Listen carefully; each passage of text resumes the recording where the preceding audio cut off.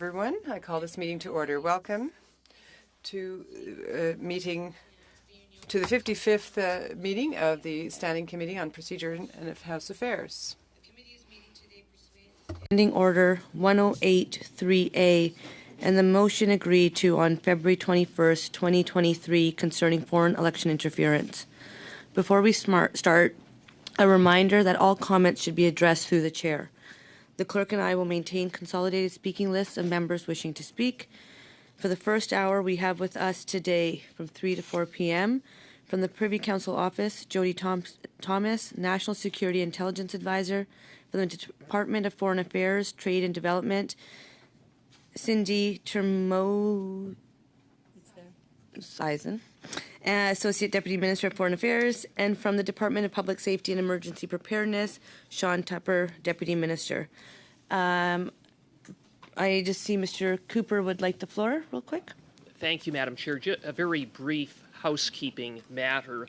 I would note that House resources are available up until 11 p.m.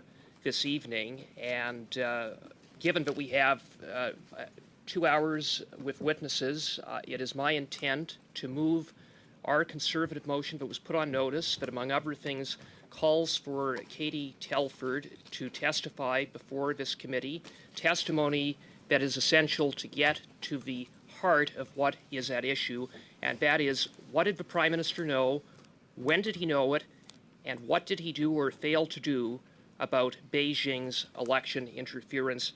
And on that basis, Madam Chair, respectfully, I just wish to indicate that you do not have the implied consent of the official opposition to adjourn at 5 p.m. Thank you, Mr. Cooper. So you're not moving your motion at this time? At 5 p.m. You will plan to move it at 5 p.m.? Yes. Or when we're done with the panel, the second panel. Thank you, Mr. Cooper.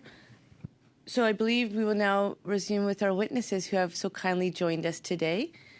Mrs. Thomas, you will be providing opening remarks, and we welcome them now. Thank you. Thank you very much. Thank you, Madam Chair, and members of the committee for the opportunity to appear today with my colleagues. Mes collègues et moi appuyons les efforts du comité pour étudier la question de l'ingérence étrangère au Canada. It is very important.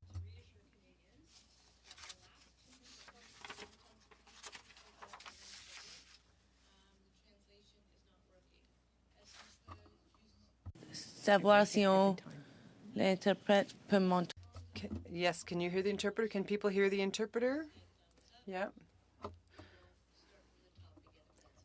Thank you. Thank you, Madam Chair, members of the committee, for the opportunity to appear today with my colleagues. My colleagues and I support the committee's efforts to study foreign interference within Canada. It is very important to reassure Canadians that the last two federal elections were fair and legitimate.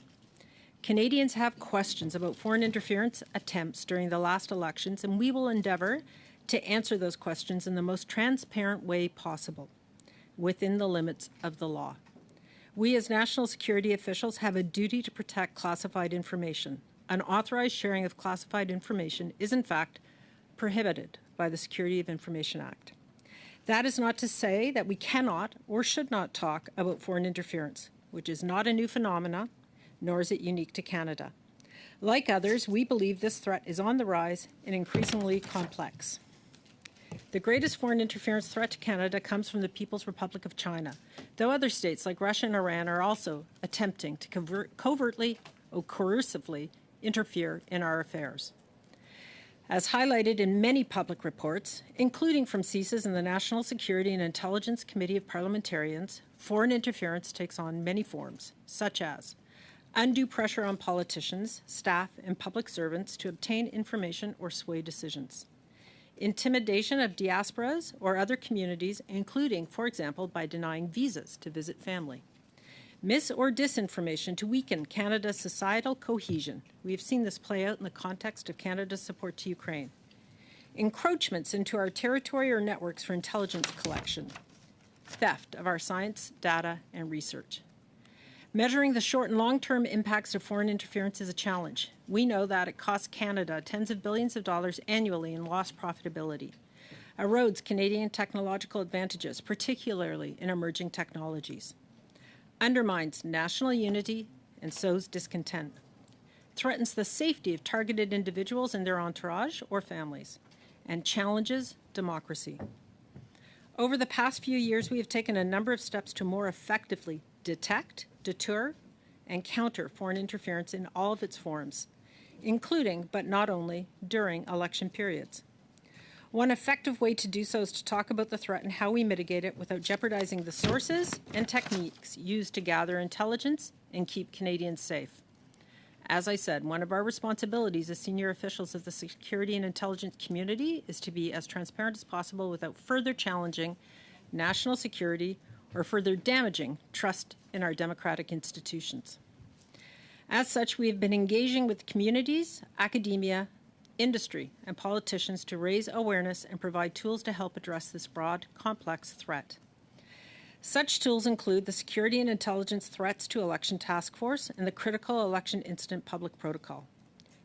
These mechanisms helped ensure that the 2019 and 2021 federal elections were indeed fair and legitimate, despite foreign interference attempts. As described by Minister Blair in a December 2020 letter to members of Parliament, our broader counter foreign interference toolkit also includes countering mis and disinformation, including using active cyber tools and leading the G7 rapid response mechanism, enhancing research security, including with guidance to research granting councils, protecting our networks from malicious actors, including through the creation of the Canadian Centre for Cybersecurity, investigating, disrupting, and/or prosecuting foreign interference activity.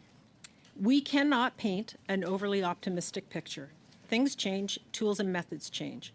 Our adversaries adapt quickly and find innovative ways to interfere in our affairs, and so we must continue to learn, including from one election to the next, to refine our collective defenses and adapt to this evolving threat. Part of this is better informing Canadians of the threats we face. I will stress again that this must be done responsibly without putting at risk the physical safety of our human resources, our human sources, and employees by publicly divulging classified material. Given the very nature of intelligence, individual reports, when taken out of context, may be incomplete and misrepresentative of the full story. We must also carefully consider that, as recently suggested by Senator Shugart, in some cases, publicly disclosing intelligence on foreign states-specific attempts to interfere may ultimately play into their hands, including by potentially affecting outcomes of electoral processes and creating confusion. To conclude, while I was not in my current role in 2019 or 2021, I speak for the security and intelligence community when I say that we are clear-eyed in understanding the challenge posed by foreign interference. We are taking concrete steps to strengthen our counter-foreign interference approach, including by making sure that those who engage in such activities face consequences. Again, as Minister Blair stated in his letter to members of Parliament, we cannot always make government actions public in this sphere. Our sustained efforts make a difference in the lives of Canadians. Une fois de plus, Once again, thank you. My colleagues and I will be pleased to answer your questions. Thank you, Madam Chair. Thank you very much. We'll now go into our question round, starting with 6 minutes, starting with Mr. Cooper, followed by Mr. Fergus, suivi par Madame Normandin, et puis Mr. Followed by Madame Normandin, and then Mr. Julian. Thank you very much, Madam Chair. Thank you, Ms. Thomas, and to all of the witnesses for making yourself available this afternoon. I'll direct my questions to Ms. Thomas. On February 24th, 2023, Sam Cooper of Global News reported that 3 weeks before the 2019 election, CSIS officials gave an urgent briefing to senior aides in the Prime Minister's office, warning them that a then Liberal candidate, who is now a sitting Liberal MP, had received assistance from Beijing's Toronto consulate in his nomination campaign. On what date was the Prime Minister briefed about this? As I stated, I was not in this job in 2019. And so I do not know when the Prime Minister was briefed. And I realize you were not in that job, but would you undertake to confirm the date that the Prime Minister was briefed about that? I will certainly do that. And as you're aware, the Director of CSIS will be here at this Thank committee. you, so you will undertake to do Yes. that. Thank you very much. What are the names of the senior aides in the Prime Minister's office who were briefed by CSIS about Beijing's interference to help this then Liberal candidate and now sitting Liberal MP? I was not at that briefing. So speculating on who was briefed, CSIS will be here and they'll be able to answer that question for you. So will you undertake, given that you are the National Security Advisor to the Prime Minister, to provide the committee with the names of senior aides in the Prime Minister's office, as reported by Global News, who were briefed by CSIS? I will undertake to report the names of who was briefed as informed to me by CSIS. Robert Fife and Stephen Chase, in a February 17th, 2023 article in the Globe and Mail, reported that the Prime Minister received a national security briefing last fall in which he was told that Beijing's consulate in Toronto was involved with assisting 11 candidates in the 2019 election. On what date was the Prime Minister briefed about this? I don't have my calendar in front of me. Well, can I you will give you that date. You will undertake to provide Yes. that date. Thank you very much. On November 7th, 2022, Sam Cooper of Global News reported that the Prime Minister and several cabinet ministers received a series of briefings and memos about Beijing's efforts to subvert Canada's democratic process, including interfering in the 2019 election. Can you confirm that the Prime Minister was briefed about this? The Prime Minister is briefed quite continuously on foreign interference. I asked a very specific question, and that was in regards to what Sam Cooper reported on November 7th, 2022. Was the Prime Minister briefed? What is the date you're asking about his briefing? You're telling me the date of the report, not the date of the briefing. That began in January of 2022.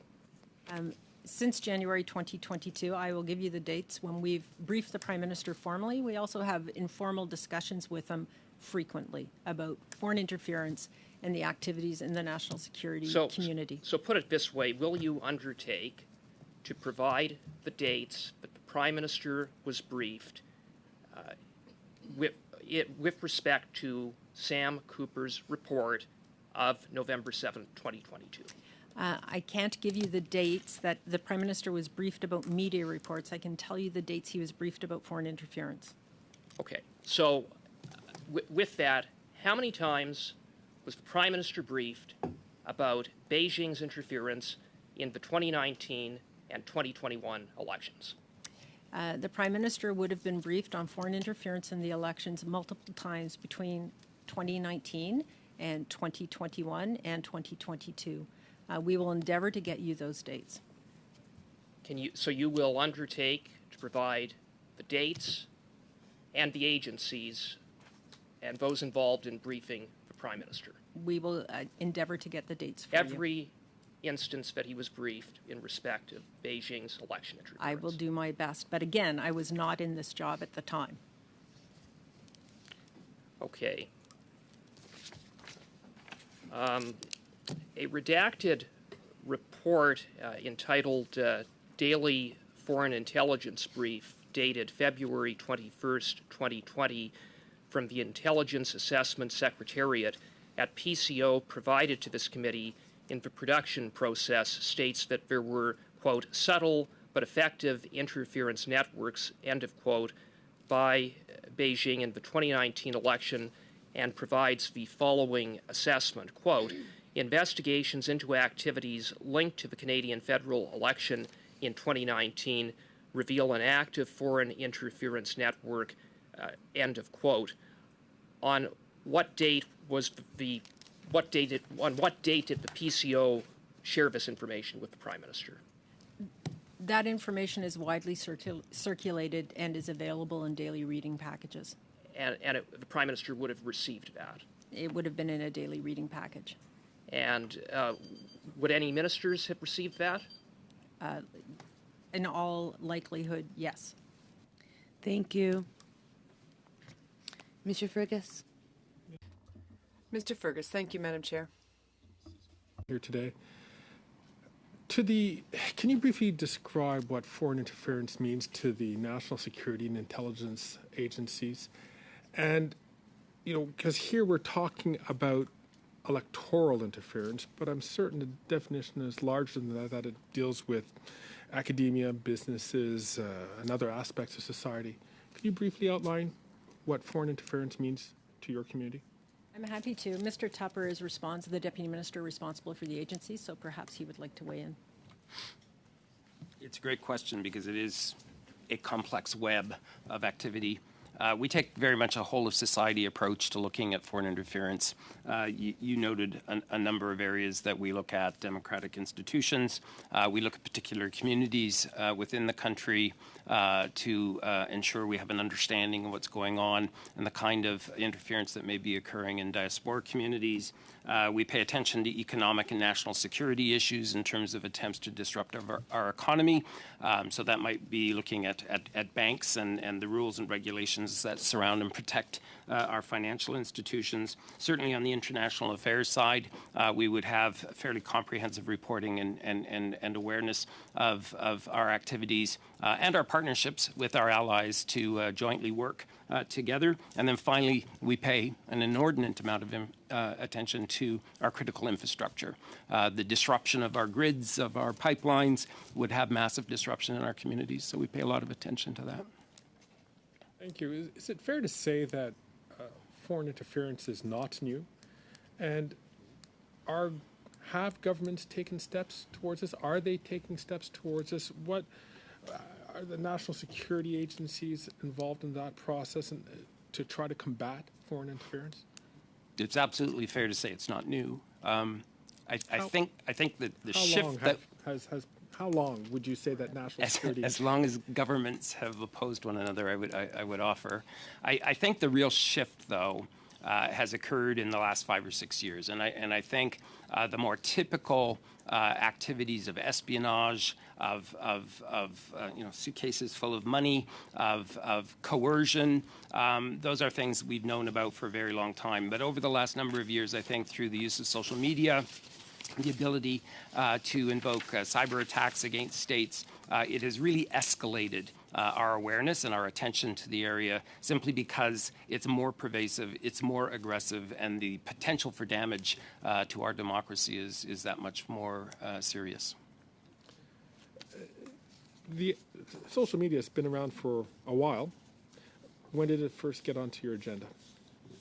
I think largely post the 2016 American election, where we started to understand how foreign countries were trying to influence that election. I think it was a real learning point for us to understand, particularly what the Russians had been doing. So we have paid more and more attention since that time to really understand and make sure that we have awareness of what's going on in Canada and the kinds of activities that are centered on the Canadian state. I want to talk about some allegations that I've been able to read from Walid Suleiman, who has said publicly that he served as a Conservative Party's representative on the SITE task force in 2021.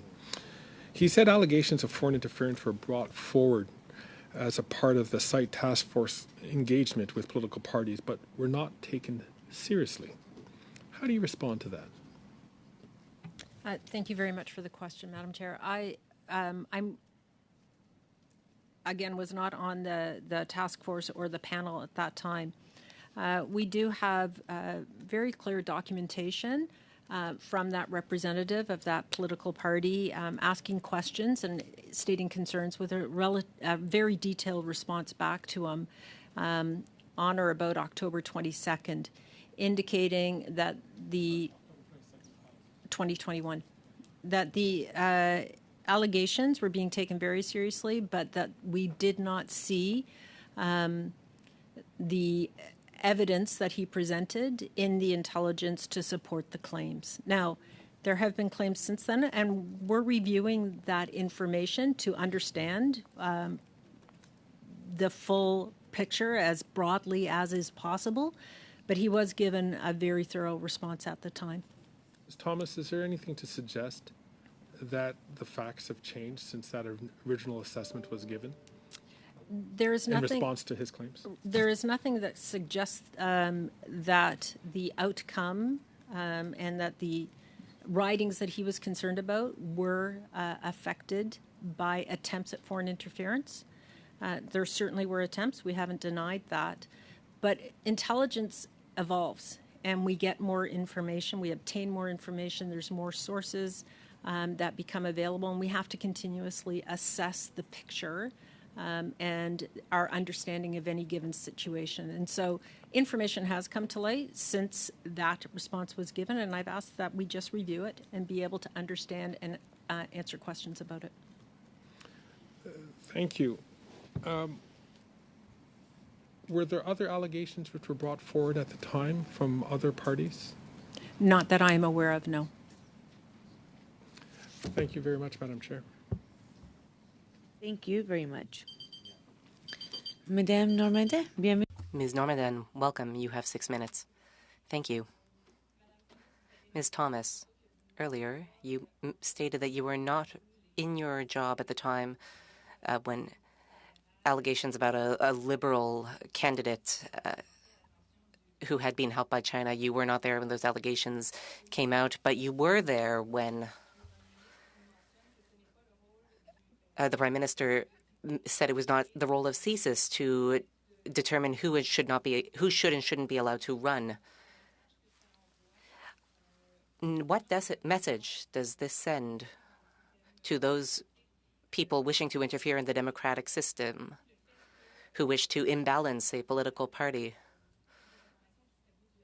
This idea that CSIS information was more or less put in a drawer, information about a problematic political candidate. What message does this send in terms of security? Does it give an impression that this issue is not as important as it is? Question, Madam Chair. I would suggest that that's not the conclusion I would draw. The conclusion I would draw is that CSIS provides information. They build an intelligence picture. They investigate, and they provide information to decision makers up to and including the Prime Minister. I agree with the Prime Minister. CSIS does not determine who should be a candidate and who should not. They provide for all parties where there is a concern, and if there is a concern, information that parties then use in their nomination processes for their own purpose, according to their own rules, regulations, and bylaws that govern that party. CSIS provides information to decision makers. Merci. À partir du Thank you. The Prime Minister stated that he had not received information about the allegations from CSIS, or rather that he wouldn't confirm or deny. I want to talk about the fact that there were people who had information and provided it to the media. What message does this send in terms of national security? The fact that some CSIS employees seem to be risking their very careers just to leak this information to the media. Is the message being sent that the Prime Minister didn't take it seriously enough in the first place? Thank you very much for the question. It's a very important question. We in the public service are the guardians of protected information. We share information to those people who have security clearances or are in roles of authority where they can make decisions. The unlawful sharing of information and the inappropriate sharing of information, I believe, jeopardizes our national security. It jeopardizes institutions, and it puts people at risk, both employees and subjects of investigations at unnecessary risk, and it's very concerning. I'm not going to speculate on the motivations. Comme c'est une question qui Seems to be an essential question. This idea that information was leaked to the media. Does this not justify the need for a public inquiry, a more wide-ranging public inquiry, to examine issues of interference in depth? Inquiries like this one, I think, are very important in terms of understanding what happened, and so I applaud that you are doing this. I think it is important to talk about foreign interference. I think it's important to talk about the electoral process. A public inquiry will have the same limitations that this committee does, in that we cannot talk about national security information in a public forum. The National Security and Intelligence Committee of Parliamentarians was created for situations like this, where we can be absolutely transparent with them, and they can see the secret, top secret, protected information that was used to make decisions and to inform decision makers. And so I would, if an inquiry were to happen, it is through a body like that I would recommend, because an open forum is going to have the same limitations that this body does. Au niveau de l'impression que ça peut... Thinking of the impression that this could give, the idea that the information release could cause a panic. How would you assess the fact that people wishing to shine a light on foreign interference, which may have taken place during elections, were accused of racism? Does this not create cynicism? A cynicism that could be countered through a public inquiry, or through groups insured with analyzing elections? Are we not contributing to cynicism? I think it's important to note that members of the Chinese community came out yesterday and said it is important to talk about this, that the health and well-being of diaspora communities and Canadians from countries who participate in foreign interference feel protected as Canadians. And I think that is a really essential element of having a nation as multicultural as ours, is that Canadians do feel equal and do feel protected by the national security community. I think that is why the work that is being done on foreign interference is so important, because it does ultimately protect citizens. Merci, Madame. Thank you. 6 minutes for you. Mr. Julian, I see your lips moving, but I don't hear your voice. So do we want to try that again? You are on mute, but I don't hear you. Is it your headset that's muted? Is there buttons on your headset? There is not. Okay, that's interesting. Do you want to unplug it one time and plug it in again?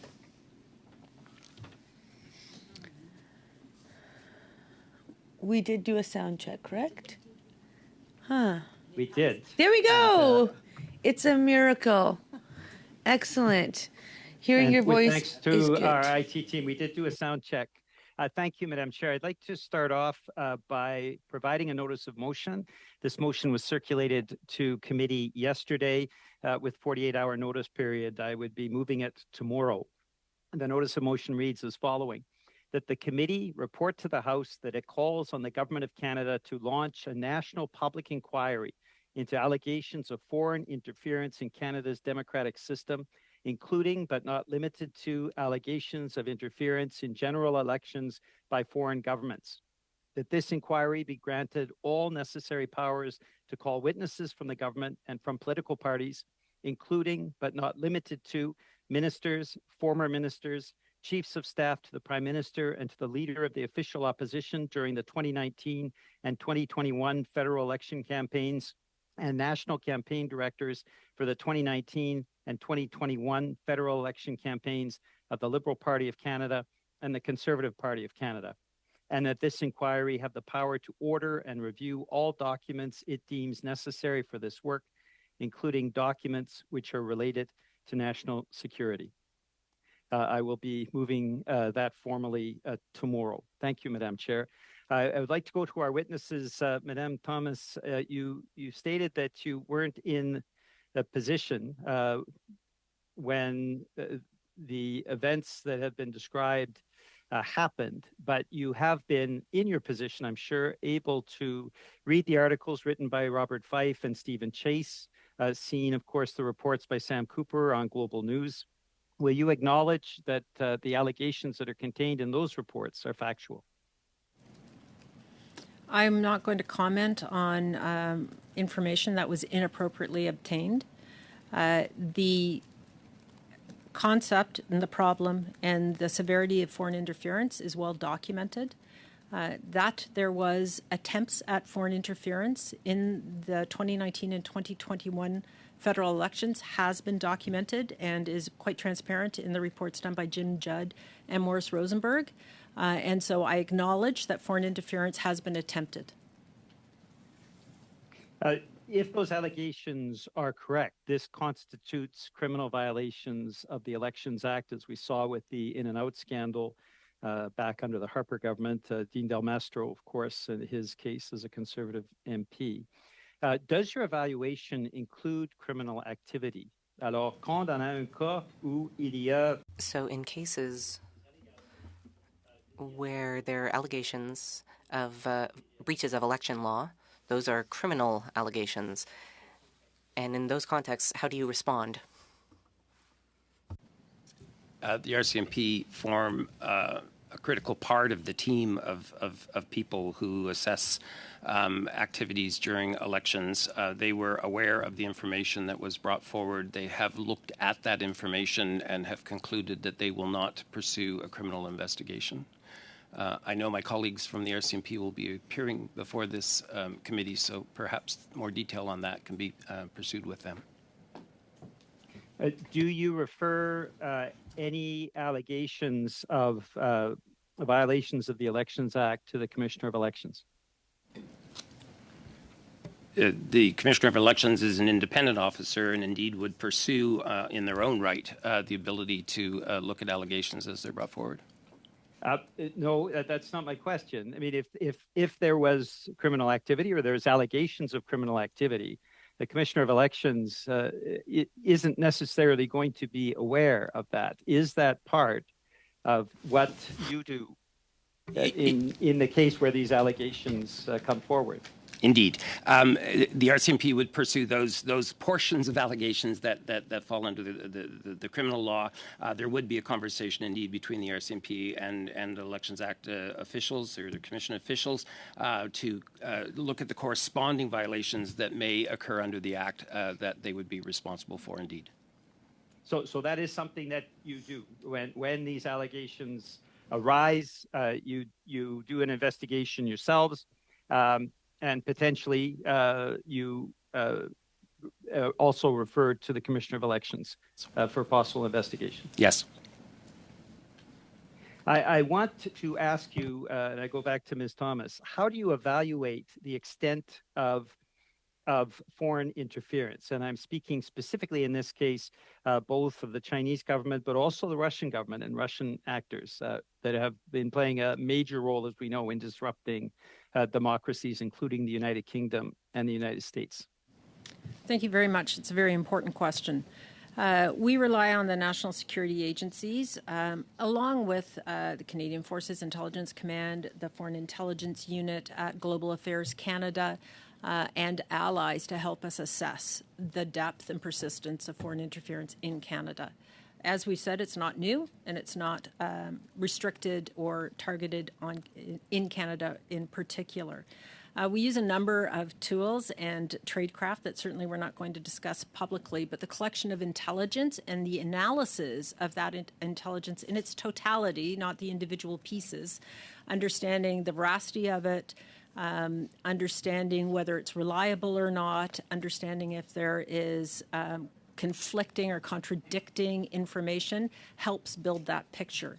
Certainly the activities of proxies play a role in that.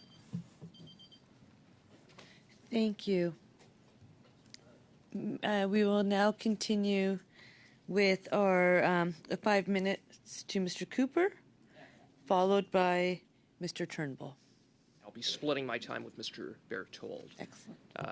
Ms. Thomas, you said in answer to a question posed by Mr. Julian, but you would not be commenting on what you claimed were reports of information that were inappropriately obtained, I would remind you of Section 15 of the Security and Information Act, which provides that no person is guilty of an offense under Section 13 or 14 if the person establishes that he or she acted in the public interest. Are you saying that it was not in the public interest for the public to know about Beijing's interference in our elections in 2019 and 2021? Is that what you're telling this committee? That is not even close to what I'm telling this committee. We have talked about foreign interference attempts publicly. The director of CSIS has. The panel of 5 did. Jim Judd did. Morris Rosenberg did. Would you, Ms. Thomas, agree that it is important to shine a light on issues of foreign interference? I would agree, Madam Chair, I would agree absolutely that it's important to shine a light on matters of foreign interference. I think it's important to do it in a responsible manner. Thank you. I have limited time. Mr. Berthold.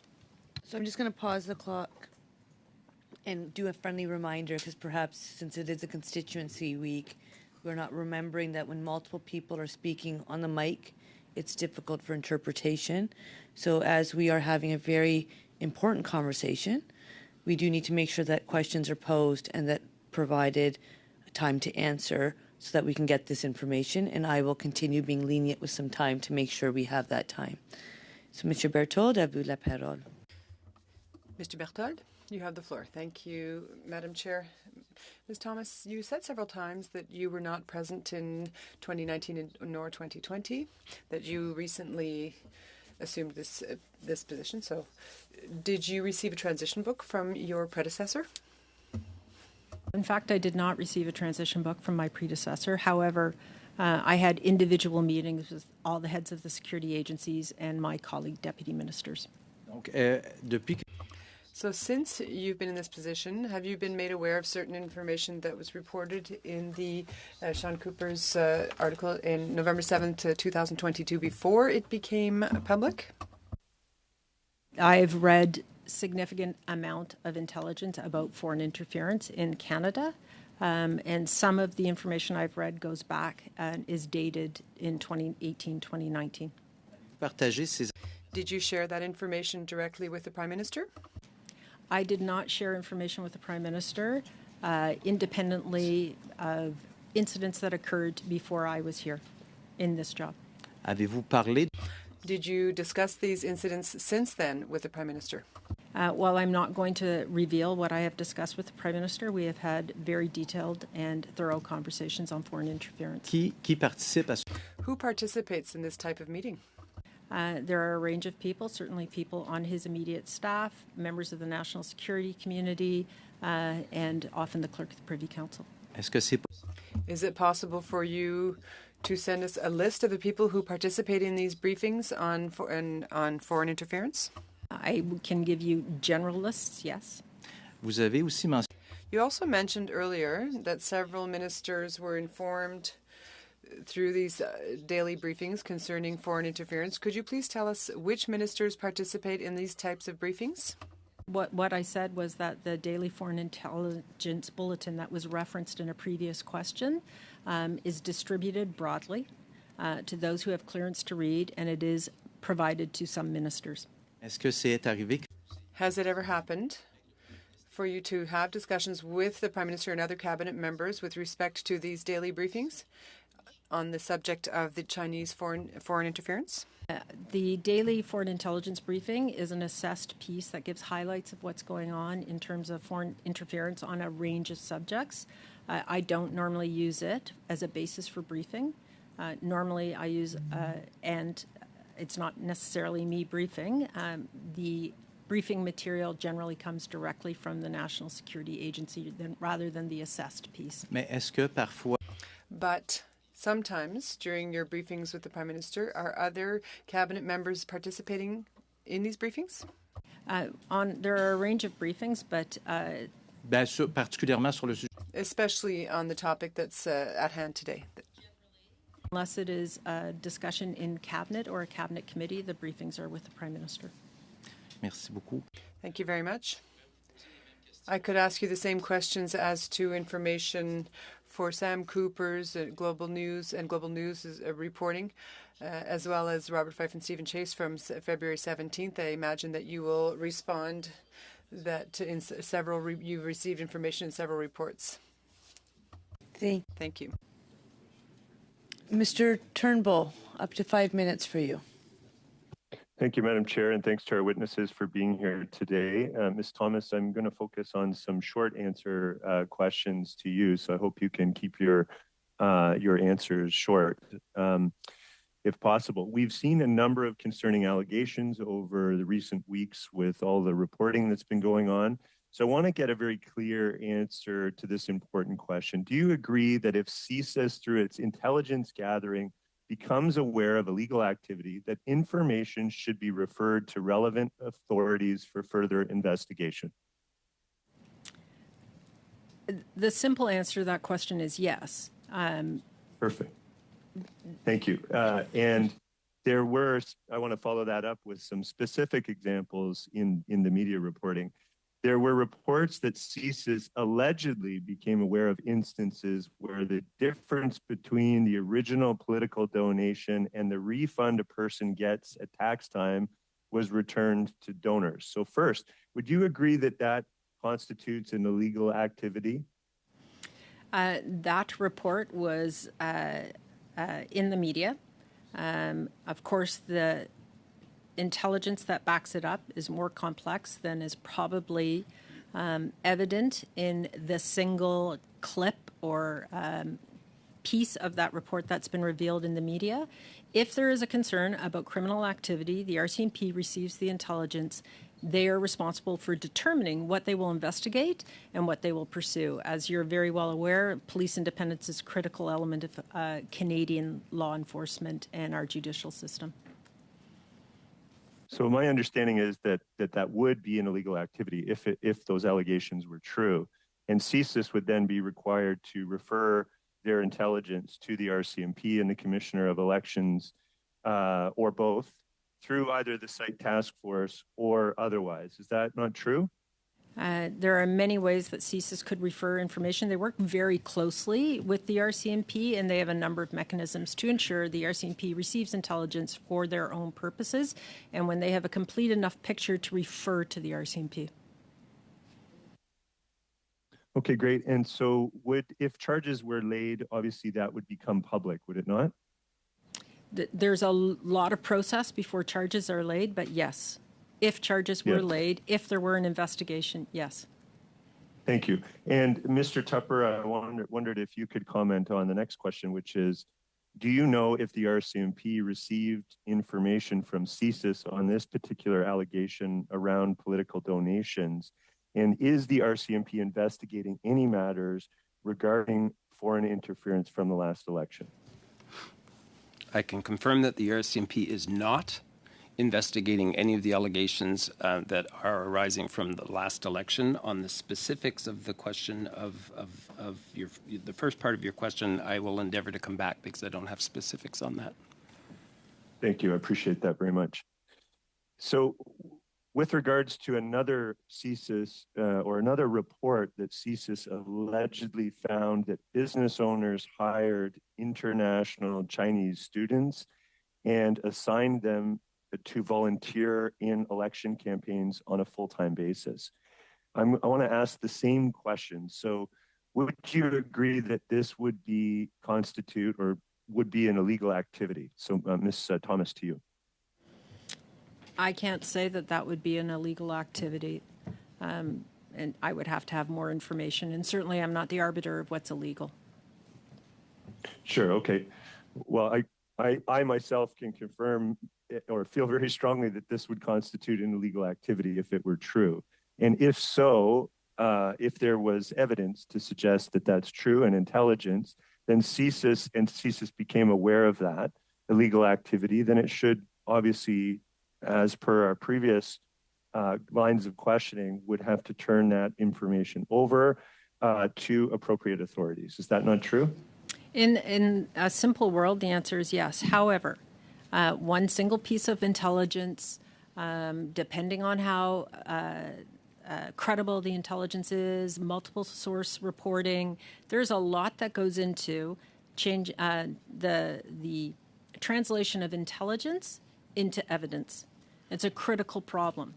Often the information that CSIS obtains can't be used for criminal charges because it is not intelligence, or criminal investigation because it's not evidence. I apologize. And often to proceed from intelligence to evidence means it would reveal sources or tradecraft that would be problematic, and other decisions are made in terms of how that information will be dealt with. Thank you. Thank you. Thank you, Madam Chair. Thank you. Madame Normandin. Ms. Normandin, you have 2.5 minutes. Thank you. I'd like to come back to the information we received about support for a Liberal candidate through Chinese authorities. Can this be considered as interference, yes or no? I think certainly it would be, if it was covert. Diplomats around the world, as an example, do have lists of politicians who are friendly to Canada, as an example. We do the same thing.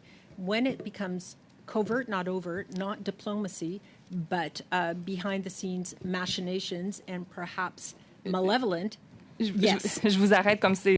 I'll just interrupt you, since that's already been covered. What about donations through third parties? Can that be considered interference? Again, if it is not in keeping with Canadian law, yes. Merci. Thank you.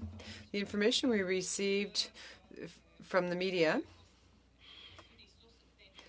can constitute sources of interference. So I would like to know whether it was discussed that that information be made public before we heard about it through the media. Again, that intelligence would likely not be made public for the reasons I have cited previously, but the discussion about foreign interference and the attempts at foreign interference to affect the election have been discussed publicly. Thank you. Insofar as we know that the Chinese Communist Party exerts great pressure on the diaspora to achieve certain results, I would like to know, if we don't make interference information public, how can we protect the Chinese diaspora here, which is being threatened and pressured with threats of revoked visas and so forth? Everyone wants to jump in. There's a rush. Thank you for that question. It's a super important question. The ability to build a trusting relationship with diaspora communities in the country, between those communities and government institutions, is just critical to our work. To that end, we engage directly with those communities. I have an advisory board to me directly that helps me understand how we can better work with those communities. The work, and I think the most perfect example of what you're asking us about is the recent questions around Chinese police stations in the country, where we were able to engage with communities. We were able to do kind of public appeals, post information, post police officers outside of those venues, engage with the Chinese diplomats in the country. That has effectively stopped the activities of those 5 police stations. So it is working through the community, working in a public way as best we can, that allows us to resist and to push back against those kinds of foreign interference. Thank you. Mr. Julian, 2.5 minutes to yourself. Merci beaucoup. Thank you very much, Madam Chair. I have 2 questions. First of all, did I correctly understand that it is automatic if there are allegations about criminal activity to go beyond the electoral laws? Is it automatically referred for investigation? Or is this something that agencies verify themselves before passing it on? Touched on just briefly, which is the impact of Russian state actors. We saw their impact in the 2016 election of Donald Trump, in the Brexit referendum, the massive subsidies going into the United Kingdom Conservative Party. That is a scandal that erupted when the report was issued after the Conservatives were reelected. And of course, we've had concerns raised about the connection, Russian state actors, and the convoy groups here in Canada, reported by the National Observer and others. That a lot of the public telegram channels were created or repurposed to support the Freedom Convoy. To what extent is there an ongoing evaluation of Russian dirty tricks when it comes to our democratic system? And have you seen any impacts of this during our election campaign? So maybe I can answer one aspect of that, and that relates to the RRM, the Rapid Response Mechanism that was established in 2018 by Canada in the context of the G7 to ensure that we were monitoring disinformation and other online threats to our democracy. And we've certainly been looking at Russian efforts at disinformation, Chinese and other actors. So this is something that we monitor on an ongoing basis in both English and French media, but also foreign language media, because you're absolutely right. This is something we need to monitor very carefully, given its impact on our democracy. La première question que j'ai posée, c'était... First question I asked was whether it was automatic when there are potential violations or infractions, according to the intelligence you receive, infractions of the Electoral Act. Is it are those automatically referred? So automatic. The community works together. The RCMP are part of the team that looks at this information. So they do, in that sense, have ready access, automatic access to that information. Obviously, the use of that information under the Elections Act or under the criminal law, that has to be considered between the two agencies. They both have their respective lanes in which they need to act. But certainly that information is made readily available to the agencies who would be needing to know the information. Thank you. And now we'll just finish this round with, let's do about 3.5, 4 minutes to Mr. Calkins, and then we will go to 3.5, 4 minutes to Mrs. Sahota. Mr. Calkins. Thank you, Madam Chair. My question will be for Ms. Thomas. Would the Prime Minister ever be briefed, or the Prime Minister's immediate aides ever be briefed on foreign interference without the presence of the National Security and Intelligence Advisor? I can't speak to what protocols existed before I became the National Security Advisor. They are not briefed on foreign interference by CSIS or an outside agency without my being present, or they haven't been to my knowledge unless I happen to be out of town, but then there would be an official there for me. In the event during an election campaign that a political entity lodged a complaint or provided intelligence during the election process that foreign interference was happening in a particular riding, would that information be shared with the Prime Minister? It would not. Where would that information go? That information comes from the security cleared member of each party. That has been discussed in terms of how they will interact with the panel, and that information would go to the panel of 5 and the site team. Thank you very much. I just want to talk a little bit about a comment that you made at the Defense Committee in December of 2022, where you said no money was exchanged during the 2019 election. And I believe your quote was, "The news stories that you've read about interference are just that, news stories. And we have not seen any money going to 11 candidates, period." Can you confirm that those were your words before the Defense Committee? I can't confirm that that was my exact quote, but the connection that was being made between 11 candidates and $250,000 is inaccurate. So in light of the stories that have come out this week, including those from Robert Fife and Stephen Chase about an illegal donation to the Trudeau Foundation in 2015, do you still feel like your statements from that December are accurate? I feel that my statements from that statement about that particular situation were accurate. Would you confirm with me that, because you've referred to the NSICOP committee as a mechanism that we can be assured that information is being shared, can you confirm that a member of NSICOP is not allowed to share information with his or her colleagues or his or her leader? That is the premise of that committee. And that would be your expectation, that information would be shared? It would be my expectation. Would an NSICOP report ever be released to the public without going through your office or the Prime Minister's office? the committee's unredacted reports are shared with the Prime Minister, and redacted reports are released to the public. Thank you, Madam Chair. Thank you. Mrs. Sahota, 3 minutes to you. Thank you, Madam Chair. My question is to Ms. Thomas. I understand that CSIS has authorities to disrupt attempts of foreign interference. And while you probably can't get into operational matters, can you explain the types of tools that CSIS has available to disrupt foreign interference? And if there's any specifics, I'd like to specifically have you mention what those tools are. I don't think those are comments that I can make in an open forum. Okay. How about, for example, if CSIS was aware that a foreign official, more specifically someone who works at a consulate trying to interfere in a Canadian election, would CSIS have the mandate to respond? Could they, for instance, endeavor to use a tool and just go and speak to that official at that consulate? Certainly, they can use threat reduction measures, which is what they're formally called, to go speak to an individual, and they can also speak to the person being targeted.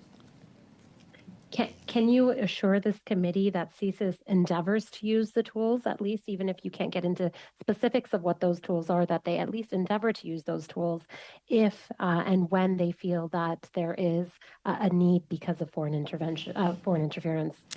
Yes, I can assure this committee that CSIS leans forward and uses the tools at its disposal to the fullest extent possible and mandated by law and their act. So the instances we've been hearing about in the global news reports, do you feel, to your knowledge, that CSIS did use the tools that they have at their disposal to intervene in these matters? Again, I'm not going to speak about specific cases and jeopardize the work that CSIS does.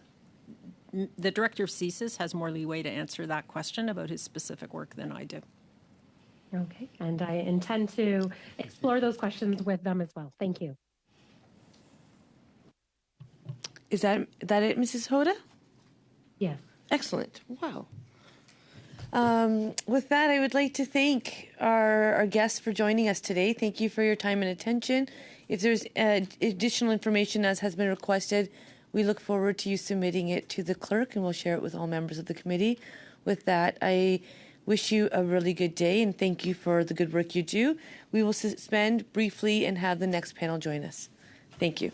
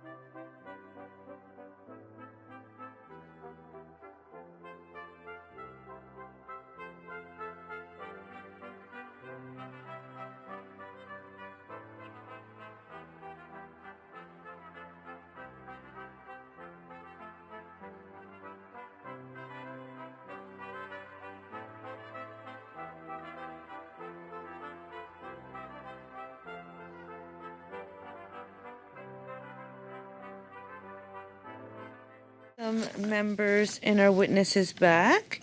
For the second panel this afternoon, we have with us Adriana Paulas, Executive Director, Intelligence and International Policing, Royal Canadian Mounted Police.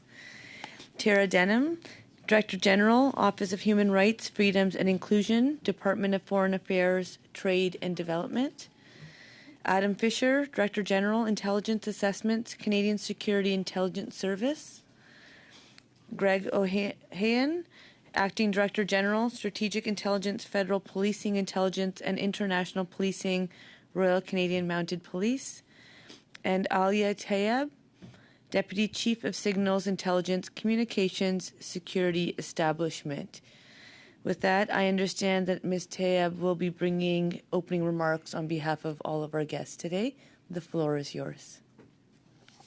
Hello, bonjour, Madam Chair. Thank you very much, and thanks to members of the committee for the invitation to reappear on the study of foreign election interference. As was noted, my name is Alia Tayeb, and I'm the Deputy Chief of CSE's Signals Intelligence Branch. I appreciate the invitation to appear alongside my colleagues here from the Canadian Security Intelligence Service, from Global Affairs Canada and the RCMP, the departments and agencies representing Canada's Security and Intelligence Threats to Elections Task Force, known as CITE. Nous sommes ici aujourd'hui pour... We are here to discuss CITE's activities related to foreign election interference. These activities demonstrate our strong commitment to working with our partners to protect both the integrity of Canada's elections and Canadians' trust in our democracy.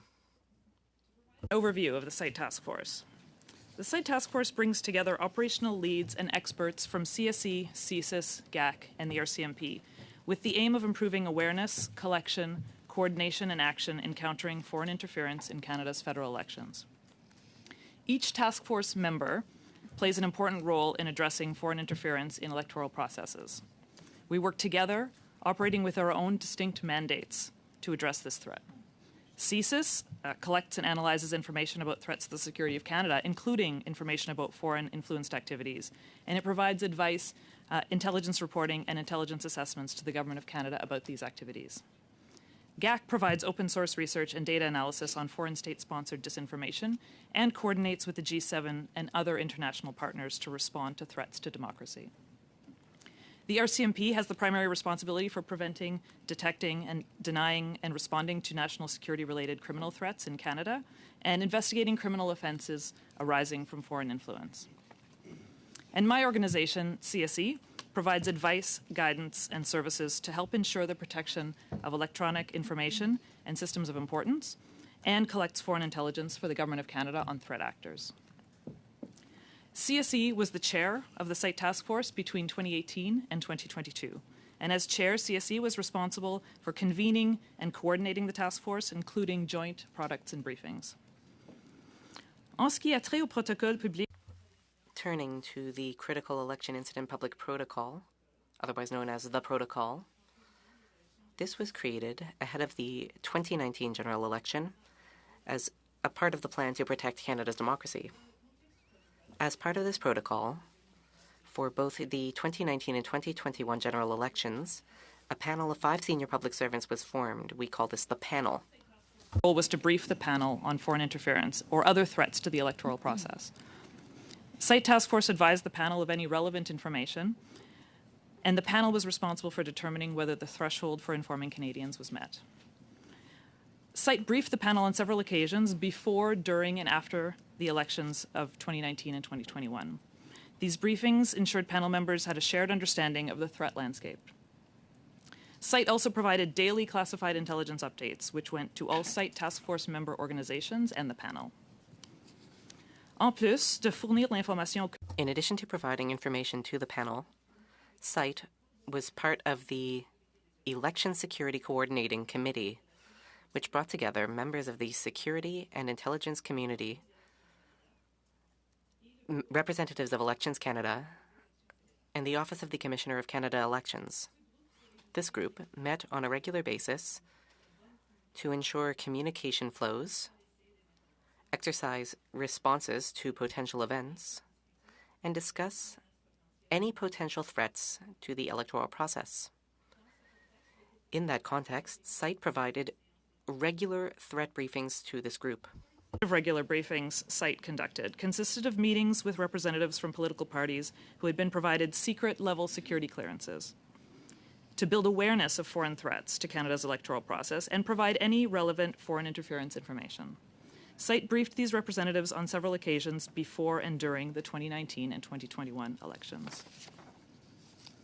Meanwhile, throughout the election period, CSE and the Canadian Centre for Cybersecurity provided points of contact to all 16 federal registered political parties for further discussion on cybersecurity challenges related to Canada's democratic process. In so doing, political parties or candidates were provided with points of contact should they encounter any suspicious cyber activity, and CSE designated a quick response point of contact for them. In addition to our contributions through CITE, CSE has also issued numerous unclassified publications, advice, and guidance to inform Canadians about current trends. I can assure you that all of the CITE members here take all allegations of foreign interference very seriously. Même si le système électoral Although Canada's electoral system is strong, foreign interference can threaten the integrity of our institutions, particularly by sowing doubt and undermining confidence in the process. Continue to work within our respective mandates to protect Canadians and raise awareness about the serious threat of foreign interference to our country. Thank you again for the invitation to appear, and I welcome any questions you may have. Thank you very much for those comments. We will start with 6-minute rounds, starting with Mr. Cooper, followed by Mrs. Romanado, suivi par Madame Normandin. Followed by Ms. Normandin and then Mr. Julian. Thank you very much, Madam Chair, and thank you to all of the witnesses for being here. I'm going to ask my first question to Ms. Denham. A rapid response mechanism open data analysis dated September 13th, 2021, entitled, so that would have been during the 2021 election, to provide some context, entitled GE44, Chinese Communist Party social media accounts spreading negative narratives about the Conservative Party of Canada.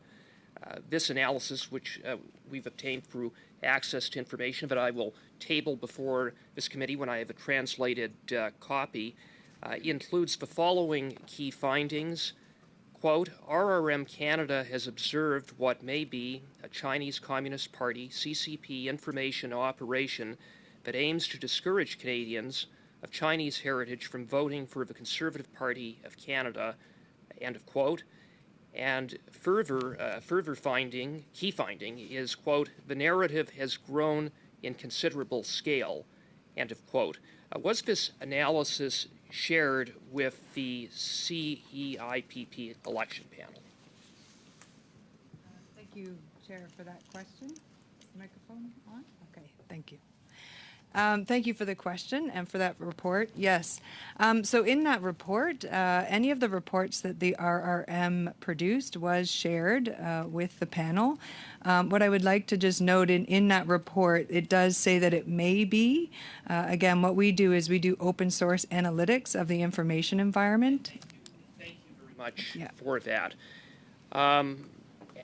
Around the same time, there was disinformation that was tracked on certain Chinese language social media platforms such as WeChat and Weibo. And some of the themes included disinformation about then Member of Parliament Kenny Chu's private members bill around foreign agent registry, and it's noted in the Rosenberg report. In the face of the key finding in the analysis of September 13th, and given additional disinformation about Conservative candidates that was being spread on social media platforms, at any point did the task force provide any warnings on any of these Chinese language social media platforms that there was misinformation being spread around, to warn the public? So thank you, Chair. So if I understand your question is whether or not any information was shared with the public? Any warning about misinformation or disinformation in the face of the fact that such disinformation had been monitored and identified by the site task force. Thank you. Thank you for that clarification. So as I said in that report, what we were indicating, what we were noticing was that it could be that we were seeing amplification. That's what we look for, is artificial amplification of content in the social media landscape. So we were flagging the reality that there was that amplification, but in that report we were not able to ascertain whether it was directed by a foreign government. And I don't mean to cut you off, but my time is limited and my question was specific. Was any warning issued to alert the public about disinformation that had been identified? And I would note that, when we talk about for example, WeChat. There are 600,000 WeChat users in the Lower Mainland. That's a lot of people on WeChat. So it gives an idea of the magnitude to which this disinformation was spreading around throughout the Lower Mainland and causing voters to be misled about Mr. Chu and about the Conservative Party. That's a big deal. So was any warning issued, yes or no? I take it the answer is no, but can you just confirm that? I'm just going to pause real quick because I get to do this every so often, but I just did it in the last session. So I think, and I respect that it is your time, Mr. Cooper. We have asked our guests to come and we have to provide them some opportunity to provide some information as well. So, Ms. Denham, the floor to you. Thank you for the question, Madam Chair. So the role of the RRM is to identify potential tactics or campaigns to amplify information. As well as has been explained, any of that information, our role is also to brief the panel on that information. And the panel then takes consideration of not only information we are seeing, but the full spectrum of information that they're being provided. And it is the panel that then makes a decision. What I can say in this instance is... Just to clarify, are you saying that it would be up to the panel to make a decision such as issuing a warning? The panel, in terms of the protocol that is in place during the RIP period, it is the panel that makes the assertion if any public announcement is made. Again, in this instance, what I can say is without an ability to identify it was a foreign entity, Thank you very much. It could have been amplification made that from point Canadian very clear. content. And I want to Point ask... of order.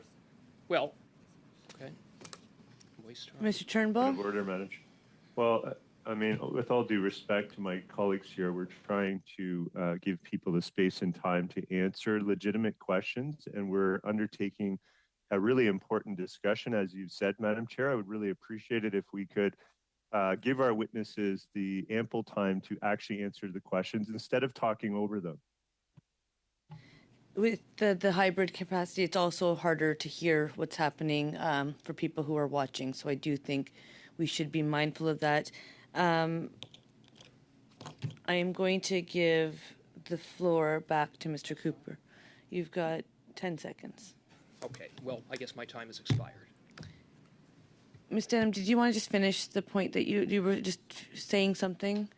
Just for the purposes of clarity, because of the hybrid nature, as you said, the main message here is that, yes, we saw the amplification of content, but we were not able to ascertain if it was from a foreign entity or within domestic sources. And that is our role, is to actually flag what we're seeing for an analysis. Mrs. Romanato, up to 6 minutes to you. Thank you very much, Madam Chair. And through you, I'd like to thank the witnesses for being with us today. My first question is for Mrs. Taib. You mentioned in your opening remarks a little bit of the overview of the task force. Can you confirm when the task force was created? Absolutely. Thank you very much for that question. The task force was created in 2018. So based on that, obviously this coordination was not in place prior to the 2019 election. So previous elections did not have this level of coordination in terms of verifying and monitoring potential interference. Is that correct? What I would say to that is not, that's a fair point, not in this particular format. However, the security intelligence agencies that are represented here today have always worked very closely together on foreign interference or any threats to any electoral processes. What we didn't have in place was the formal arrangement that I spoke about earlier today, which is not to say that the coordination and the collaboration was not already taking place prior to then. Perfect. And as we heard in the previous panel, the question of interference or attempts in interference is not something that is new. So I assume in the creation of the task force, this was really just to formalize, as you said, the coordination and sharing of information. You also talked a little bit about the briefings that are provided to a panel of senior public servants who serve on the panel and the political parties that participate in this process. Could you give us a little more information on the types of briefings and the frequency that would have been provided? Yes, indeed. And thank you again, Madam Chair, for that question. I would say important to note every briefing was slightly different. I would say in both the 2019 and 2021 elections, the briefings commenced with what I would call an overall threat briefing to provide a lay of the land, to provide the political party representatives an expectation of what we generally see in the security and intelligence community, what we view as an ongoing foreign interference in Canadian society, what it looks like, what are some of the tactics used. So we would call that a general threat brief, which would have been part of the first brief. And in addition to some other logistics, we would have solicited views from the members in terms of how often they would like to be briefed, were there any additional considerations they wanted us to be mindful of, and we would introduce ourselves and we would walk through any logistics. Subsequent briefings happened, I would not on an exactly precise regular basis, but I would say every couple of weeks throughout the election campaign. And then, so with, I would call them each in 2019 and in 2021, would be a few, 3, 4, 5, let's say, per election campaign. But there wasn't I couldn't say that there was a set schedule on both occasions. Perfect. And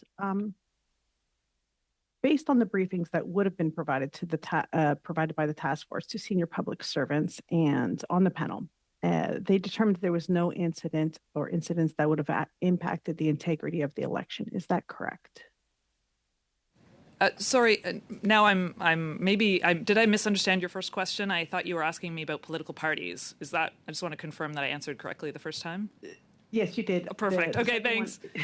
Sorry, and now, yeah, understood. And the panel similarly. So yes, the panel was briefed on a regular frequency by the site task force in both electoral campaigns, and ultimately did not find there to have been information that would reach the threshold required to advise Canadians. Thank you very much. And on the previous panel, we heard from Ms. Thomas, and we heard often about the fact that they are guardians of protected information, that there is a duty to protect national security, and the role is to detect, deter, and to counter foreign interference. She also mentioned that obviously in this forum, we are in public, that members of PROC do not have the level of security clearance to be able to receive some of the briefings that perhaps NZCOP or other public servants would have received. Is that accurate? And for the sake of our national security, we obviously cannot have this information in the public domain. Would you agree with that? Thank you very much for that excellent question. Indeed, I very much agree with that. Classified information by its very nature is that which is very sensitive. It could endanger human beings. It could endanger really sensitive techniques and tools that are utilized by the intelligence community, and revealing sensitive information certainly poses a risk to Canada and Canadians should that information become available to our adversaries. And one quick question. Obviously, this is an evolving threat that what you may have seen in the 2019 election, what you may see in 2020 and 2021. Would it be accurate to say that the site task force is constantly evaluating the methods that you use in terms of being able to gather this information?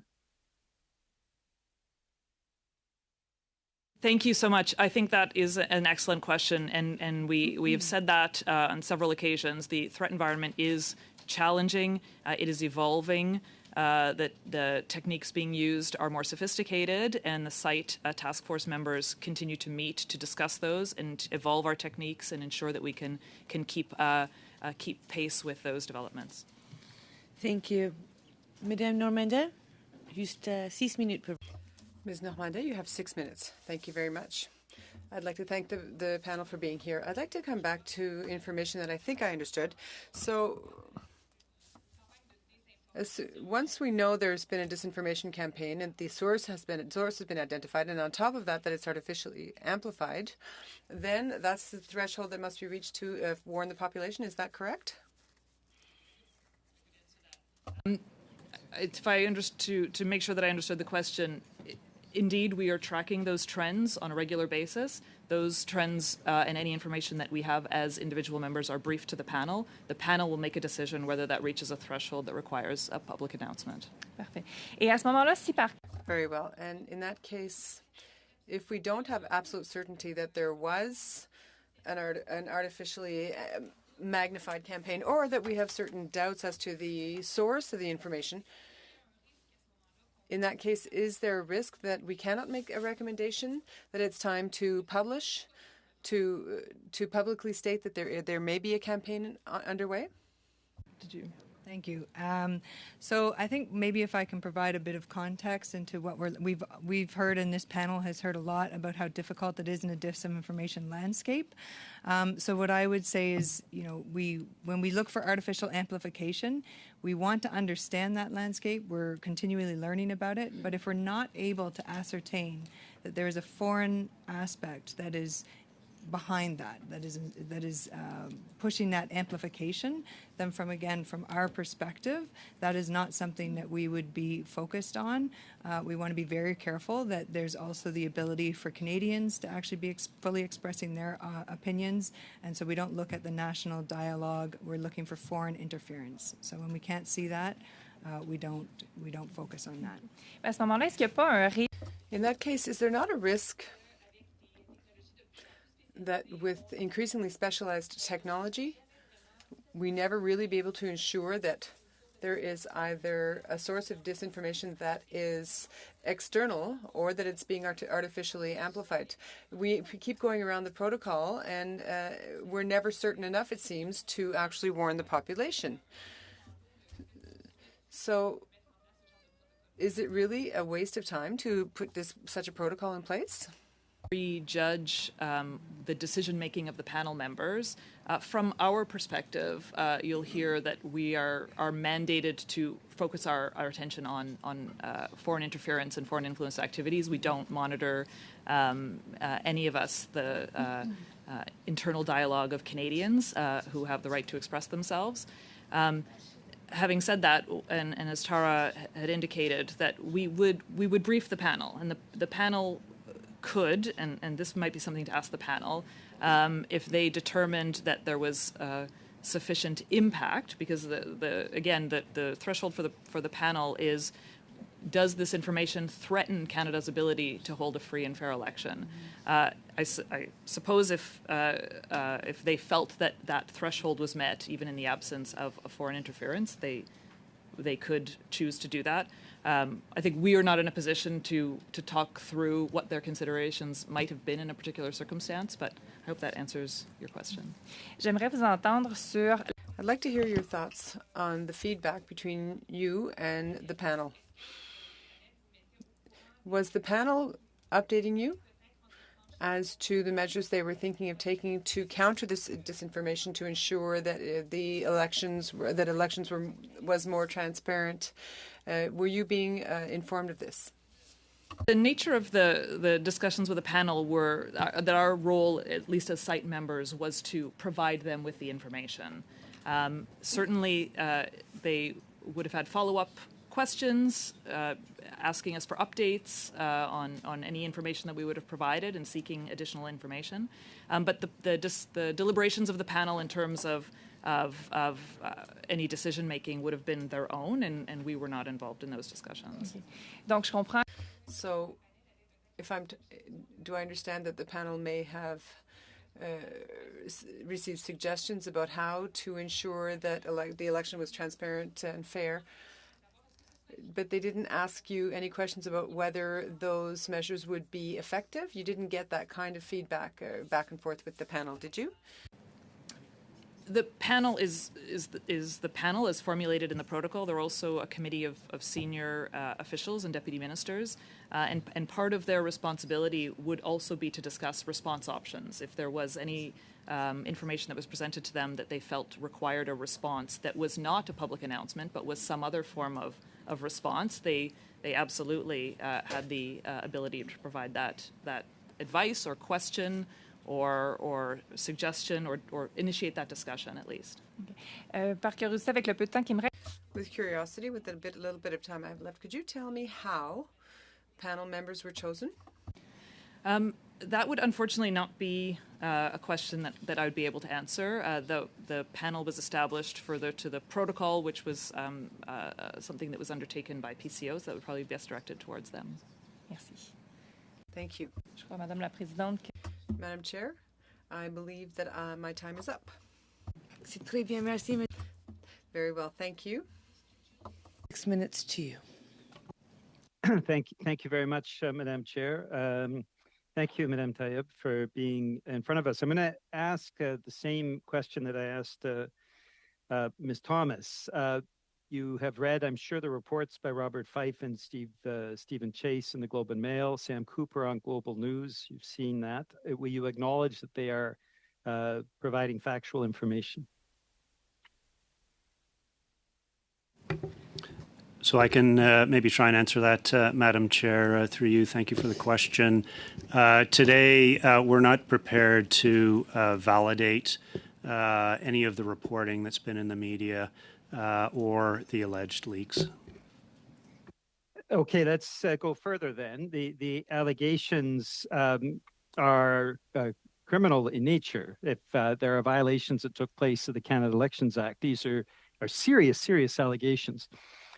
My two questions then stemming from that are you aware of the identities of the 9 Liberal and 2 Conservative MPs that seem to be involved? And secondly, what do you do when there is allegations of criminal violations? Where do you go? What do you do in terms of referring that information? So thank you, Madam Chair, through you. The second part of that question is easier for me to answer.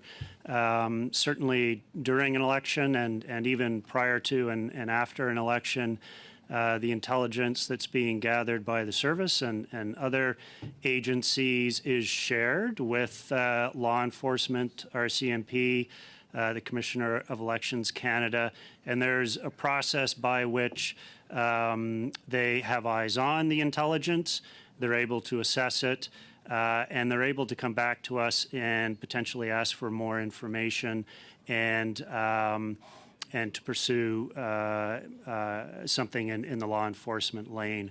But that's certainly up to them. And as the NSIA pointed out in her remarks previously, there are some real challenges in that respect in terms of transitioning intelligence into evidence into a law enforcement arena. So is it automatic that any allegations of criminal violation of the Canada Elections Act, such as we saw in the in-and-out scandal during the Harper government, Dean Del Mastro, former Conservative MP, is it automatic that those allegations are investigated either by the panel or referred automatically to law enforcement or to the Commissioner of Elections? So automatic, I don't think I would use that term. Certainly speaking for the service, when we receive information that points to foreign interference, we will investigate it. That is a certainty. As I said, our law enforcement partners would be exposed to the fruits of such an intelligence investigation at a high level, and there would be opportunity there potentially to pursue a criminal investigation. But you know, there are different thresholds in the law enforcement world and the criminal world. So to say that anything would be automatic, I think would be incorrect. So you would investigate it further to see if the financial transactions violate the Canada Elections Act? So we would not be investigating it through the lens of the criminal code or crimes. We would be looking for foreign interference, which is defined in our act as deceptive activity on the part of a foreign state that is detrimental to Canadian interests. So that's our threshold. It's a lower threshold than law enforcement, and we would certainly investigate any credible information that pointed to foreign interference. I can't speak to what would be required in a law enforcement space in terms of pursuing a criminal investigation. That is concerning to me in the sense that obviously financial impropriety that violates the Canada Elections Act may not be something that comes to light until after that particular candidate has filed. But I've pushed the question enough. I haven't had a satisfactory answer, but I'll move on. I did ask you if the panel was aware of the identities of the 9 Liberal, 2 Conservative MPs that are referenced as Beijing viewing them favorably in the reports. And I'm not asking for their names, of course. I'm just asking, are you aware? Again, Madam Chair, I won't be commenting on any reporting or alleged media leaks. I will then go on to my next question, and that is around, and this is back to Madame Tayeb. You referenced a threshold in terms of information and the panel determining that threshold on a national basis. But we know that disinformation can have an impact at the riding level. And so does the panel evaluate the impacts on a riding-to-riding basis as well? Because something that might not hit the national threshold might have an impact at the riding level. Thank you very much, Madam Chair, for that question. I can speak from a site task force perspective. We would have been monitoring and reporting and briefing on any threats. We don't make a distinction necessarily between a riding level and a federal level. But in terms of the panel's considerations, I would have to defer to the panel members who I believe are appearing at a later date. Thank you. Mr. Cooper. Thank you very much, Madam Chair. To whoever can answer the question, having regard for the caretaker convention or otherwise, did the task force go back and seek the input from the Prime Minister or any minister in the government during the 2021 election period? Thank you very much for that question. I can take that one. The site task force, as I indicated in my opening remarks, was responsible for writing briefings, and I outlined the 3 sets of briefings that we were responsible for doing. One to the panel, one to the political party representatives, and another one, the third, to the election security communication or coordinating committee. But otherwise, we did not separately brief the Prime Minister or any ministers. Mr. Berthold. Merci beaucoup, Madame la Présidente. Thank you, Madam Chair. And I would just like to note that your French language opening remarks were excellent. So if we could speak in French, that would be great. I'm not going to talk about media reporting. I'm going to talk about documents. Have any of you seen documents testifying to the existence of a well-oiled machine active in Canada with 2 main objectives: to ensure the re-election of a Liberal minority government in 2021 and to ensure the defeat of certain Conservative candidates identified by the Chinese Communist Party? Did any of you see such a document?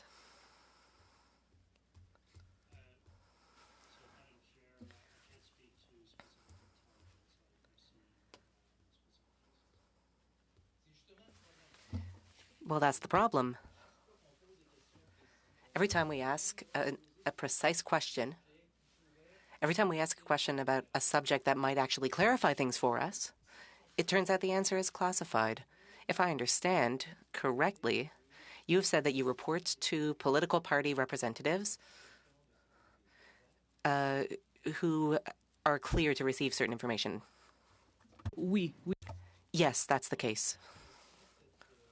So when they're cleared, when you're cleared, you can't share information you gain through those sessions. Yes, that's correct. The info you give to political party representatives of political parties cannot be shared. So The only open door is the panel. You report to the panel. You take the information that you gather and give it to the panel, but the information itself cannot otherwise be made public. Thank you for that question. That's true. And I understand that this could be a frustrating process. Answer to that, we do try very hard to, all of us who have been talking about foreign interference for a good amount of time in the public, we try to be as transparent as possible. But Mais vous pouvez pas l'être, Madame. But you can't be transparent. I'm sorry to cut you off. You want to be transparent, but you can't be transparent. And that's what's so frustrating for political parties. We know that the information is out there, but it can't be shared. You talked about a process. Every time I hear the word process, I think of a long-term process. But an election only lasts maybe 30, 45 days. So what's the point of CITE if it cannot act on the information it receives during the election? And I completely understand that point of view. Having been a practitioner in the security intelligence community for almost 25 years, it is a careful balance that we deal with every day. We definitely are attempting to put more information in the public about what we're seeing, about the threat of foreign interference, about the types of techniques that are used, and this. What we're seeing today and the creation of the panel was a function of trying to do a better job at that. Mais qui décide, là? But then, if you realize there's disinformation on social media, that's already in the public sphere. Anyone can go out and see that this disinformation. So at what point does this become a secret for CITE?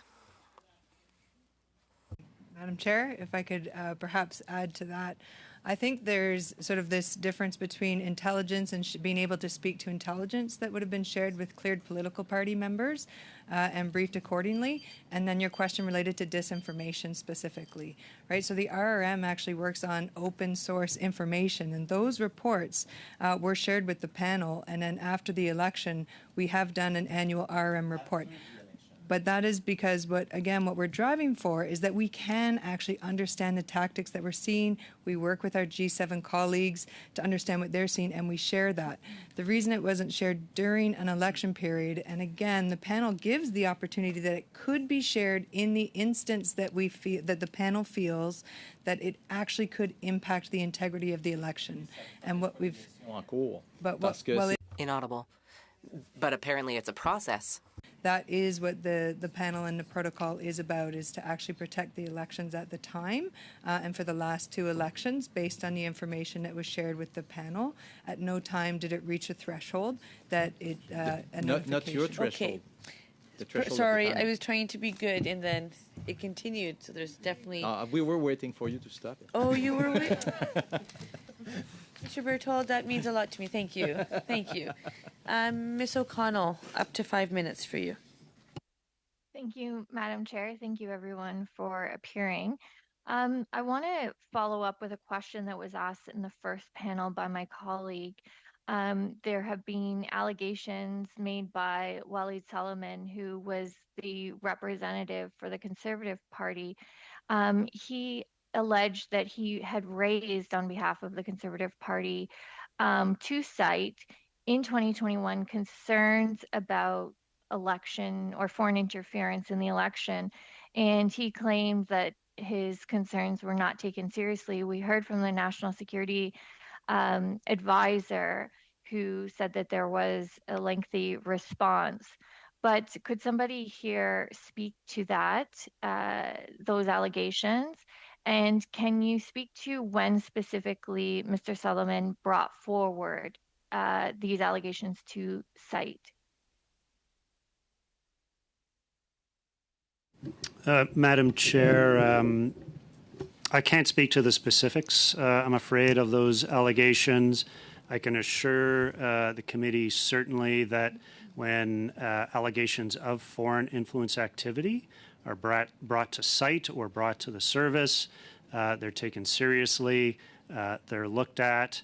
and if necessary, they'd be acted upon. But I can't speak specifically to any case or instance.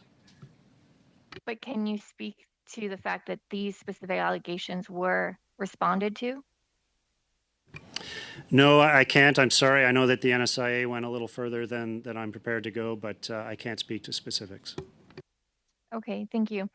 I want to get back to the issues around the balance. And there's a lot of kind of conflation. And Ms. Denham, I think you keep trying to speak to this, but then it's getting cut off. And I would like to hear the answers. But this balance or the suggestion about disinformation is out there. I mean, we can certainly see that. But isn't the distinction and the point of CITE is to make sure that it's the disinformation being pushed by foreign state actors as a form of foreign interference to take away Canadians' determination. But frankly, as politicians, I'm sure we've all seen in campaigns disinformation from various sources. But your threshold and the piece you were speaking about and what CITE is responsible for is not all disinformation that's out there. And certainly not all disinformation that even it might be shared amongst some groups or other groups, but it's specific around foreign interference, and that CITE did not see that threshold met, that the origins were those foreign state actors. Thank you for that question. So yes, you are correct that for the RRM, which is a member of CITE, and again, being able to look at that open source environment, we are looking for tactics, amplification that we may see, artificial amplification of content that we can ascertain has a link to a foreign entity. Again, that's what our focus is. And as you say, and as I've mentioned, in these instances, we were observing some amplification of content, and we were shedding light on any particular information we could have in terms of sources, but we were not able to ascertain if it was coming from a foreign entity or within Canada. I think I might just add there that, I mean, this information landscape is really complex. You're absolutely correct that it's sometimes very hard to tell, and that's been mentioned already. But the RRM also, from when we started this work, established an ethical and methodological framework that guides how we look at that information space so that we can be really clear that we are looking for foreign entities aiming to amplify that content without interfering or having any say as to the ability for Canadians to engage freely. And you're absolutely correct that those sources of information could be coming from Canadians or other welcome debate. Thank you. And since the 2019 election to the 2021 election, for example, Jim Judge did a report and he appeared before a committee. And it's my understanding that there would be recommendations, for example, that would have reviewed CITE and the process. And again, hearing some of the questions around that process. Were there changes made from 2019 with the CITE protocol and this whole protocol to the 2021 election based on Mr. Judge or other observations of how this was working? Did somebody want to respond quickly?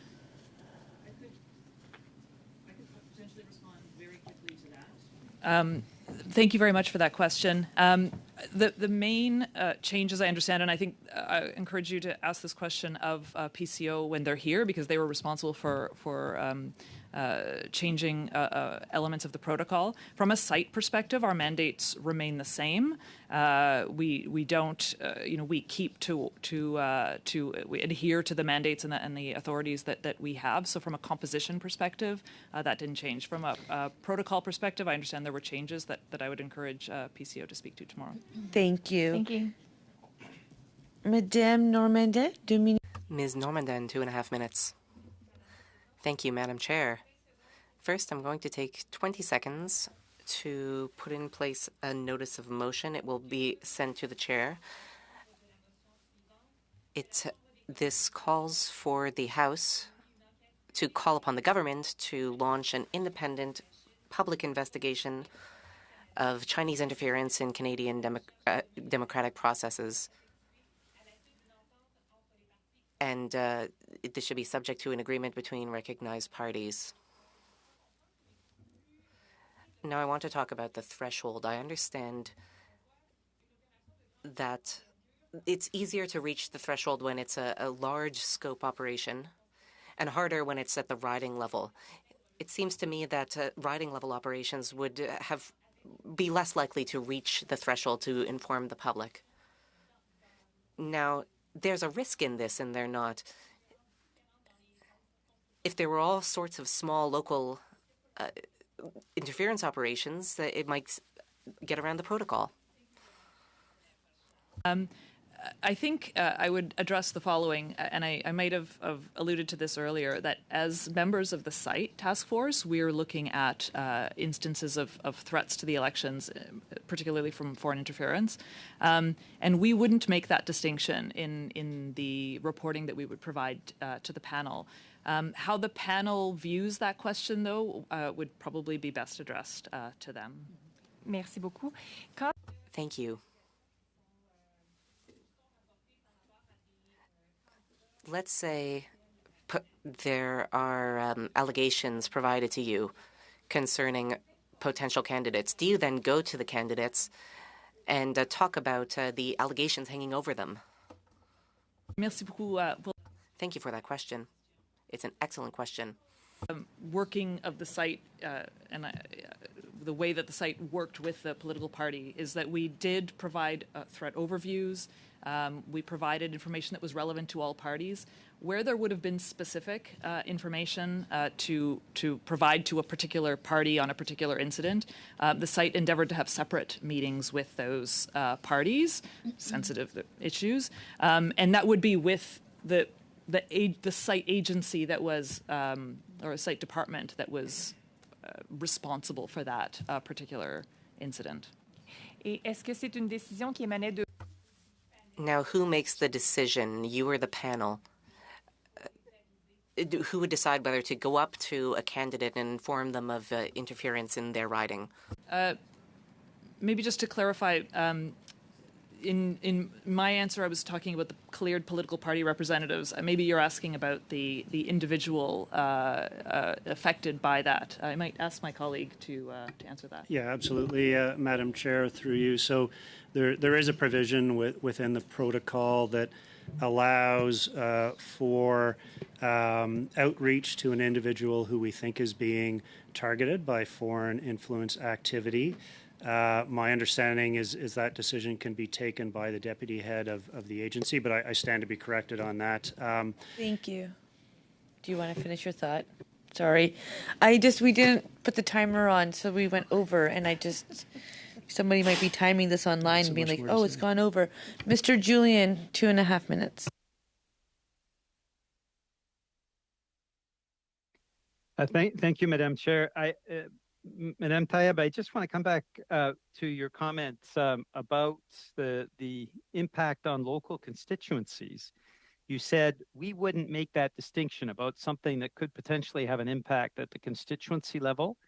And so the information would be referred to the panel. But how would the panel be aware that this is potentially information that could be election determining or have an impact on the election at the local riding level? Thank you very much for that question and allowing me the opportunity to clarify. I think what I was intending to say is that from the agencies represented here, we reported any threat we saw to the panel.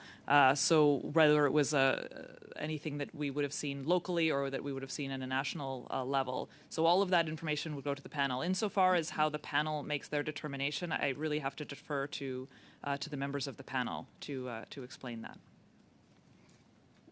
Okay. My last question is, you talked about amplification of information, and we know that there were allegations surrounding Chinese agents. We also know that there were many allegations of Russian interference. We saw this with Trump's election in 2016, with the Brexit referendum in the UK. Also, funding for the British Conservative Party. They were funded directly by the Russians. Furthermore, there were allegations of Russian interference in the Freedom Convoy, the so-called Freedom Convoy.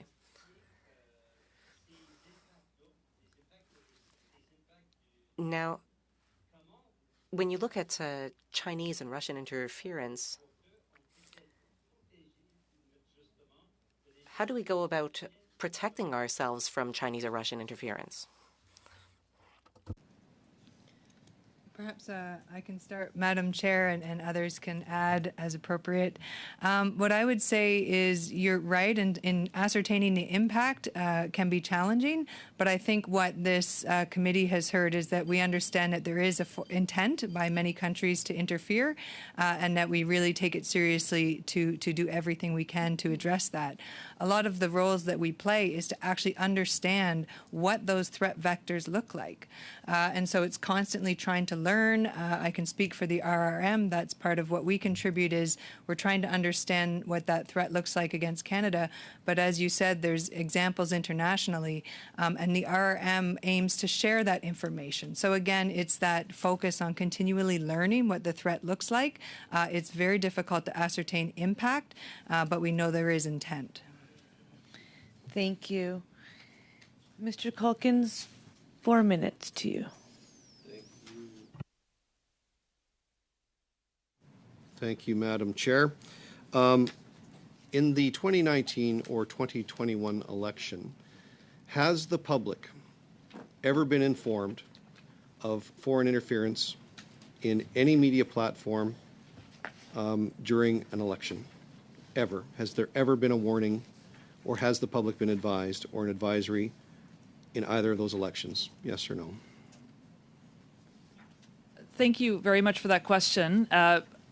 Insofar as it relates to the activities of the panel and the public announcement function that they would render should they deem required, the answer to that question is no. Nothing has met the threshold or test yet for the public to know. In the discussion of amplifications, Ms. Denham, you said that you've witnessed amplifications of information or chatter or whatever the lingo happens to be, and you said that you could not confirm that it was foreign interference. That also implies that you cannot deny there was foreign interference. Would you agree with my statement? I wouldn't agree with the premise of that. I think it's really important when you're talking about disinformation and the source of it. Just because we aren't able to fully confirm it's a foreign entity, I think it's, as I said, it's really important. It could be Canadians, it could be other entities having conversations, so I wouldn't want to imply that that means it is not foreign, that it's the counter. If you can't confirm something, you can't deny something is a very logical argument, and I want to just get you to clarify a statement that you have just made in your testimony here today. You, through one of your answers, you said, we cannot tell if it's foreign or from within Canada. So is your definition of foreign interference have to come from offshore, and if it happens within the territorial confines of Canada, it's not considered foreign?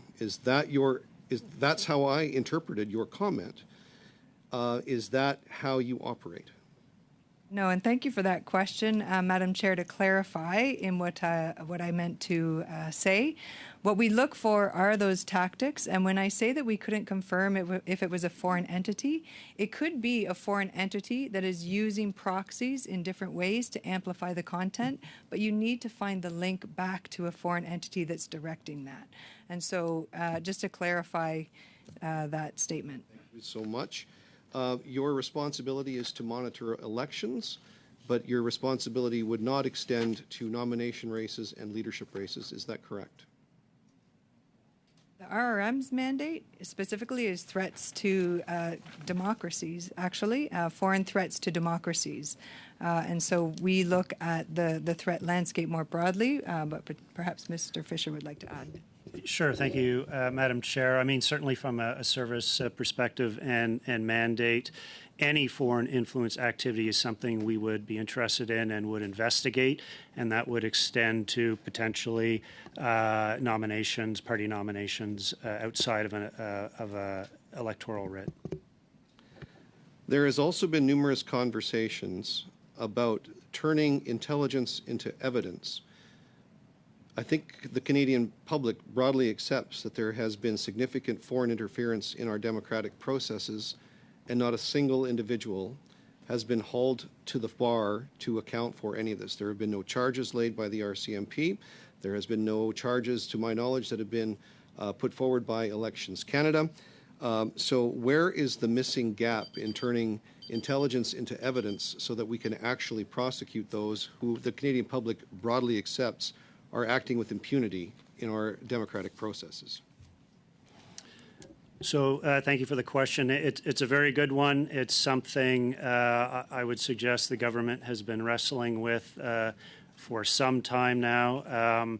And it's not just in Canada. It's an issue that all of our allies face in terms of trying to find a way to transition intelligence into evidence. It's ultimately a policy development and probably a legislative fix that would be required in that space, but that's well beyond my remit. And I know our colleagues at Public Safety certainly have this on their plate as something they've been looking at and studying.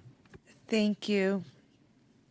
Mr. Fergus, I'll give you the same 4 minutes as Mr. Calkins. Madame la Présidente, puis Thank you, Madam Chair. I will attempt to be brief. Uncomfortable question, so let me just get right into it. A national security expert, Jessica Davis, she had tweeted, and I quote, "The leaks are a big concern for me. They appear quite partisan in nature. This might be the nature of interference in their targets. It might be about a function of the reporting, or it might be selective leaking. We need to be very careful about considering the leaked information in context. We should probably all be paying a lot more attention to what's going on in committee when public officials are testifying. They're in a position to give better context." What would be your reaction to that comment? Well, my reaction as an intelligence professional and an employee of the service, speaking just generally of leaked intelligence, is that it's something we take extremely seriously. Obviously, protecting our sources, our operations, our trade craft is essential to being able to conduct our investigations and do our business. Anything that puts that at risk is something that we take extremely seriously. Thank you. For 2 elections now, SITE has existed.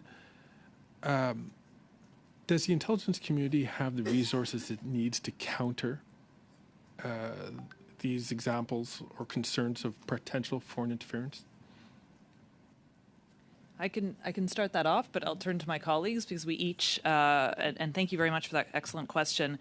We each have a number of tools and authorities available to us. From a CSE perspective, we certainly have a foreign intelligence mandate, so we collect foreign intelligence. We have the ability to protect, for our cyber defense mandate, we have the ability to protect Canadian government systems and other critical infrastructure systems. We also have new authorities that allow us to take action to disrupt threat-related activities from foreign threat actors. So from a CSE perspective, we feel that we have the tools necessary to counteract this. We do utilize these authorities in all aspects of foreign interference, and so I wanted to affirm that to the committee.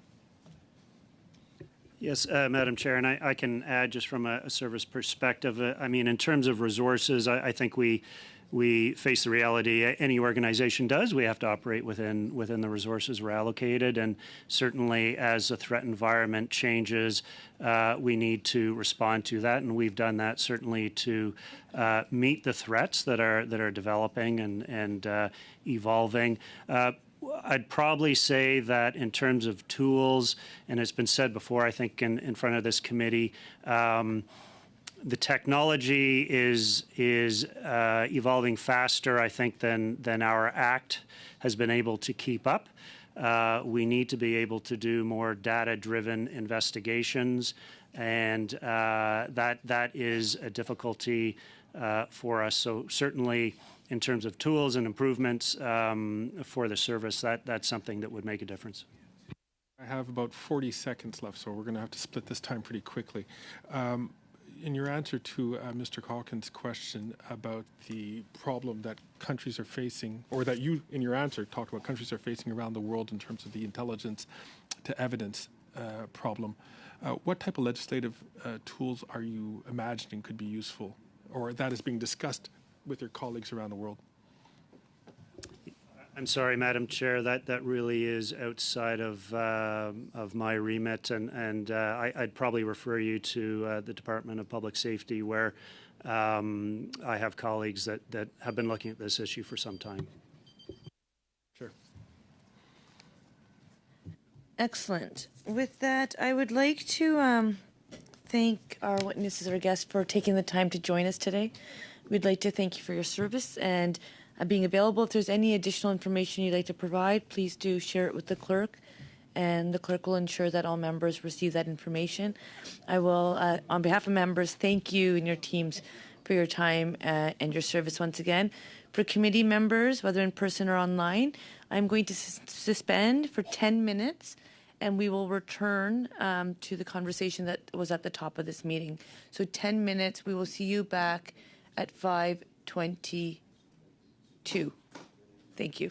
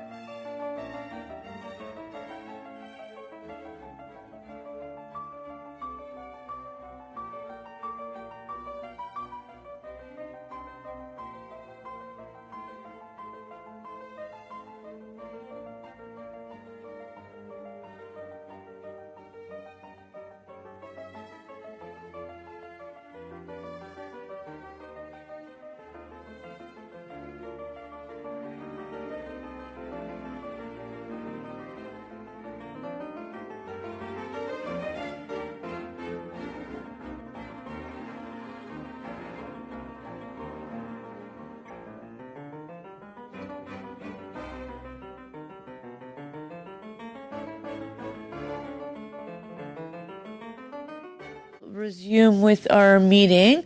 And I understand, Mr. Cooper, you'd like the floor.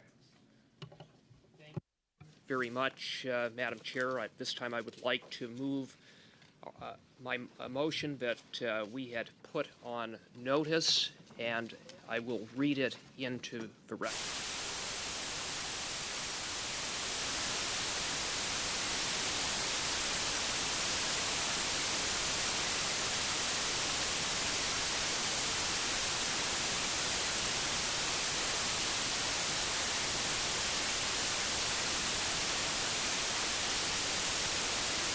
Hold a third meeting during each House sitting week to accommodate the study, in addition to its meetings concerning its orders of reference related to the Electoral Boundaries Readjustment Act. B, hold at least 3 meetings, each 2 hours in length, dedicated to the study.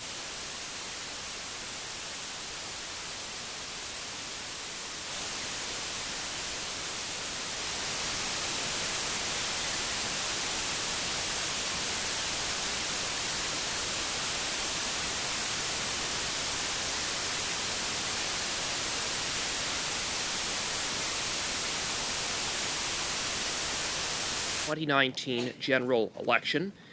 E, invite Morris Rosenberg, author of the Independent Assessment of the Critical Election Incident Public Protocol, CEIPP, for the 2021 general election as mandated by the Cabinet Directive on the CEIPP, and F, order the production of all memoranda, briefing notes, emails, records of conversations, and any other relevant documents, including any drafts which are in the possession of any government department or agency, including the Security and Intelligence Threats to Elections Task Force, CEIPP, any minister's office, and the Prime Minister's office containing information concerning efforts by or on behalf of foreign governments or other foreign state actors to interfere in the 2019 and 2021 general elections, including the documents which were quoted in the various Globe and Mail and Global News reports on this subject matter, and for greater certainty, those reports regarding Canadian Security Intelligence Service warnings to, quote, senior Liberal Party staff, end of quote, in September 2019 regarding Beijing's foreign interference in the Liberal nomination for the riding of Don Valley North, provided that, 1, these documents be deposited without redaction with the Office of the Law Clerk and Parliamentary Counsel in both official languages, within 3 weeks of the adoption of this order. 2, a copy of the documents shall also be deposited with the Office of the Law Clerk and Parliamentary Counsel in both official languages within 3 weeks of the adoption of this order, with any proposed redaction of information which in the government's opinion could reasonably be expected to compromise the identities of employees or sources or intelligence collecting methods of Canadian or allied intelligence agencies.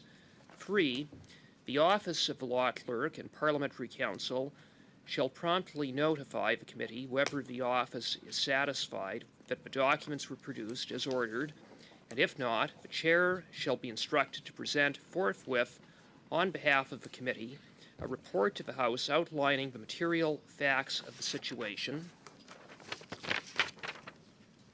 4, the Office of the Law Clerk and Parliamentary Counsel shall assess the redactions proposed by the government pursuant to paragraph 2 to determine whether the office agrees that the proposed redactions conform with the criteria set out in subparagraph 2, and A, if it agrees, it shall provide the documents as redacted by the government pursuant to subparagraph 2 to the clerk of the committee, or B, if it disagrees with some or all of the proposed redactions, it shall provide a copy of the documents redacted in the manner the office determines would conform with the criteria set out in paragraph 2, together with a report indicating the number, extent, and nature of the government's proposed redactions which were disagreed with, to the clerk of the committee,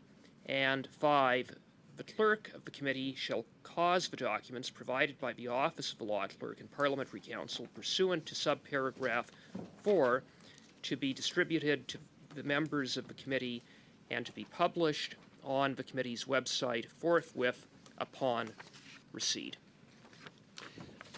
So that, Madam Chair, is the motion. Madam Chair, I bring this motion forward given last Friday's global news report by Sam Cooper revealing additional shocking revelations about Beijing's interference in our democracy. Given that global news reports that senior staff in the Prime Minister's office were briefed about this interference and did nothing about it, it is all the more important that the Prime Minister's Chief of Staff, Katie Telford, testify before this committee, which this motion demands.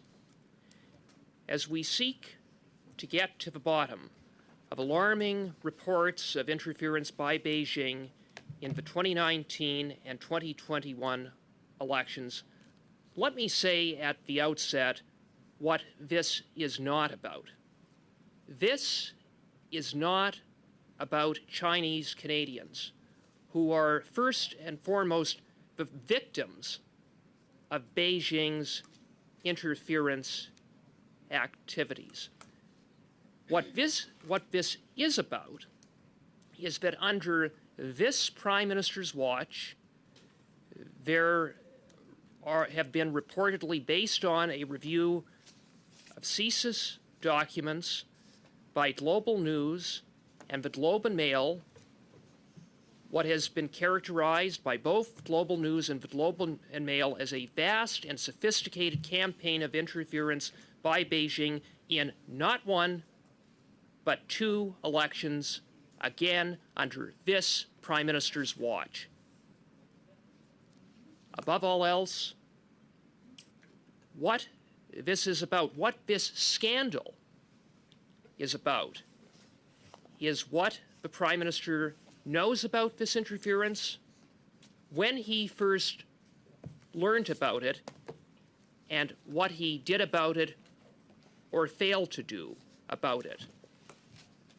And so far, Madam Chair, there is absolutely no evidence that the Prime Minister has done anything meaningful in response to Beijing's interference in the 2019 and 2021 elections. By all indications, he has instead turned a blind eye to this interference in our elections and in our democracy. CSIS advised the Prime Minister, including in a January 21st, 2021 briefing, that the policy of the government in response to foreign interference be grounded in sunlight and transparency.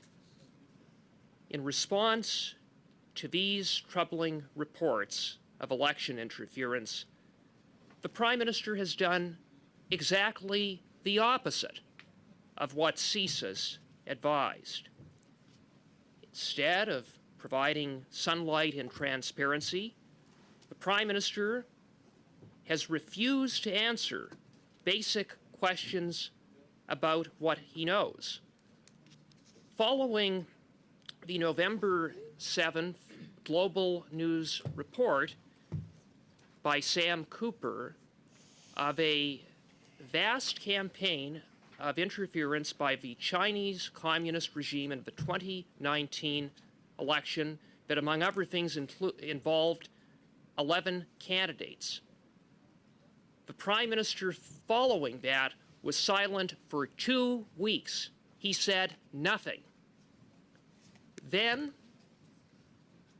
he using carefully crafted language, tried to mislead the Canadian public by saying that he was not briefed about candidates that received money from China, as if Beijing wrote a check to 11 candidates. No one alleged such a thing. Such a thing on its face is absurd. It was if there's anything that's transparent about this Prime Minister, that was a transparent attempt on the part of the Prime Minister to hide, to misdirect, to cover up, and to mislead the Canadian public about what he knows. When he was called out on that, the Prime Minister, despite repeated questions about whether he was briefed, what he knows, has never provided a clear answer. Following the Globe and Mail's recent report by Robert Fife and Stephen Chase about Beijing's interference in the 2021 election, instead of being transparent about what he knows, instead of expressing concern about this reported interference, the Prime Minister's response was to shamefully go after whistleblowers at CSIS for possibly shining a light and making the public aware of Beijing's interference, something that CSIS precisely advised the Prime Minister. Transparency, shining a light, making the public aware. And he went after whistleblowers. He even went so far as to outrageously insinuate that those of us on this committee and others who want to get to the bottom of Beijing's election interference are somehow undermining democracy. I say that a Prime Minister who misleads, misdirects, and covers up election interference is the one who is undermining democracy, not those who want to get to the bottom of foreign interference by Beijing. He smugly attacked the accuracy of the Globe and Mail report of Robert Fife and Stephen Chase, both well-respected journalists, only to kind of backtrack the very next day and say that he had been, what he said, that he was somehow misunderstood. The Prime Minister's non-answers, his repeated evasions, his attacks on whistleblowers are not the actions of a transparent Prime Minister. They are not the actions of a Prime Minister who is interested in getting to the bottom of Beijing's interference.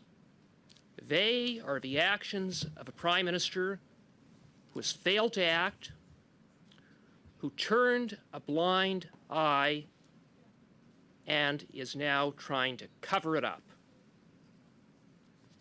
The need for the Prime Minister to come clean and tell Canadians what he knows is underscored by the shocking global news report by Sam Cooper that was reported last Friday, in that report, it was stated that CSIS warned, quote, senior aides from Prime Minister Justin Trudeau's office, end of quote, that a Liberal candidate in the 2019 election and now sitting Liberal MP was assisted by Beijing's Toronto consulate in his nomination campaign.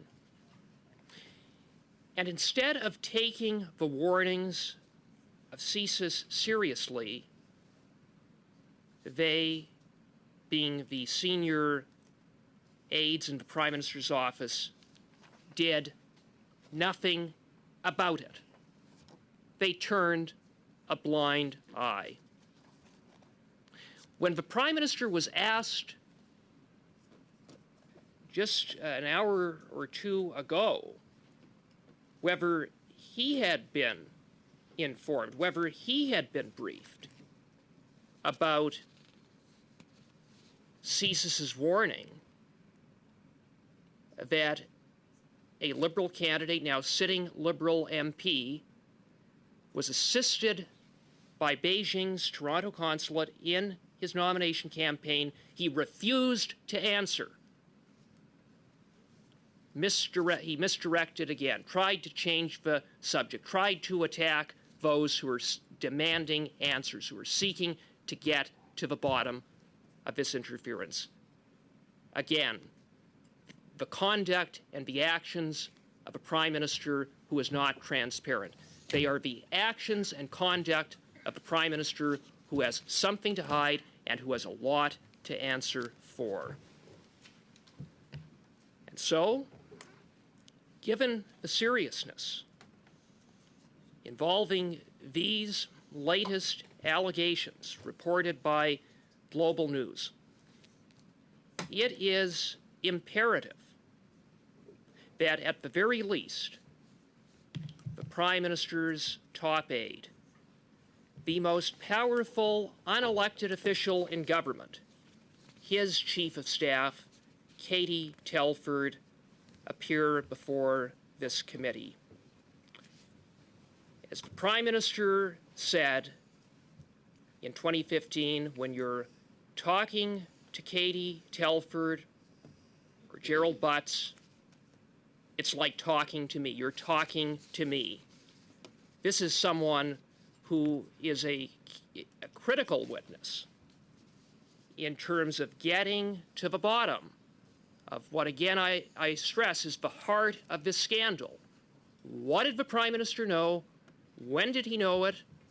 And what did he do about it or fail to do about it with respect to Beijing's interference in two elections, the 2019 election and the 2021 election, under his watch as Prime Minister?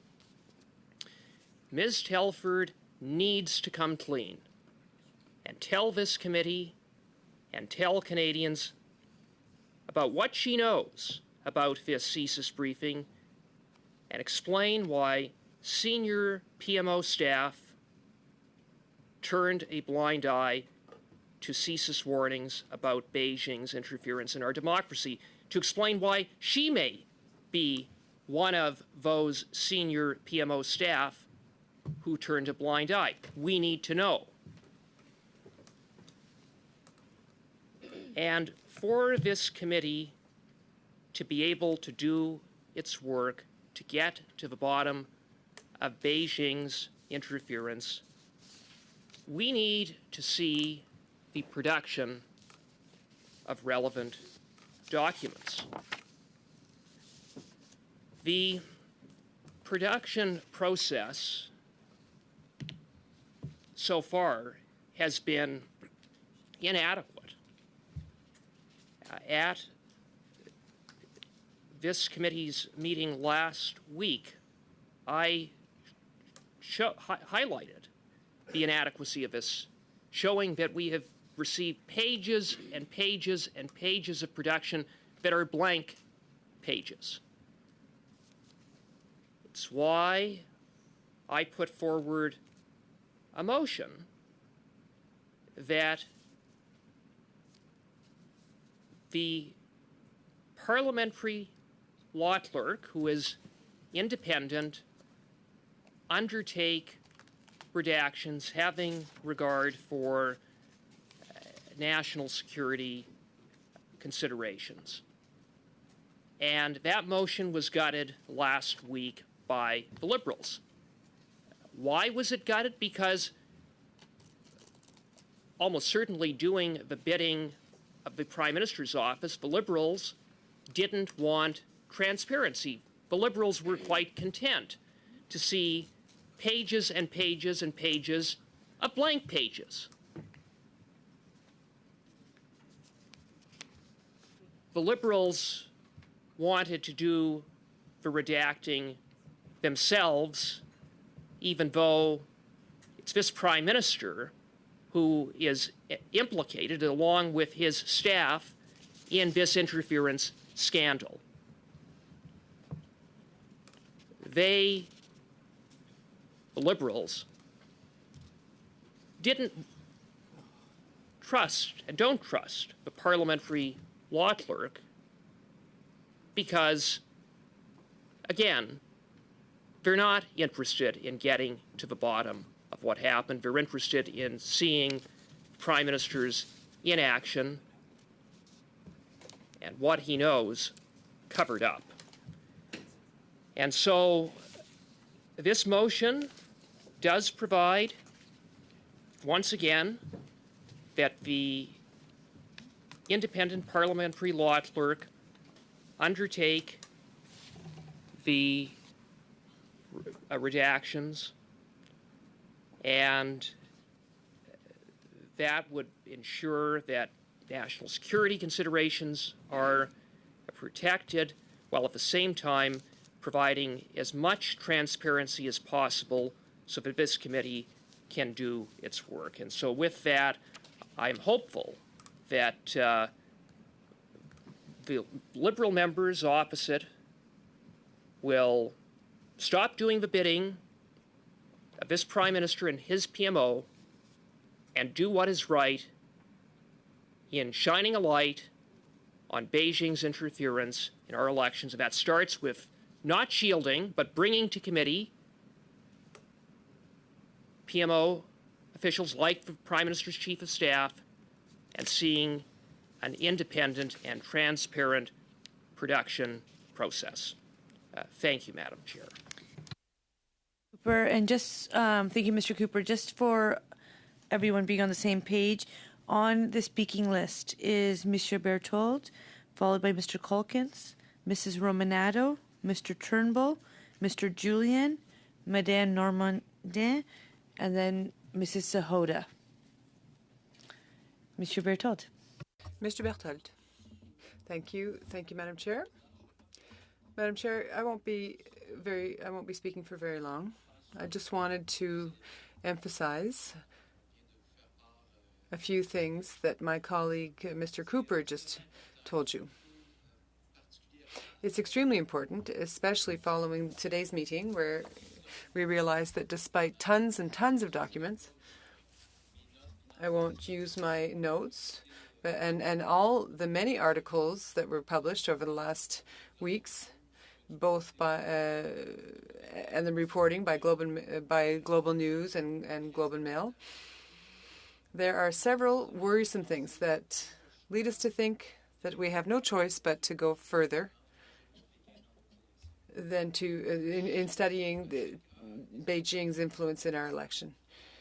There seem to be new revelations every day, Madam Chair, and unfortunately, Canadians have the right to learn more about what's going on.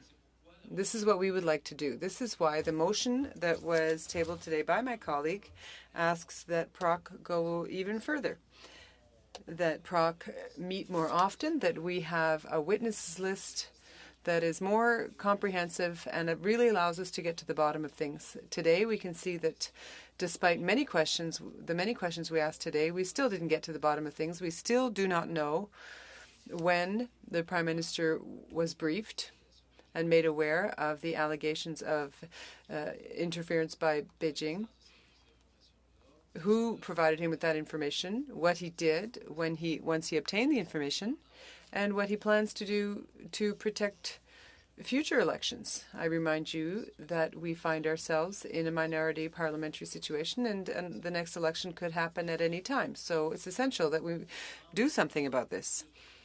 So we request many more meetings, many more PROC meetings, that more resources, that Commons resources be provided to PROC so that we can do so, and we especially request that Katie Telford appear before the committee alone for 2 hours. That is the very least we can do to get to the bottom of things. As my colleague said, when Ms. Telford herself said, when you speak to me, it's as if you're speaking to the Prime Minister. So we need to know what she heard, what she knew, what she shared with the Prime Minister, when he found out, and why Despite all today's testimony, it seems that nothing was done by this government to counter foreign interference. So we're requesting that. We're also asking that the author of the Rosenberg report on foreign interference in the 2021 election to appear, as well as the production of a series of documents that will give us more information. Documents that would, of course, be protected, but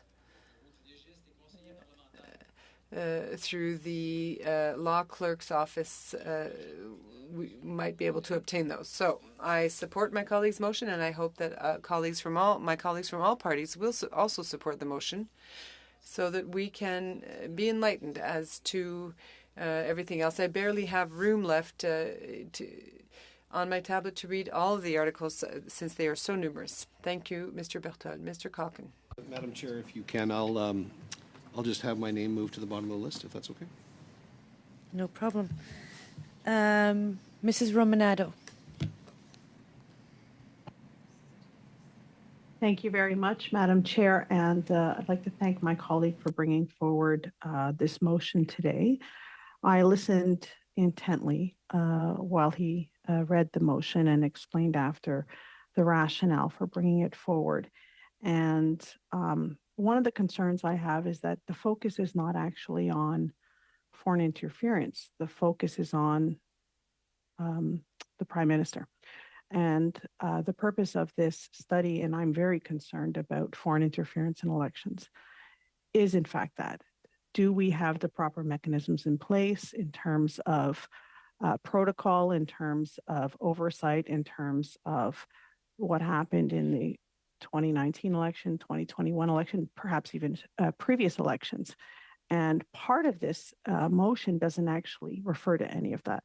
With respect to the production of documents that was referred to, we just heard Ms. Jody Thomas, who was previously the Deputy Minister of National Defense and now the National Security and Intelligence Advisor, explain very clearly that as guardians of quote-unquote protected information, obviously PROC does not have the security clearance, the members of PROC, to be able to see the documents that are classified as top secret. That NSICOP, which does have the necessary clearance, would be the appropriate place for parliamentarians to review documents in a non-redacted way.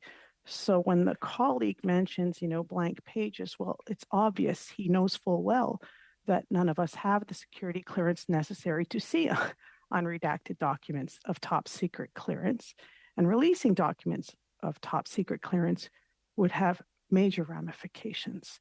So while I understand where the member opposite is coming from, there are legislative prohibitions to releasing top secret documents.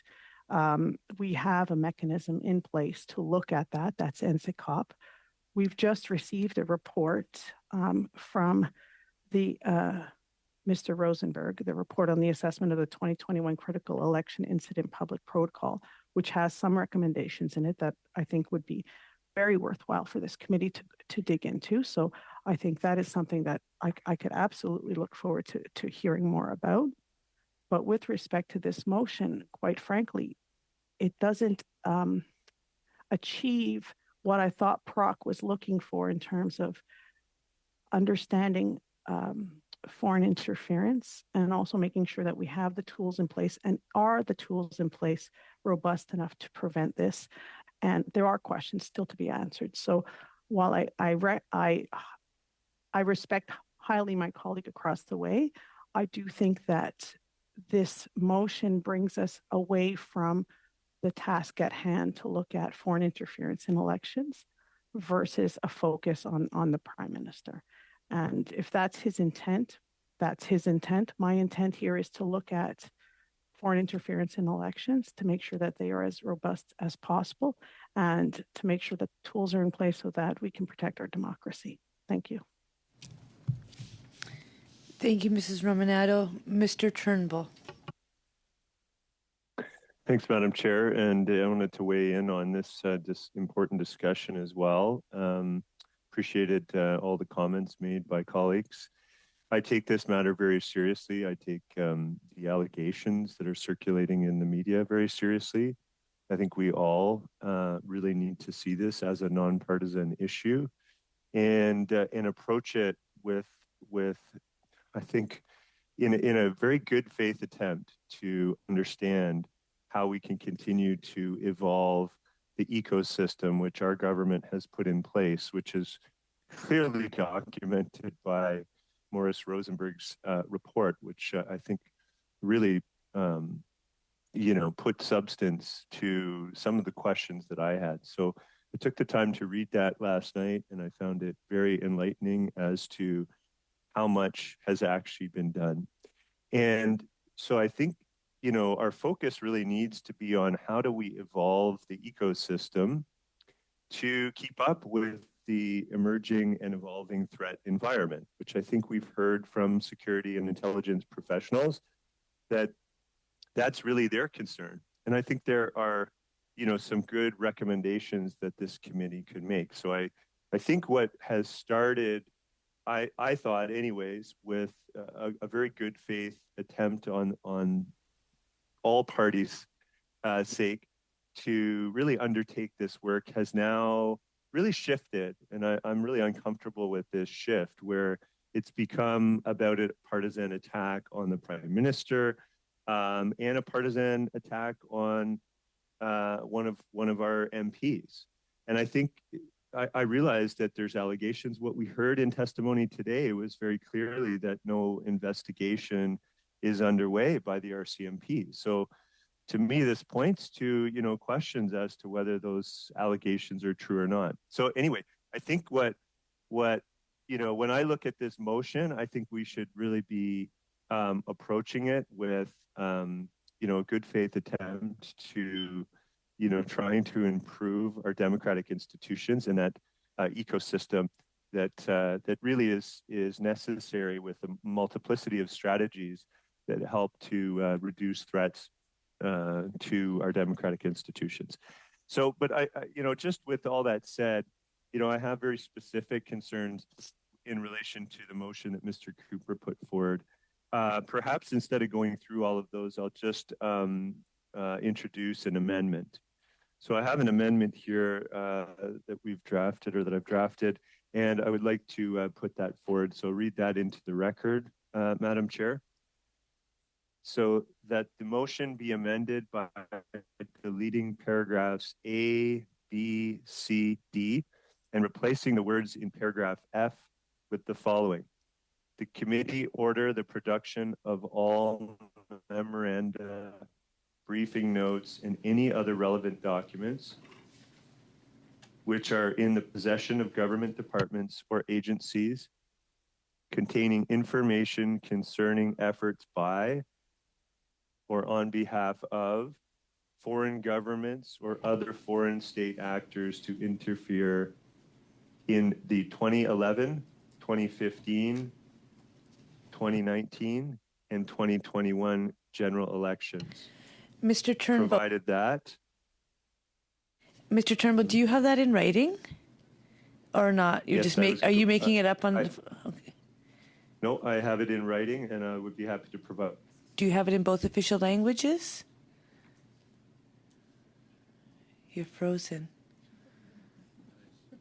It's actually a pretty good freeze. Provide that, Madam Chair. Pardon? You do have it in both official languages? Yes.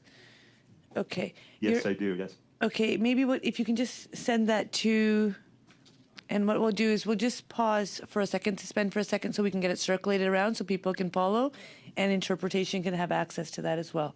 So we just look forward to receiving that, Mr. Turnbull, and then I'll give you back the floor. I've just sent.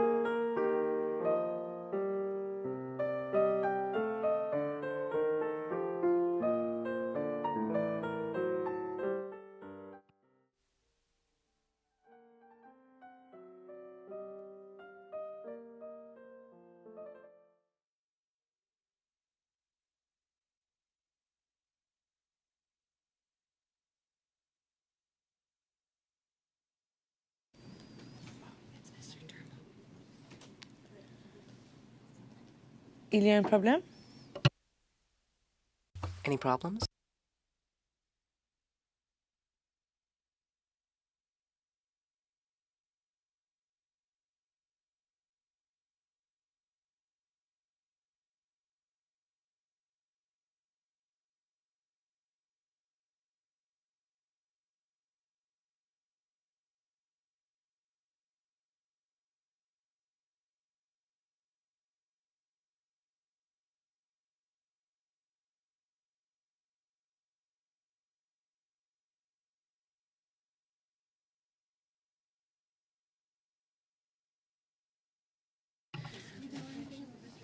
Mr. Turnbull, can you just speak to me for a second? Sure, Madam Chair. And I turned off a number of my devices and closed windows and tried to, free up bandwidth so that I come through clearly. Hopefully, I'm a little bit better now. I still see an open window, personally. No, I'm kidding.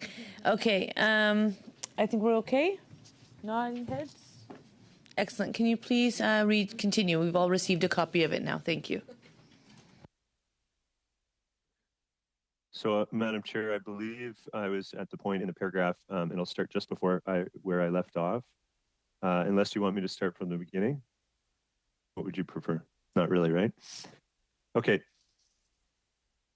Foreign governments or other foreign state actors to interfere in the 2011, 2015, 2019, and 2021 general elections, provided that I, the departments and agencies tasked with gathering these documents, apply redactions according to the Access to Information and Privacy Act, comma, these redacted documents be deposited as a complete package as soon as possible with the clerk of the committee to be distributed to all members of the committee in both official languages.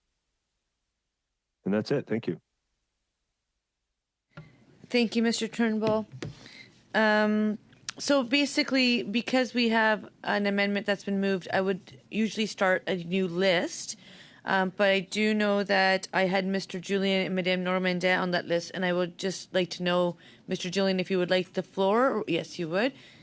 And I think so. I'll continue with the list I have, and we'll just keep it going, if that's suitable. Mr. Julien, the floor is yours. Thank you very much, Madam Chair. I will be voting against the amendment that was put forward by my colleague, though you'll recall, Madam Chair, much earlier today in the morning BC time, we circulated the NDP approach on how these hearings should be conducted. And Mr. Turnbull has taken one small element of that, but has not taken the overall comprehensive approach. And I hope once this amendment is defeated, that I'll be able to move my more extensive amendment that, as I mentioned, Madam Chair, was circulated to all members of the committee a few hours ago. What we believe needs to happen is ensure, first off, that we have a national public inquiry. And that is something that I hope that we will debate tomorrow. I moved the notice of motion today. It will be in order to move it tomorrow. And I certainly hope that that motion for national public inquiry will be supported by all members of this committee. But until the government indicates that they are willing to do that, we will have work to do as a committee. And I think the key element to my mind, this is where I would disagree with my Conservative colleagues, is that we need to be comprehensively looking at Chinese government and state actor interference, but also Russian interference, state actor interference. I want to flag the University of Calgary School of Public Policy that came out with a study just last summer indicating that in the Canadian Twitter ecosystem, around 25% of the accounts were spreading pro-Russian talking points. These were accounts that are talking about the invasion of Ukraine by Russia. The analysis, this is from the University of Calgary School of Public Policy, the analysis of the content of the tweets found similar pro-Russian views expressed among right-wing figures and their supporters in the US and Canada. He said supporters of the Freedom Convoy and anti-vaccine movement, some of whom may not realize they have been digesting messaging originating from Ottawa, were also tweeting messages in support of the invasion of Ukraine.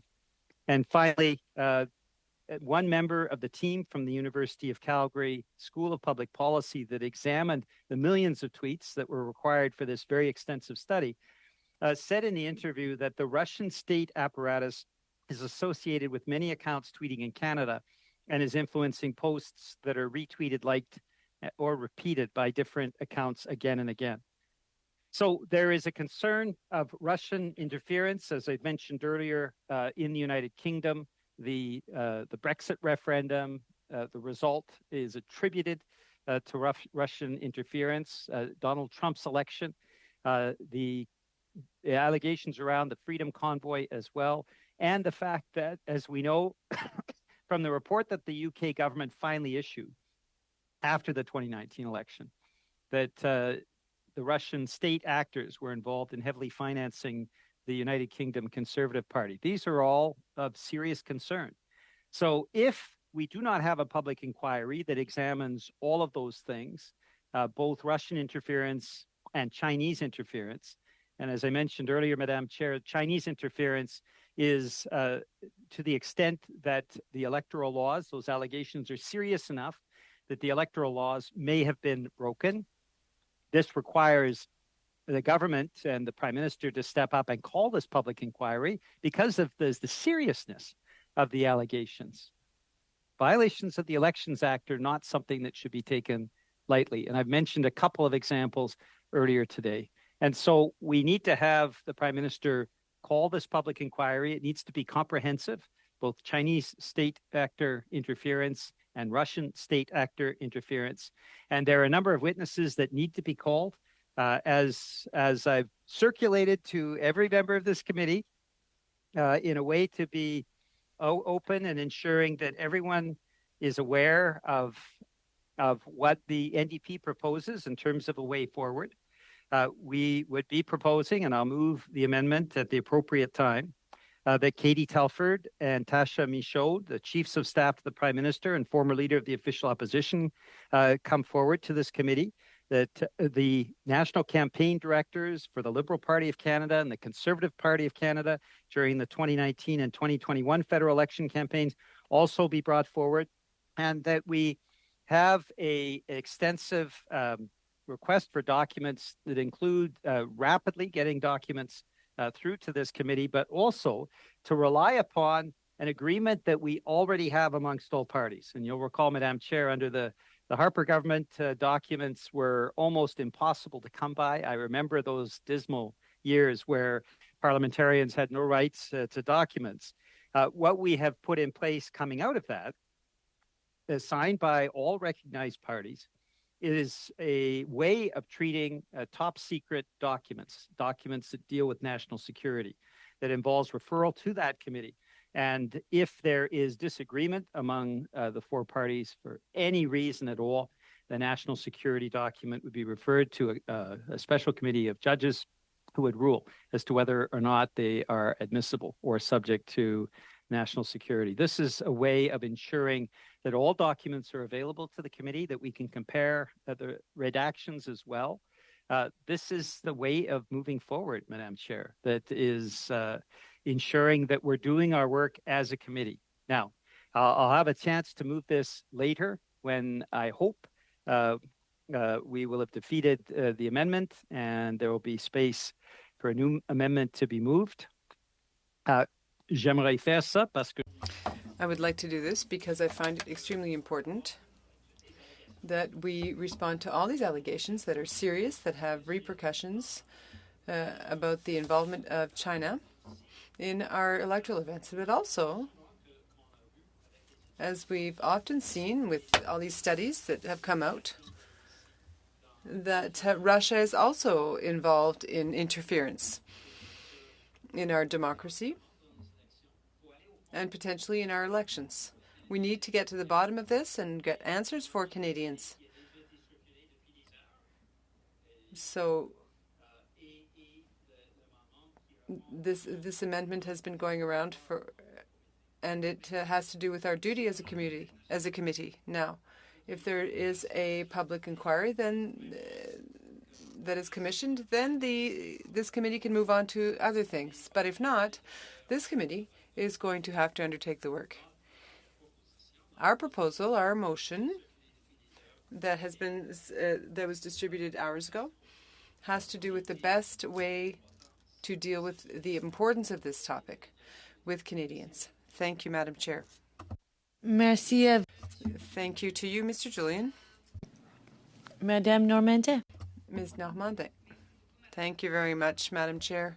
Thank you for allowing me to speak during this round. I do hope it's not going to be at the expense of a subsequent time once we've discussed this amendment, because I also have a short amendment in terms of the calendar as to Mr. Cooper's initial motion. Now let's move on to Mr. Turnbull's motion, amendment. We cannot support that. While we were discussing here with witnesses about the way the interference was dealt with by the government, even while we were here asking more questions than we obtained answers to, we were told that the Prime Minister was convinced that we already had enough tools in place to properly manage issues of interference and protect ourselves against it, which is completely the opposite of what we heard today on the part of witnesses. I reiterate, outside of what our committee can do, there must be an independent inquiry. And I think that we must ensure that we continue to receive witnesses, including Ms. Telford, who was mentioned in Mr. Cooper's motion. And we definitely want her presence here. Many things are still not clear. And it's about voters having faith in our electoral system. We need to know who was aware of what and when. Why wasn't this disclosed to the public? And so that we can continue, because I think this is the case, that the mechanisms set up by the Prime Minister and who according to this Prime Minister, are sufficient, and yet do not allow us to warn electors or voters in a timely manner when there is foreign interference in our elections. We have to ensure that at the political level, such interference is not hidden, because it's favorable to our own candidate, the candidates of that particular party. So in that context, I cannot support Mr. Turnbull's amendment. I do hope that we will then be able to move on to debating the initial motion. And as I mentioned earlier, I would have a small amendment to suggest, and I will be distributing it in both official languages.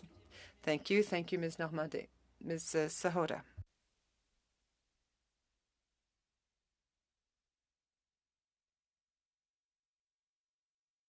Sorry, sometimes it becomes difficult to unmute. Anyways, I wanted to say thank you, Madam Chair, for this opportunity. And I've been listening to all of the debate. It sounds like all of us have, or at least the various parties right now have some amendment or another to be moved or made, and some have been put on notice. So I want to thank Mr. Julian for putting his thoughts on notice as well, and perhaps encourage Madame Normandin to also, if she wishes, maybe put her motion on notice too, so we can have some clarity as to what that might be. And I would suggest, and I have some comments to make to the substance of what we've been talking about, but before I get to that, I thought I would just put it out there and suggest that perhaps, given that we're on so many different wavelengths and paths right now, that we adjourn for today.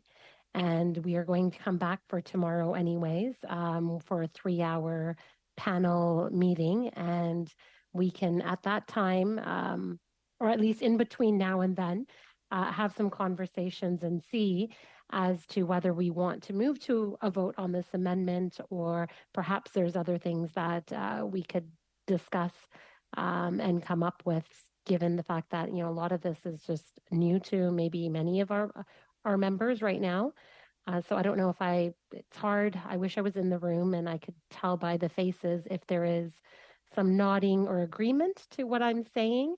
So I'm looking to you, Madam Chair, maybe to let me know if you could get an idea of whether there would be consensus to this suggestion or not at this point. If not, there are some remarks I'd like to make as to the substance of the amendment. So, Mrs. Sahota, based on what I see in the room and what I'm hearing is that there's not consensus, and the clerk is asking just to clarify, are you moving adjournment, or are you wanting to hear where other people are at on that? Yes, I hadn't formally moved. I was actually looking to do it in a much more, collegial way, and see if we could be given some time in between today's meeting and the next to see where we might land on all of these, 4 different motion and 3 different amendments that have just been brought up in today's discussion. Okay, so I'm not hearing you moving it.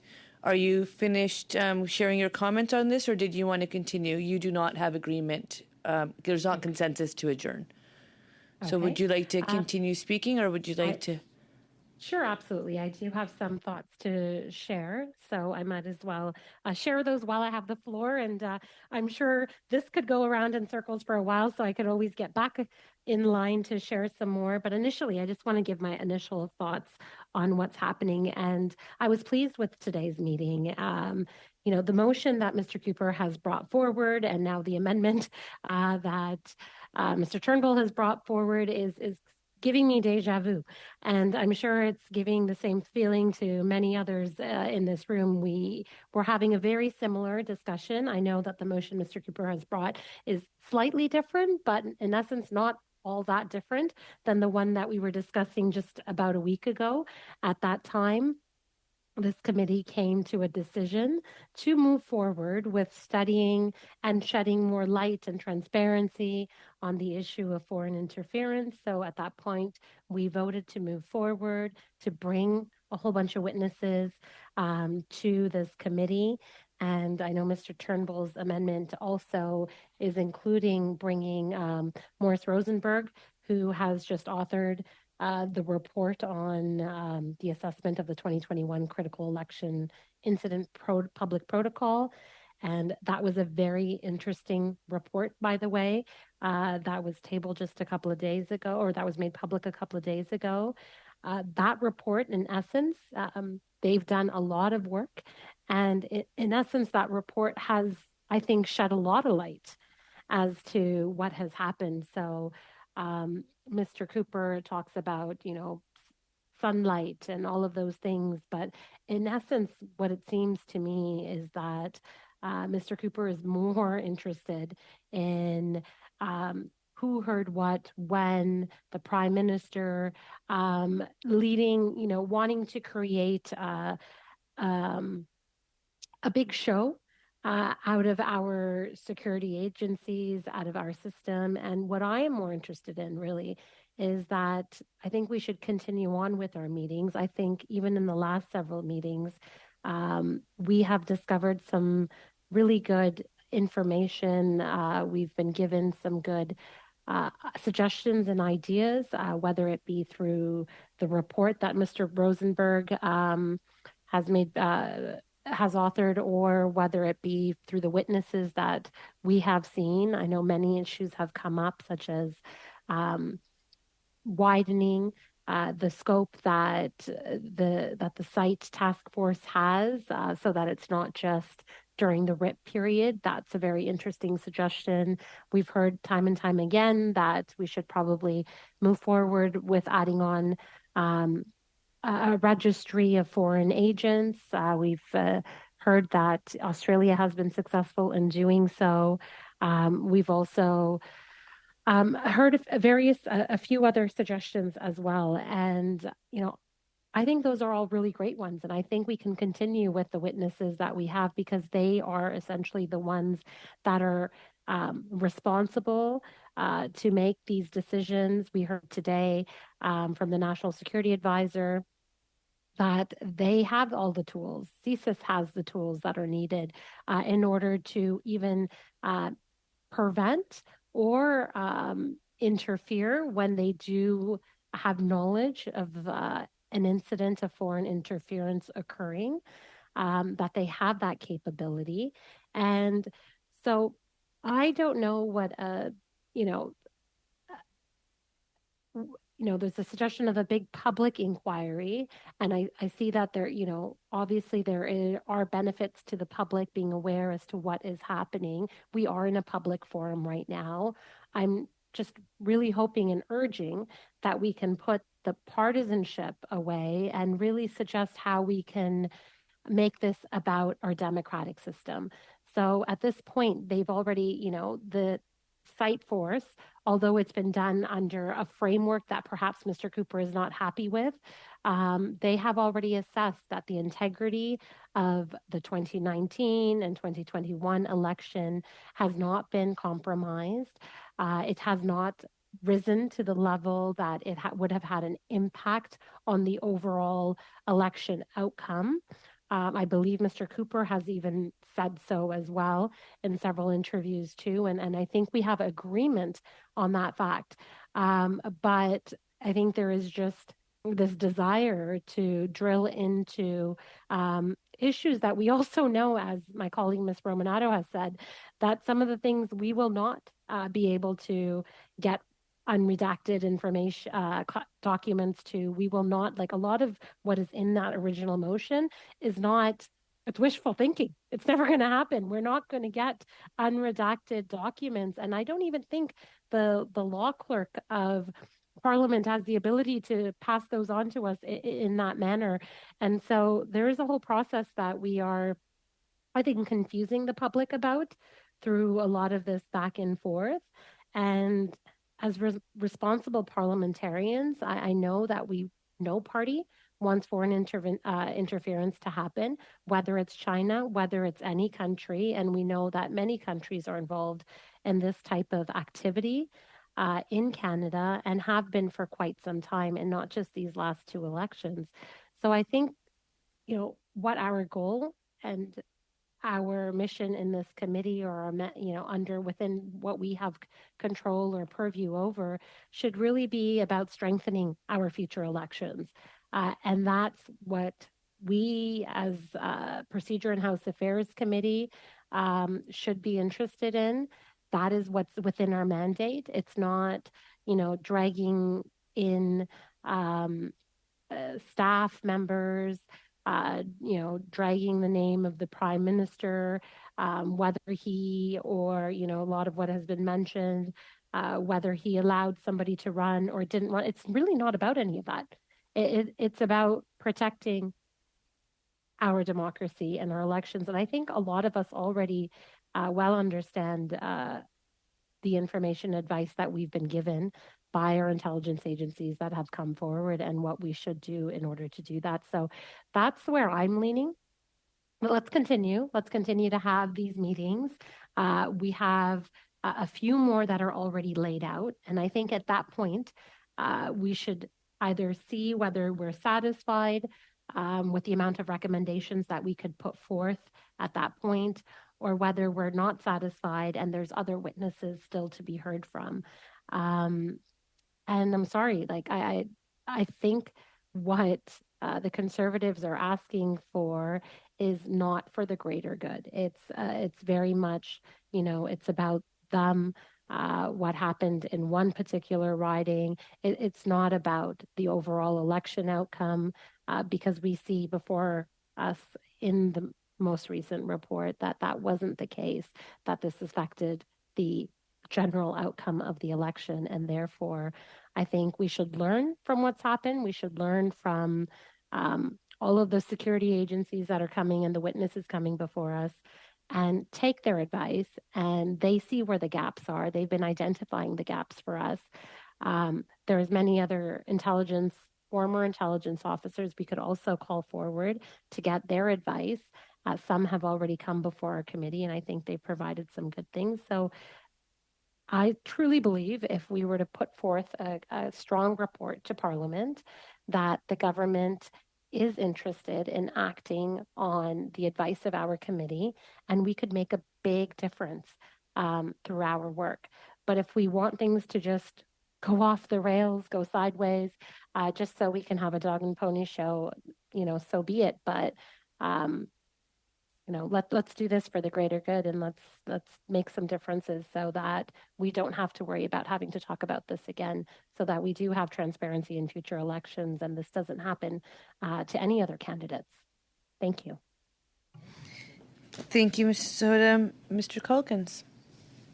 Well, thank you, Madam Chair. I listened to my colleague who just spoke, and I couldn't disagree more.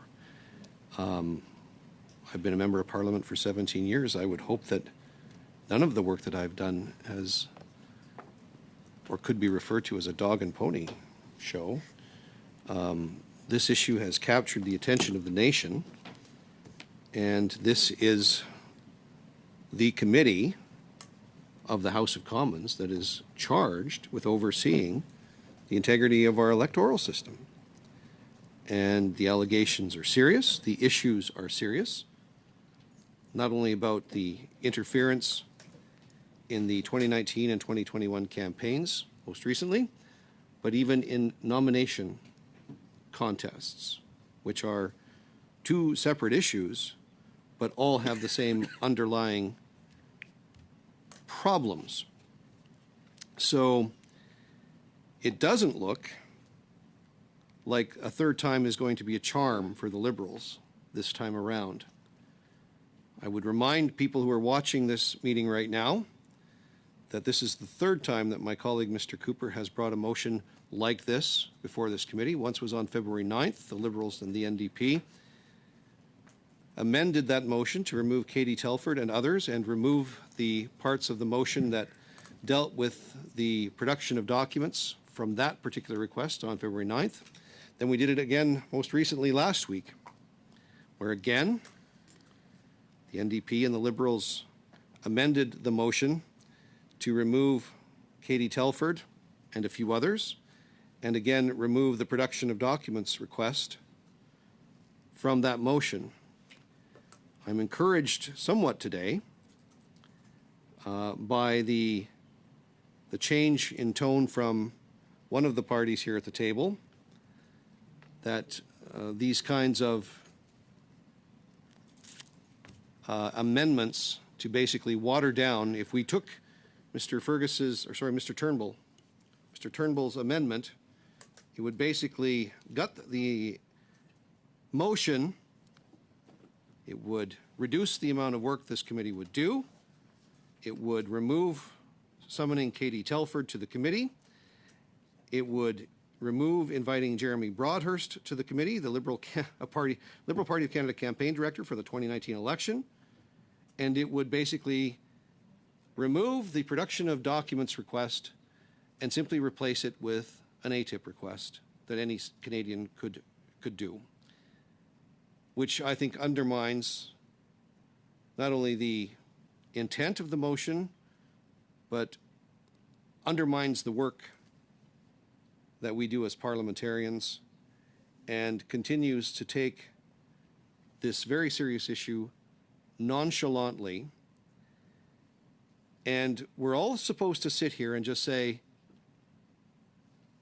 that this Prime Minister and his caucus, his ministers, who seem to be saying, just trust us, everything's okay. Everything's not okay.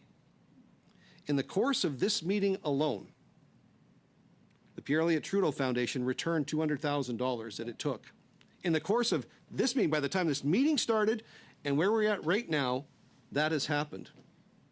An admission of guilt. And if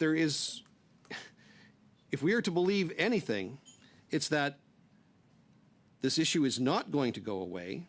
So by gutting a motion and pretending that everything is fine, nothing to see here, reminds me of Leslie Nielsen in The Naked Gun, riding a missile into a fireworks factory that goes off exploding all over the place, and he advises the watching public, back off, folks, nothing to see here. I doubt Bob Fife and Stephen Chase would agree. I would doubt Sam Cooper would agree. I would doubt Terry Glavin would agree, all credible investigative journalists who I think are doing yeoman service on this. And I am glad to see the opposition members at this committee stand their ground finally, third time's a charm. And even though we haven't got a finalized agreement on what this motion will look like, at least this time, it appears, at least, that the jig is up for the Liberal members of this committee to gut this motion.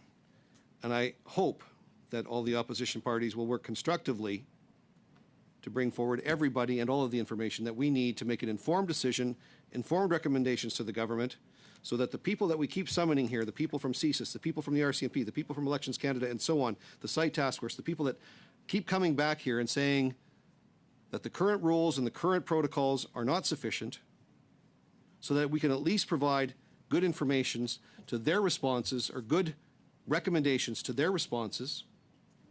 This is what our job is as parliamentarians, and I look forward to continuing this conversation for as long as it takes. Thank you, Madam Chair. Thank you, Mr. Calkins. Mr. Fergus. Merci beaucoup, Madame la Thank you, Madam Chair. I'd like to thank all of my colleagues for this debate before us. Right now, we have a motion, we have an amendment, we have two notices of motion, in fact, which have been circulated. So, Madam Chair, look, first I just want to say that I am concerned by this issue. I really sincerely believe that all deputies, or rather all the members of Parliament, are concerned.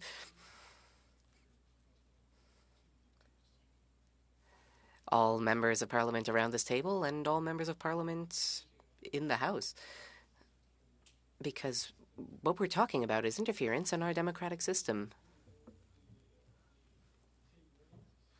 And as we heard today from the witnesses who came before us, people have noticed that, yes, there is concern about foreign interference in elections, but foreign interference occurs even outside politics. It occurs in the academic world, it occurs in business, out in the economy, in all sorts of domains.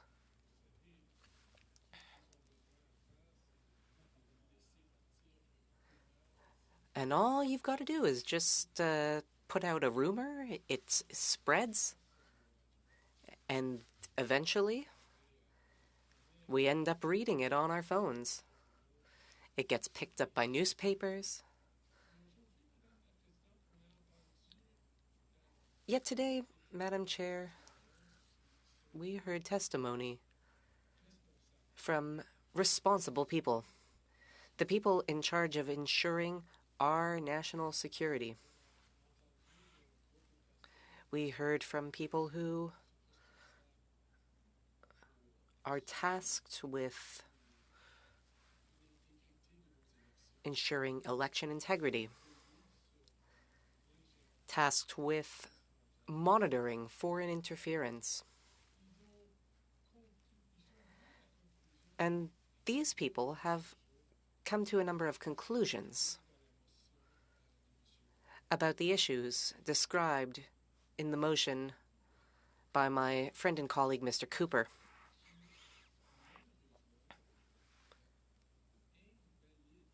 Unfortunately, their conclusions invalidate some of the elements in this motion. Madam Chair, I have no issue with a frank discussion, a frank, nonpartisan discussion, so we could get to the bottom of these issues.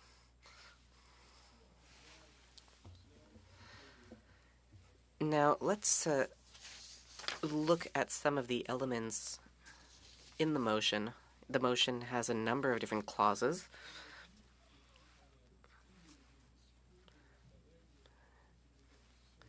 If I listen to the speech of my colleague over in the official opposition, you know, it's truly unfortunate, but over and over, members of the official opposition are repeating allegations that are not backed by facts, not backed by the facts revealed in expert testimony today. That is hard for me to hear.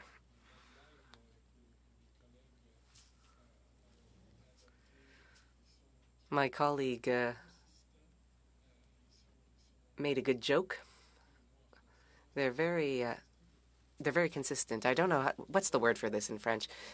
They always believe the same thing from one week to the next. It doesn't matter what they learn in between. And they should have learned something through the testimony that happened here in this room.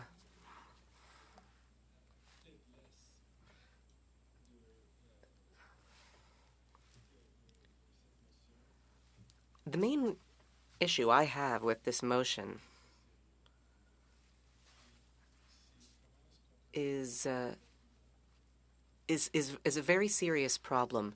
How are we going to access top secret documents as a committee?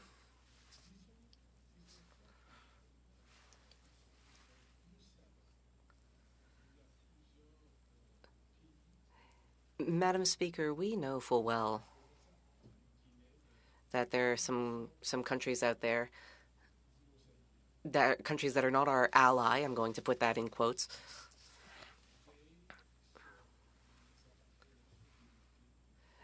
countries that are trying to spy on MPs through our electronic devices,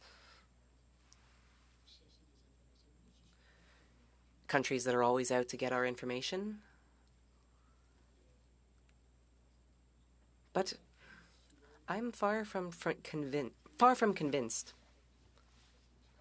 that the Procedure and House Affairs Committee of the House of Commons is the best forum to analyze top secret information. In my view, we already have a committee which is made up of members of Parliament. I know this full well. There is a committee out there. It is made up of members of Parliament. And that committee is tasked with examining issues like this one. They do so transparently.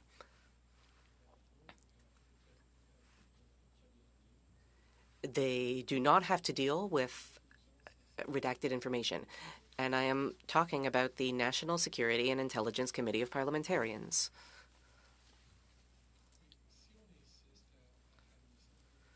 But, Madam Chair, if we insist on bringing the issue before this committee, I'm now looking at the various elements that make up Mr. Cooper's motion, particularly Clause F.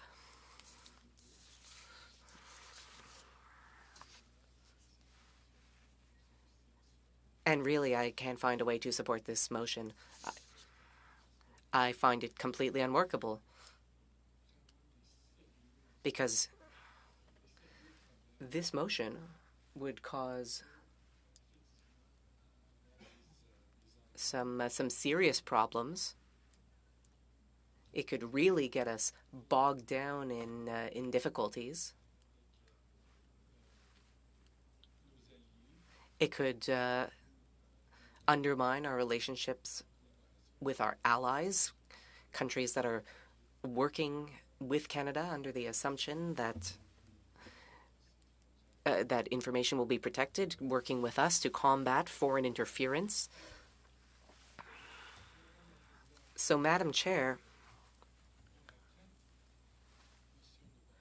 we have 4 motions before us.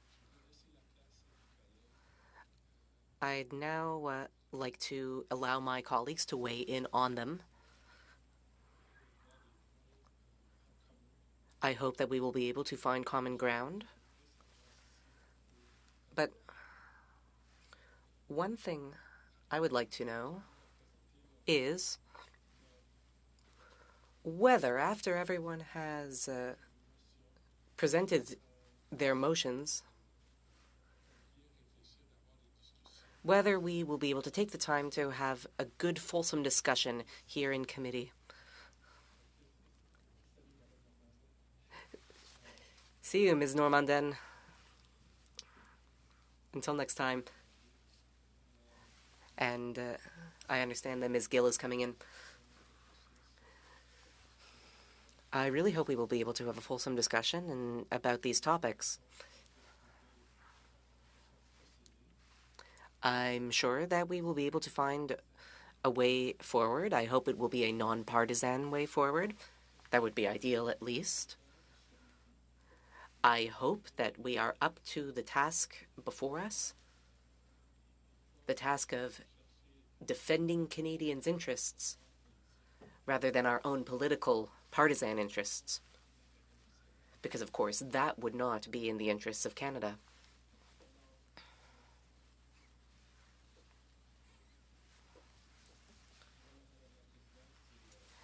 There you are, Madam Chair.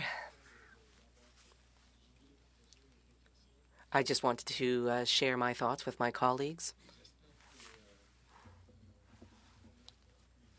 I hope my colleagues have listened. I've already offered a way forward this evening. I hope we will be able to resort to this solution. And tomorrow, we will be able to start the day with an action plan. I hope we will be able to address the motions before us. And in doing so, really complete the work that Canadians expect of us. So thank you, Madam Chair. Thank you, Mr. Fergus. Mr. Gerritsen. Hello, Mr. Chair, Madam Chair. You can hear me okay? It's been a while. Very clearly, maybe too clearly. Thank you. Oh, no. It's been a while since I've done this by Zoom, so I think I have the microphone boom in the right spot. And if the interpreters, if I'm speaking too loud or something, please interrupt me if I need to adjust that. Happy to accommodate that. I have a lot of notes here and a lot that I would like to talk about. But I think before I do that, I would like to reflect on the comments of my colleague, Mr. Fergus, who just spoke before me, and how I see how he's raised a very good point. Mr. Fergus, towards the conclusion of his speech, and actually at the beginning as well, spoke at length about the need for this type of work to be done in a nonpartisan way. And I couldn't agree more. I think that at the heart of this, we all deserve and we should be treating our democracy in such a manner that we should all be very concerned about any foreign interference. And we should all look at ways to further enhance and protect our democracy, very much like this government, in my opinion, has done since 2015. A number of things have been brought into place, some of which actually the Conservatives voted against, and I'll get to those in a little bit. But specifically about the partisanship of this issue, the first thing that comes to mind is how deeply concerned I am with the comments made by a member of this committee. Mr. Calkins, a member of this committee who's sitting in the room right now, in an airport on his way to this meeting, said in a video, as he was talking about the what he was coming to Ottawa to do and going after the Prime Minister, and he said, and I quote, what they did about one of their candidates being an agent of Beijing, end quote.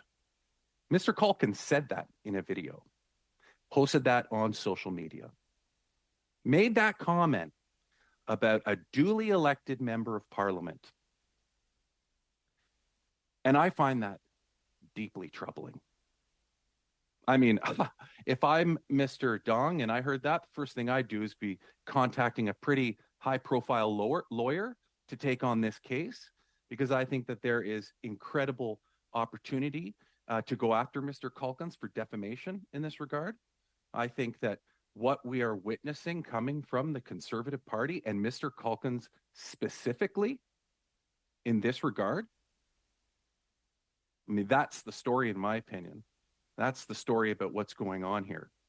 It's about Conservatives not genuinely caring about how do we look at this in a nonpartisan way and how do we go about ensuring that our democracy is kept safe, but instead about how we can turn this into a gotcha liberal issue, how we can fundraise, how we can defame duly elected members of parliament by calling them, and I quote, an agent of Beijing.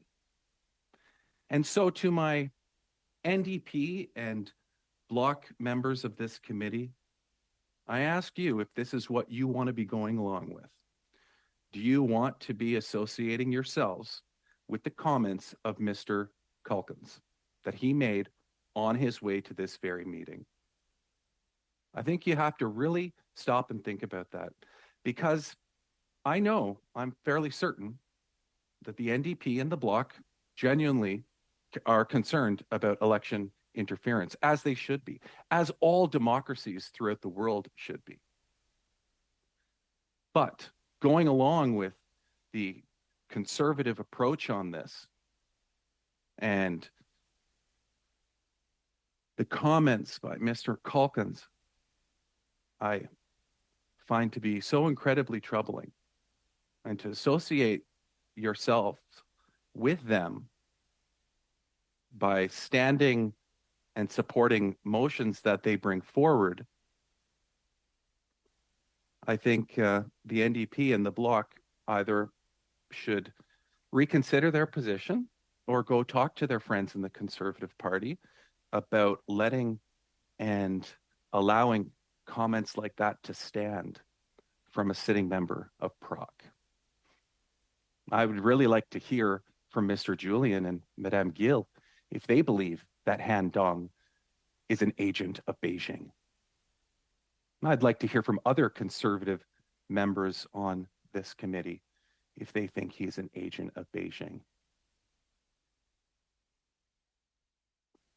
So I'd like to talk about some of the stuff that this government has done and why I believe that Mr. Turnbull's approach is the right approach in attempting to make this as nonpartisan as possible. One of the things that this government did very early on, actually that the Conservatives were against, was the introduction of Bill C-76. Bill C-76 repealed a number of the initiatives brought forward in the Fair Elections Act, quote unquote, that was introduced by nobody less than the member from Carleton, the leader of the opposition, the official opposition now. But another thing that it did in there was it gave and enhanced the tools to combat foreign interference in elections. Conservatives voted against that. Conservatives voted against Bill C-76, despite the fact that they are using an opportunity now to grandstand on the issue. And I think it's important to look at the reflections of where individuals, what people are saying now versus how they were voting in the past and what actions they actually took. These Conservative members that are sitting on the committee weren't interested in putting resources into combating foreign interference when it came to Bill C-76 in 2018. They actually voted against it.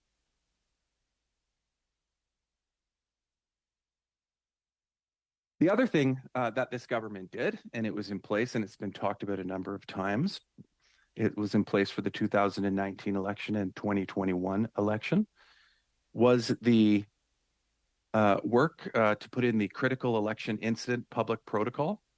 So this is a special committee of experts, nonpartisan experts in the field of foreign interference, experts that come from our departments, public servants. They get together during the writ period and they make sure that they are ready to respond and they have the authorities to respond if any election interference is identified. They're also required to share that information with relevant parties when required. It's a tool that has been utilized in 2 elections, as I mentioned.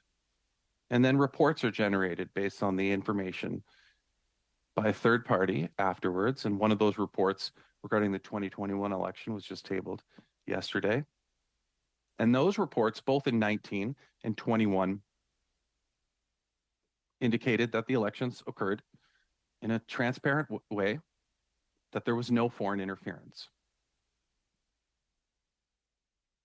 Despite the fact that Mr. Calkins refers to the member from Don Valley North as an agent of Beijing. And I think that that's a very important tool. That's a tool that gives us the ability to have confidence in our democratic process, allows us to ensure that there is accountability by nonpartisan individuals, and that a report can be generated after the fact, which we've seen. The other thing, of course, that we have in place is NSICOP. I don't need to spell it out for you because everybody on this committee knows what that committee is or what the acronym stands for, but it is a committee that is made up of parliamentarians that have unredacted access to their heart's content about these issues and what they need to look at, and understanding they have the classifications required to view these documents. Conservatives have members on that committee when they decide to show up. Let's not forget that Conservatives used NSICOP as another political opportunity a number of years, a number of times. Conservatives have used NSICOP as an opportunity to politicize, once again, whatever their objective of the day was, whatever they were looking to fundraise off. Conservatives did that. But the reality is that NSICOP is there for a reason. It's there to ensure that individuals, the members that are on that committee that are appointed by the respective parties, have access to that information. They have the ability to look at those completely unredacted documents. And so, you know, Mr. Cooper and Mr. Calkins and the other conservatives on PROC want to have a public inquiry that, as we heard today from from Jody Thomas, the National Security and Intelligence Advisor for the PCO, that a public inquiry isn't going to be able to have any more access to classified information than this committee will. We know that. It sounds good, like public inquiry. It sounds really good. I mean, I can understand why Mr. Julian and the Bloc would be tempted into wanting to do that because it's sensational, but it's not going to do anything that this committee can't already do. And we heard that. We heard that from the experts, those that are in control of that very important and sensitive information. What she said today at this committee, what she said the best place for that information was in NSICOP. Because you know what's going to happen? I can already tell you what's going to happen. You're going to have a public inquiry, or this committee will look into this stuff. Mr. Cooper and Mr. Calkins will be throwing their hands up in the air, screaming bloody murder, because there's redactions on the documents. And Mr. Poilievre will walk out into a press conference and hold up and wave a bunch of papers that have blacked out information and say, oh, look, they're hiding all this information from us. That's how you make it partisan. That's how you make this partisan, is by doing things like that. And that's what you will do. That's what they will do, Madam Chair, if we get to the point of allowing, you know, this circus that Mr. Calkins and Mr. Cooper want to have. Quite frankly, that's where we're going. So it begs the question, do we really want to get to the bottom of this so that we can really protect our democracy and do it in a way that respects the classification of documents? And why are these documents classified? Because we don't want those foreign agents to know what's in them. That's why they're protected. It would never stop an opportunity from the opposition to exploit redacted papers with redacted stuff on it as saying it's some kind of reason something's trying to be hidden. I mean, Mr. Cooper said it himself on a CBC panel just 2 nights ago. He said the liberals will redact the documents. We don't trust them with it. He knows full well the documents are not redacted by liberals. He makes it sound like it's happening in a political party's headquarters, sitting behind there redacting documents. But he knows full well the way that it really happens by the law clerk. Not that they wouldn't jump on the opportunity to politicize the clerk's office either from time to time, which we've seen. And those institutions that we hold to give us that information, because they've done that in the past. So if it's not about playing a political game and it's genuinely about protecting our democracy, why won't we listen to the experts that came to committee today? The people who are in control of holding this information, I might add. Why wouldn't we listen to them and say, when they say, you can't be discussing this stuff in the public, we won't be able to give you all the information because of the nature of it.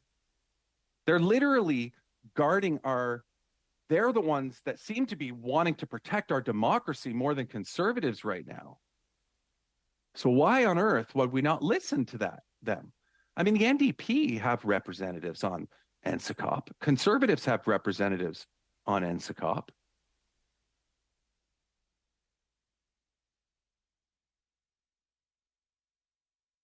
Anyways, Madam Chair, I think I'll leave it there for now, although I do have a lot more to add. I have a lot more notes here, so maybe I'll get back on the list later. But, I mean, I really would like to hear at some point, hopefully Mr. Julian and Madame Gill will be commenting soon about whether or not they agree with Mr. Calkins that Mr. Han Dong, a duly elected MP from Don Valley North, is indeed an agent of Beijing. I would like to hear what their comments are on that. Thank you, Mr. Gerritsen. Madame Gill? Ms. Gill.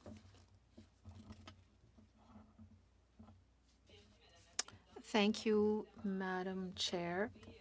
First of all, I've just arrived on the committee. I've been following the proceedings with interest. I'm a bit surprised, with all due respect to Mr. Gerritsen.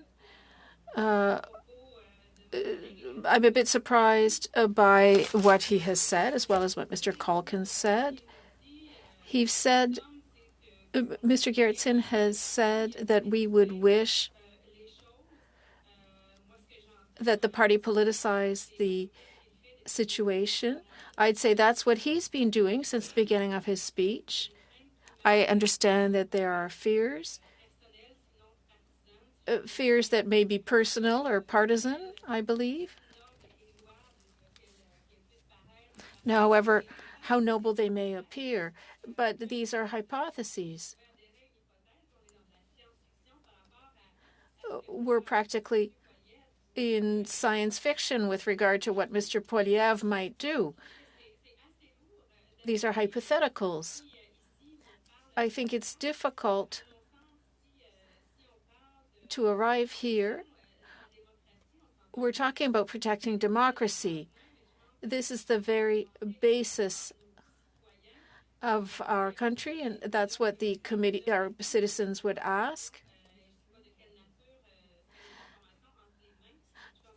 I think that if people have information, no matter what their information is, I don't think that's a problem. Obviously, experts should be able to examine these questions. So we're elected officials. We have to be accountable to the population. Mr. Gerritsen said several times that much of the information is very sensitive. There's the question of protecting the government.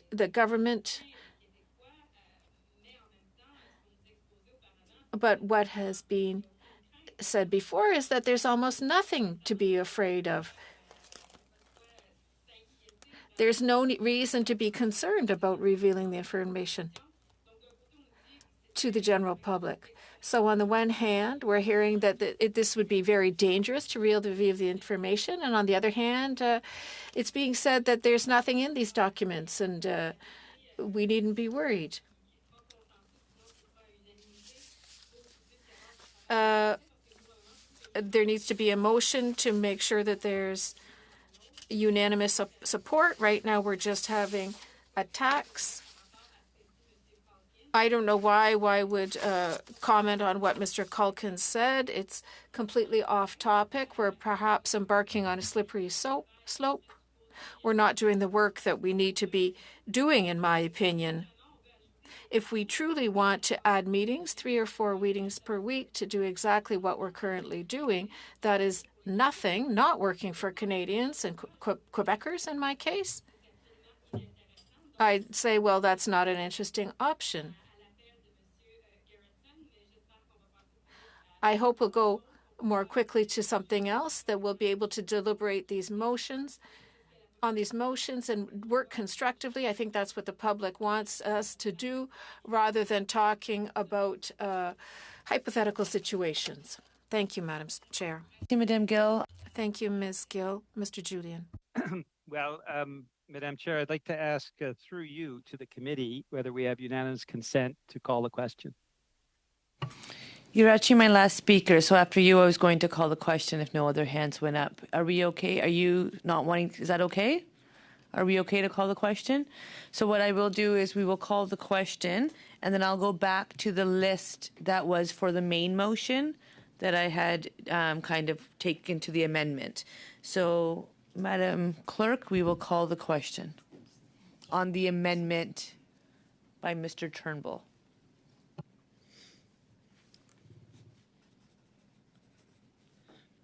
Mr. Fergus. Pour. For. Mr. Gerritsen. Yes. Ms. Romanado. Yes. Ms. Sahota. Yes. Mr. Turnbull. Yes. Mr. Berthold. No. Mr. Currig. Can you hear me, Madam Chair? I'm opposed. Mr. Cooper. No. Mr. Nader. No. Madame Gill. Contre. Against. Mr. Julian. No. Opposé. Against.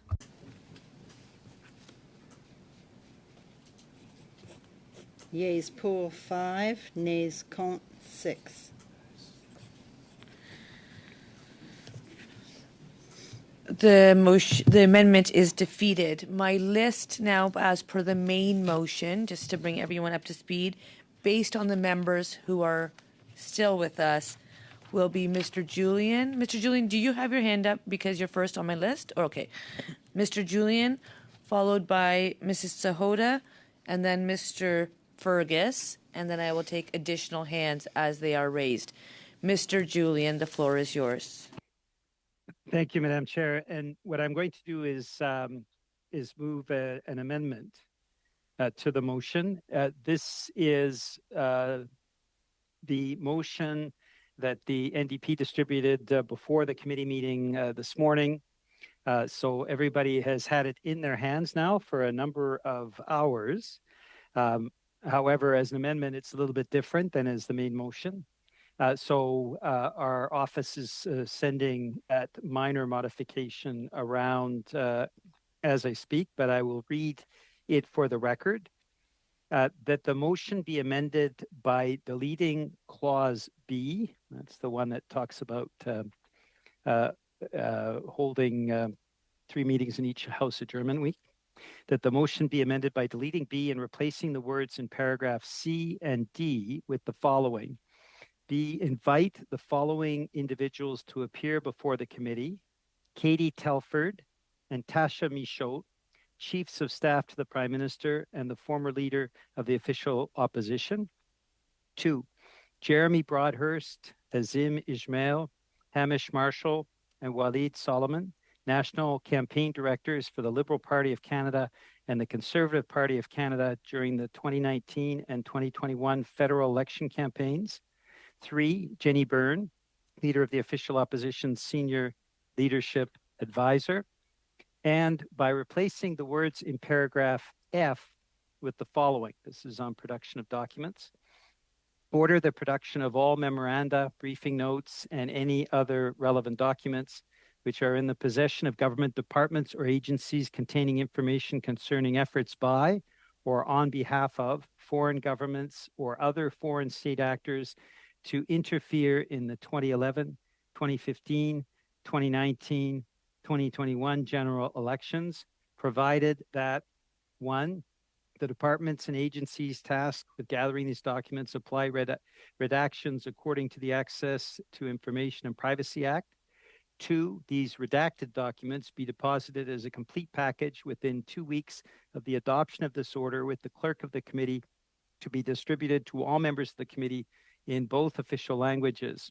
And the most important clause, 3, unredacted copies of all documents referenced in this paragraph be referred within 3 weeks to the ad hoc committee of parliamentarians, which was agreed to by the government House Leader, the official opposition House Leader, and the House Leaders of the Bloc Québécois and the New Democratic Party on October 31st, 2022, to review Public Health Agency of Canada documents related to the transfer of Ebola and Henipah viruses to the Wuhan Institute of Virology in March 2019, provided that those documents are to be reviewed and handled in the same manner as the documents originally referred to that committee.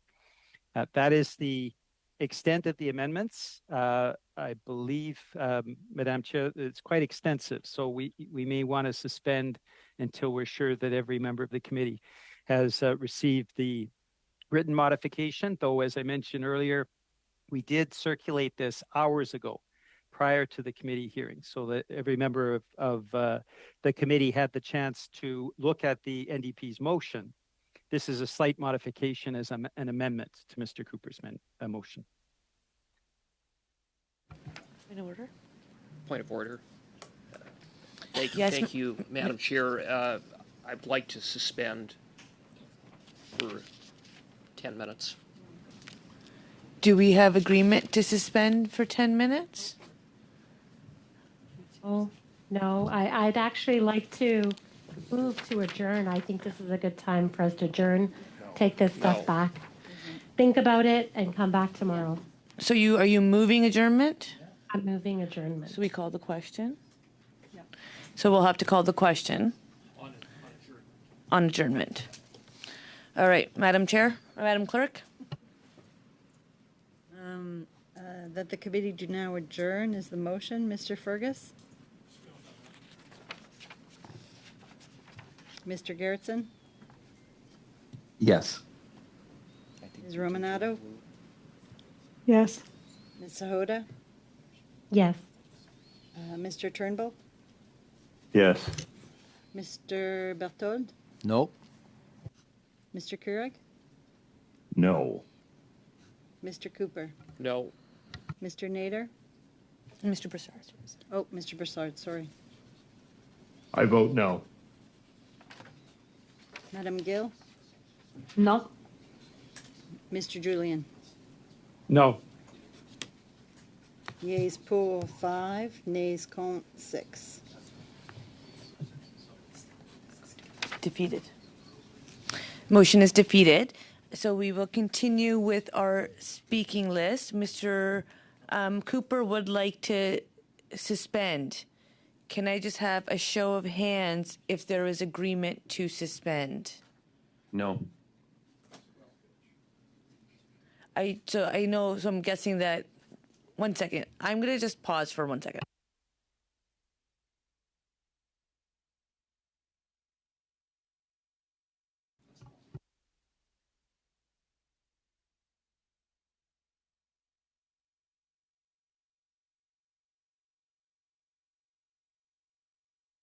So, Mr. Julian, thank you, Mr. Cooper. I just wanted to clarify what was going on. So the the amendment that you have presented was circulated, but I understand you have amended that motion that you circulated. Is that true? Our understanding is correct? I have, the motion that was circulated was a standalone motion. I have amended Mr. Cooper's motion. So it does the same thing, but okay, just 1 second. Yes. Circulated. So is that wording been circulated? I believe it has just gone from Rachel Blaney's office. And it is in both to official the clerk. languages? Yes. Okay, so that's where, as per usual practice, we are going to suspend for a few minutes to make sure all members have received it, and then we will continue, and I will bring you back and give you the floor, Mr. Julian. So we're suspending just to make sure everybody has a copy of that wording, the amendment, okay? We'll be back.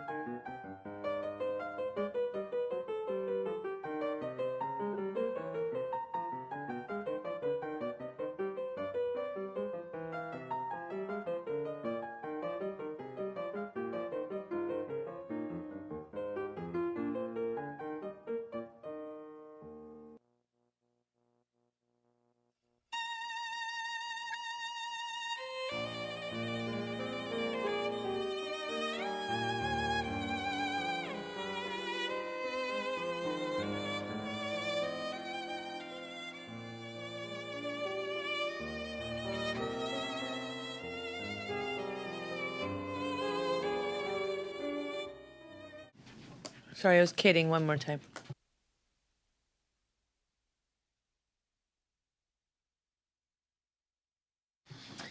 Excellent. So I understand everyone, welcome back. I understand everyone has received the amendment presented by Mr. Julian. And with that, I am going to pass the floor back to Mr. Julian. And just so we're all on the same page. Point of order, Madam Chair. Mr. Couric? As a substitute, I have not yet received the proposed amendment. It's on its way, Mr. Couric.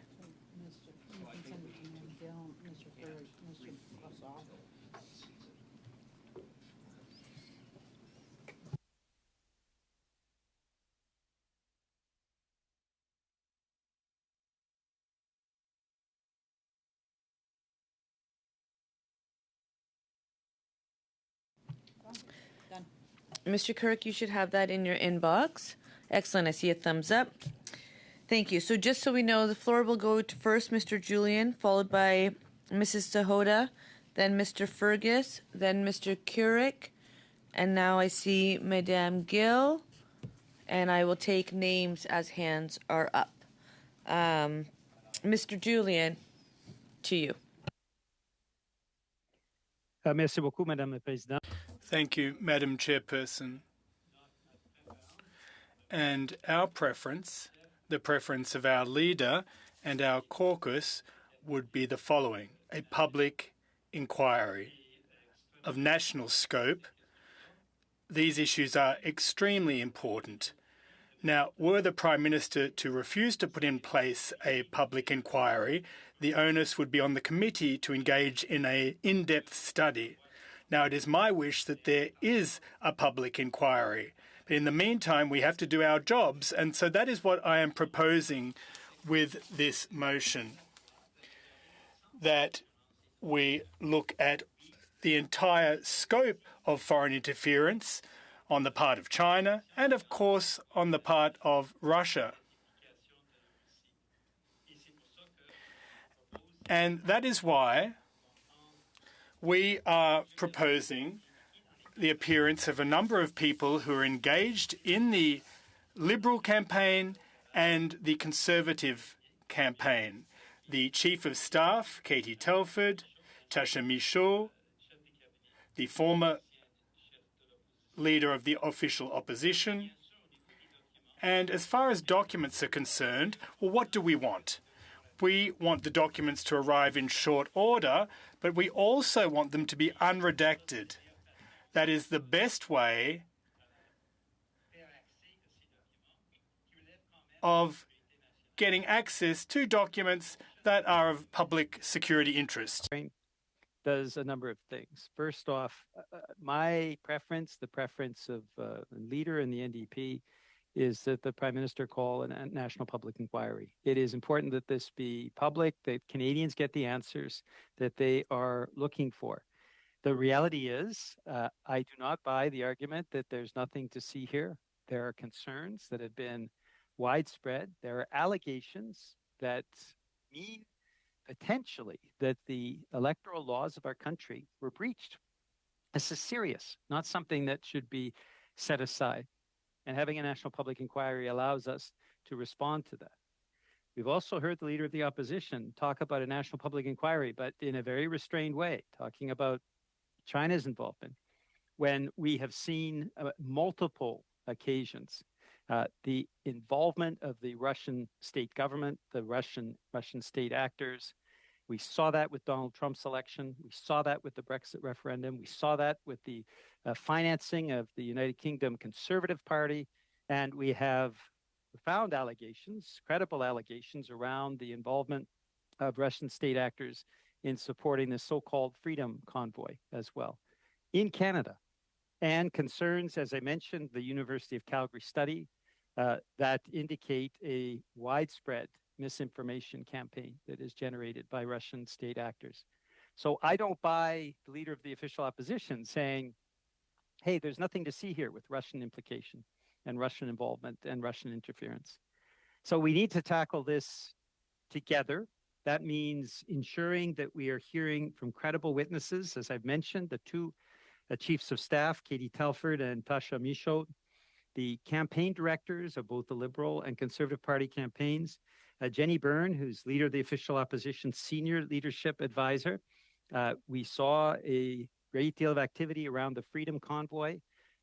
Hopefully, there are no concerns there, but there are questions that definitely need to be asked. And I think it is important that Jenny Byrne come before committee to answer those questions. And ministers as well, the ministers that we are already convening and looking at other potential witnesses as well. Finally, there's the issue of documents. My colleague, Mr. Turnbull, took a similar wording to what we had put forward in the motion that I distributed this morning, talking about getting as quickly as possible from the ministry officials themselves documents, but they would be redacted. And the Conservative motion, the original motion suggested by Mr. Cooper, is unredacted, but through the law clerk in a fairly cumbersome process. I am suggesting the process that all parties already agreed to in the letter of the memorandum of understanding that we all signed on October 31st, 2022. That allows a ad hoc committee of parliamentarians to look at those documents. If there are divisions as to whether or not they are concerned with national security, they would go to a panel of judges that have already been chosen. It would allow the committee to have both the unredacted, ultimately, documents that have been passed through that vetting process in comparison with what we see from the ministry, which is likely to be, it's fair to say, substantially redacted. What this does is provide for both sides, unredacted and redacted, in a way that allows access to the documents that we need. So that is what I'm proposing in terms of the amendments. It improves the committee. I want to reiterate one more time, a national public inquiry is the way to handle this. That is not just me speaking or Jagmeet Singh speaking. I believe other opposition parties have also said the same thing. Jean-Pierre Kingsley, who as the head of Elections Canada has a significant and stellar reputation, and a number of other actors from right across the country have called for a national public inquiry. This is not something that is singular to one or two people. It is something that I think reaches a broad consensus within our country. And the preference would be that. We'll have that debate tomorrow. I hope to move the motion that I provided notice of motion today on the National Public Inquiry. I hope we can have the committee endorse that tomorrow. But ultimately, the Prime Minister needs to make that decision, and I believe needs to make it in a timely way. And I thank members of the committee for their consideration. I know that we have a drop dead time in a few hours, and hopefully we'll have some debate in the meantime. Thank you. Thank you, Mr. Julian. I will now go to Mrs. Sahota. Thank you, Madam Chair. So in terms of Mr. Julian's proposal that he will bring forward tomorrow, I think that it's the ask for a public inquiry is one that can definitely be explored as well. And once again, I think that this committee should get back to the work that we have planned tomorrow. I mean, something like that could end up becoming a recommendation that this committee provides in its final report on foreign interference.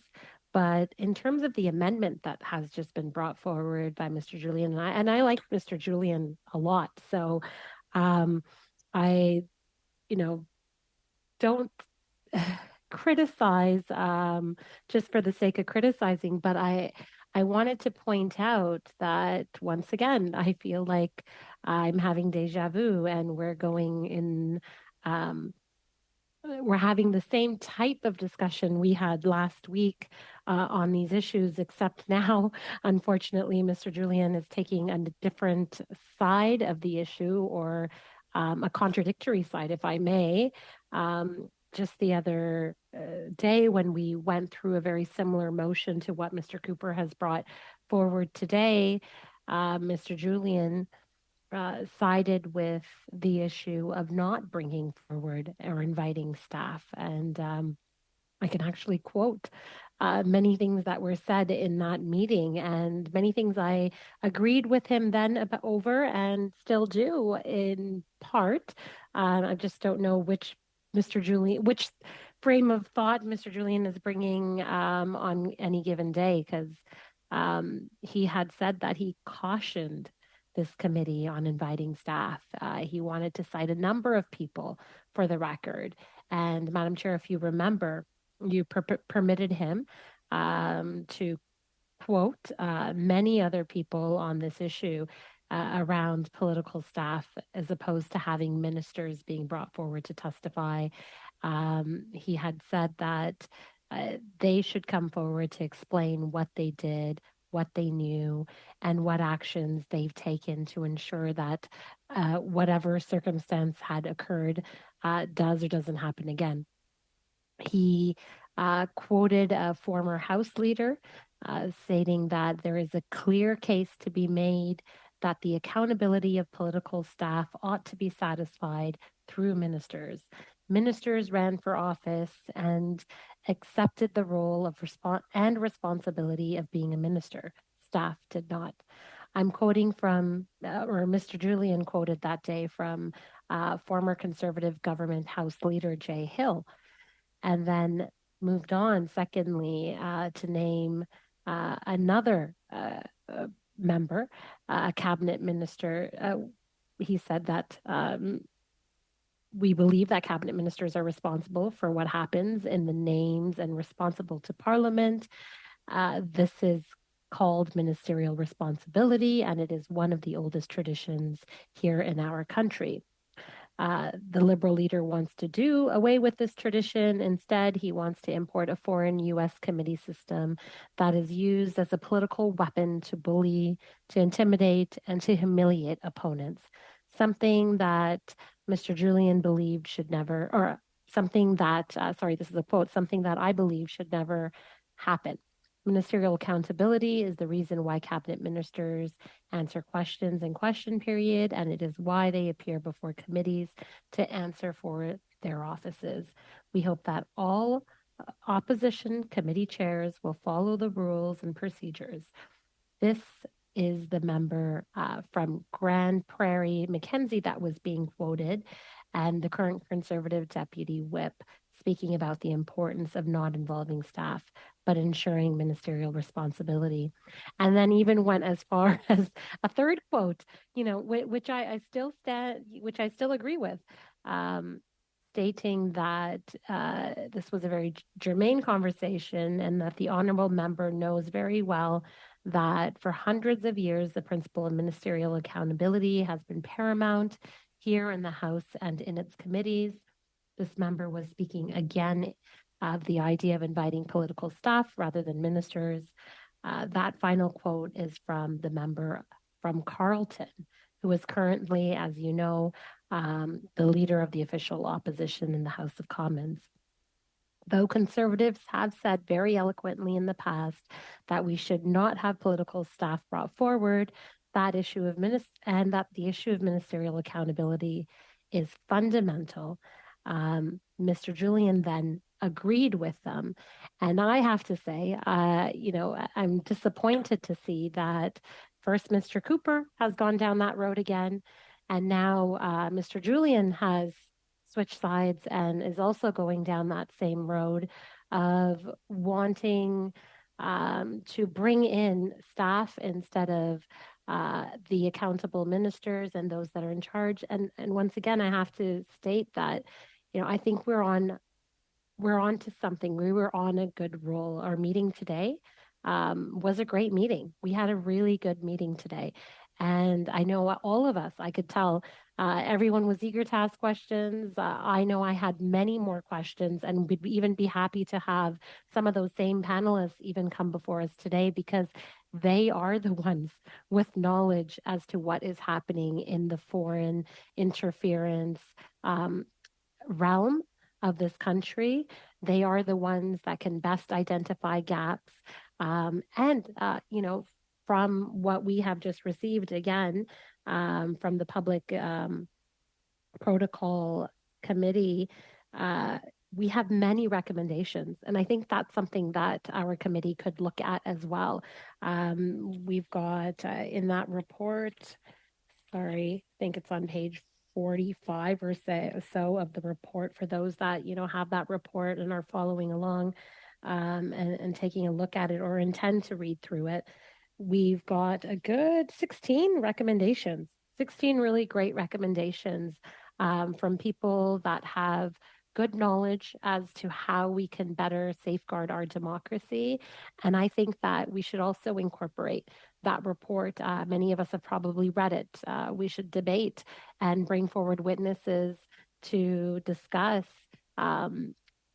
how they feel perhaps about some of these recommendations, if they agree or disagree with the recommendations that are in the report. And I think that's how we should move forward, ideally, so that we get value out of what is happening and not just headlines, because I'm afraid that what we're doing is just chasing headlines right now. And what we're not doing is making sure that, whether it's in the grand scheme of the general election or whether it is in an individual riding, and I know that that's the point of contention here, and that is, what Mr. Cooper and others, and we all want to fight for, and we all want to see not happen. And this is not the only time, right? And I'm not just saying this.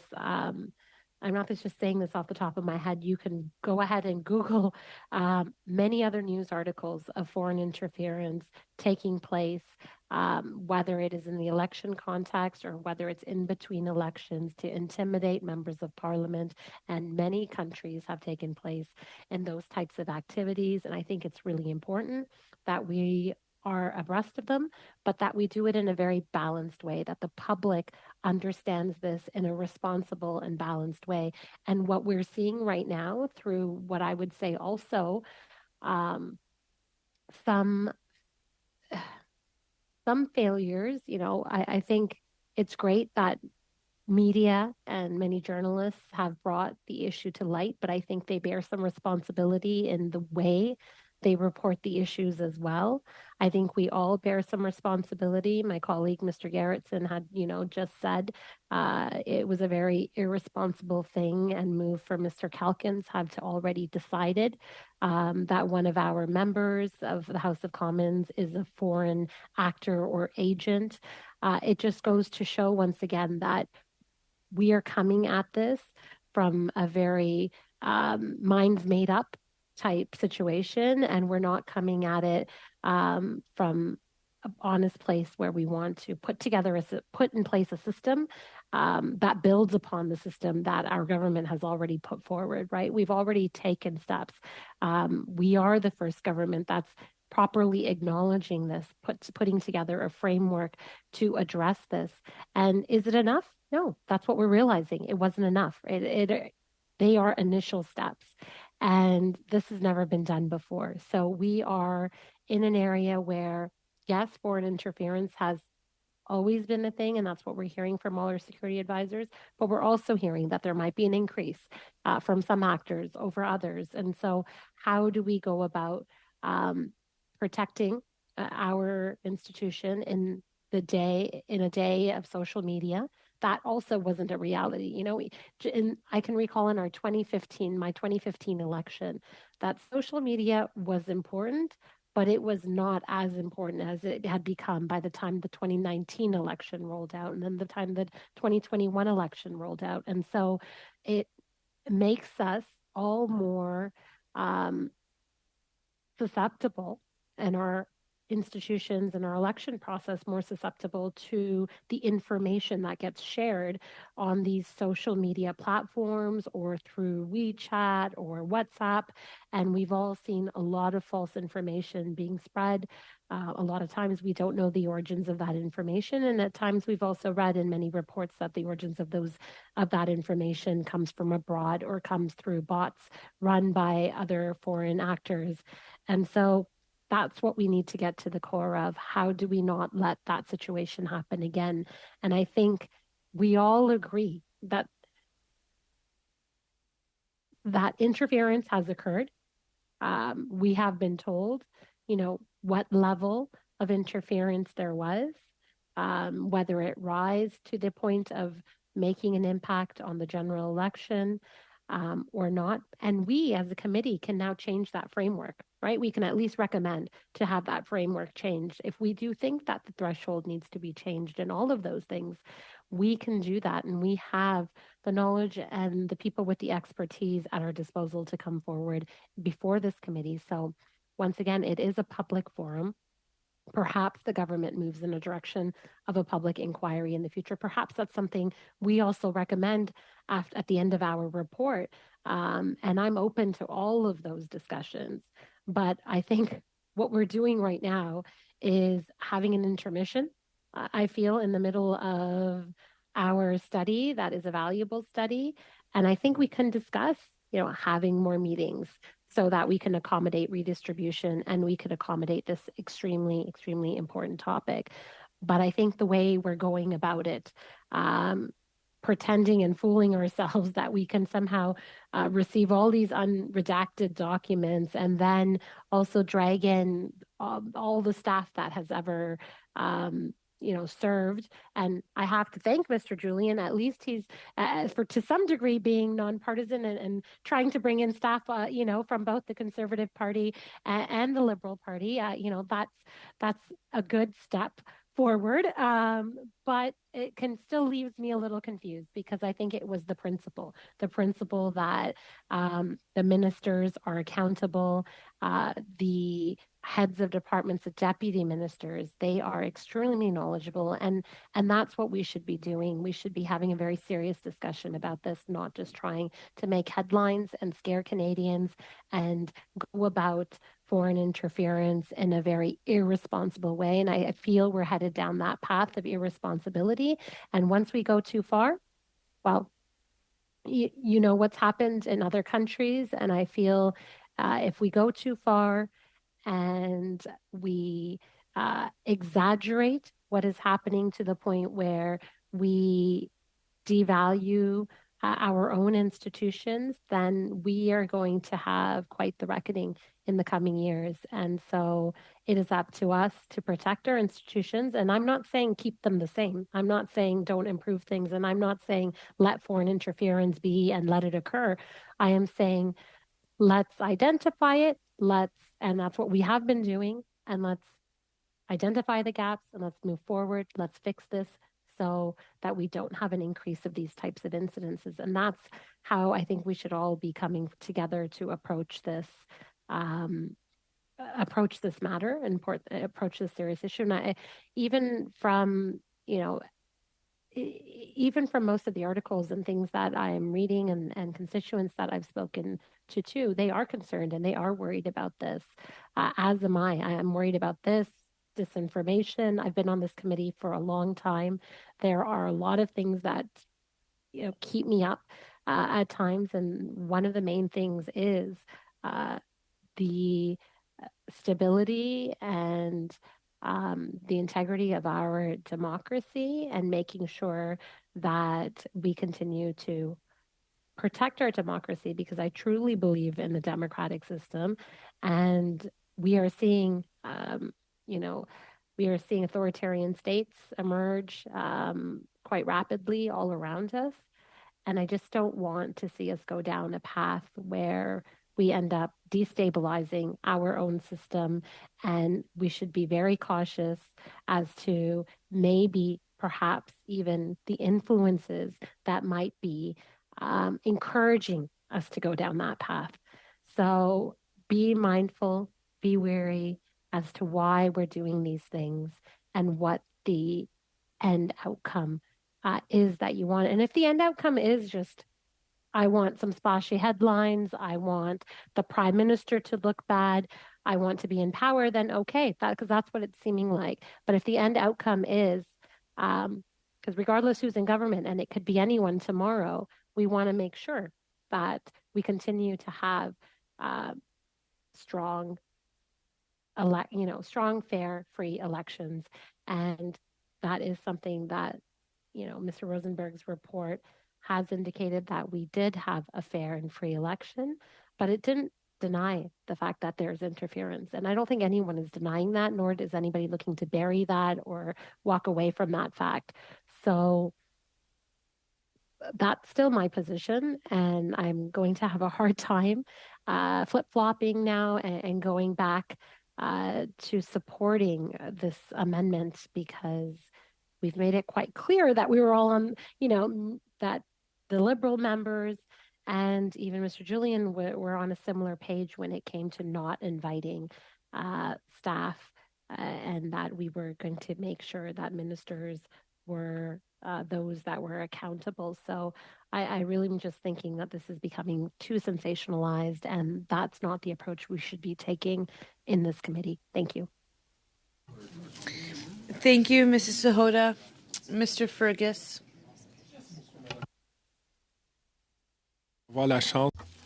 Madam Chairperson, I'd like to respond to the contents of the amendment from my colleague from New Westminster Burnaby. He's a parliamentarian with a lot of experience. He's someone who I respect a great deal. Now, just like my colleague from Brampton,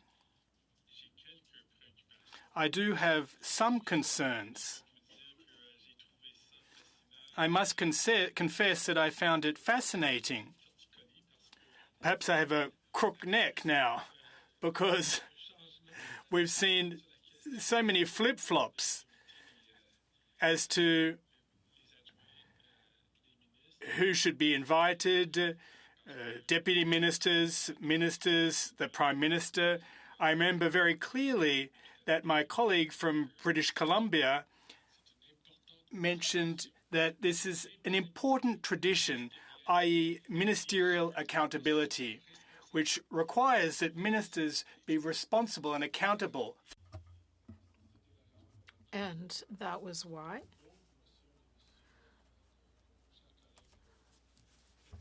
for the motion from our colleague from Edmonton St. Albert, we proposed in the previous meeting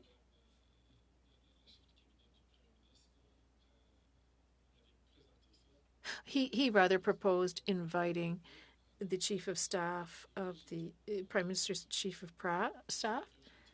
This was rejected by the committee because of the very logical comments from my colleague from Burnaby, New Westminster.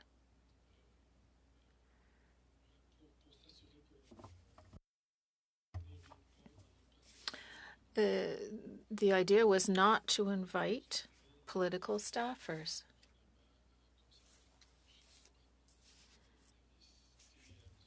He mentioned Mr. Hill, the former Conservative Chief of Staff, Mr. Poilievre, when he was one of former Prime Minister Harper's staff. He developed his argument, and I think it's surprising, Madam Chair, to see this about-face. Mr. Julien can perhaps note my question. Why does he justify these changes today when it wasn't acceptable last week? However, there is, Madam Chair, there are things, rather, in this motion, in his amendment, rather, things that I like. I think there's a way of ensuring that MPs who are not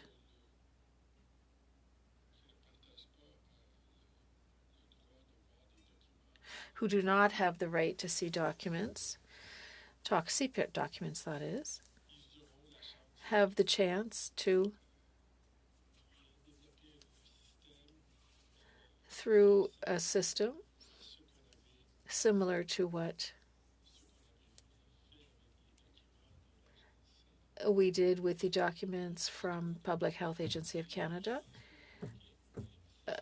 And I thought, okay, that's an interesting idea. I'm ready to take a look at that. And if there is a way to ensure that we don't threaten either our human resources who work in the national security and intelligence area, to ensure that we're loyal to, we're faithful to our allies who have shared information with them. If there is a way that we can ensure that countries who are not our allies do not receive the chance to see these documents, that they won't be able to read these documents and determine the sources of the information, of the intelligence information that could threaten our brave men and women who work for our country.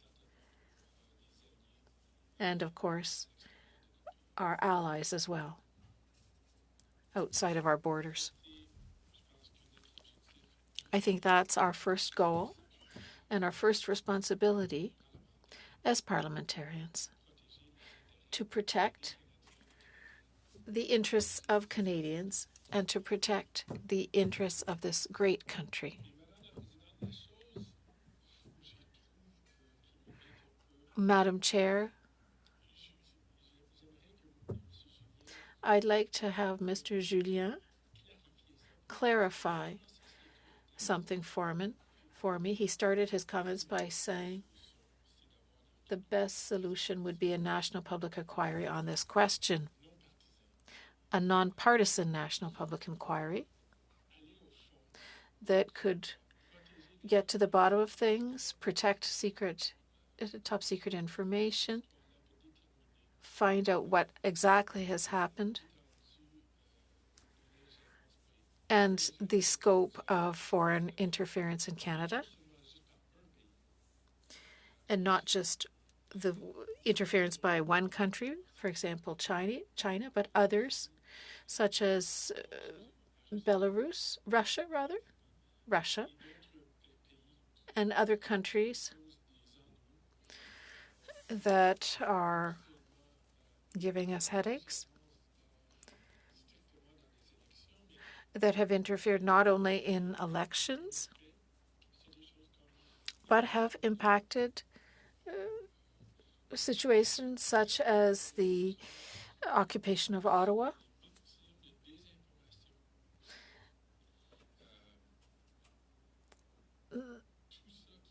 have caused victims of misinformation, all to weaken our democratic institutions. They know that in our country, and it's our secret sauce, everybody has the chance and the freedom to express themselves. This is very important, and they don't respect this freedom. They want to take advantage of this freedom to sow seeds of misinformation, and in doing so, weaken the democratic debate that takes place in Canada and in other democratic countries.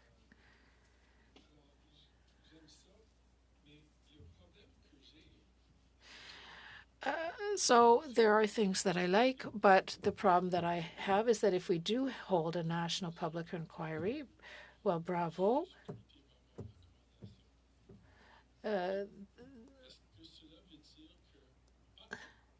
Does that mean that we'll have this tool and end the inquiry or the review undertaken by PROC? The Ethics Committee is currently examining the exact same subject.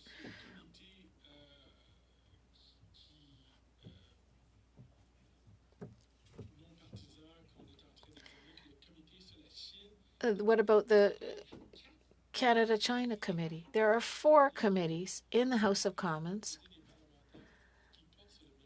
made up of parliamentarians that are examining this same subject.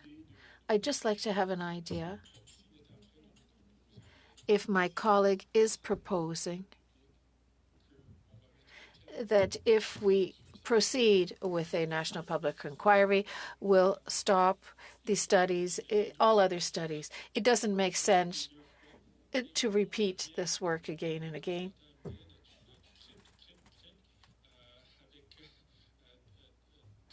Triple, as my Conservative colleagues like to say, triple studies of this exact same subject. That just makes absolutely no sense. I'd like to better understand then what his intention is. I hope that he will be kind enough to clarify that for me. Not just for me, but for everyone around the table and all the Canadians who are listening at home. Listening to this debate, that is.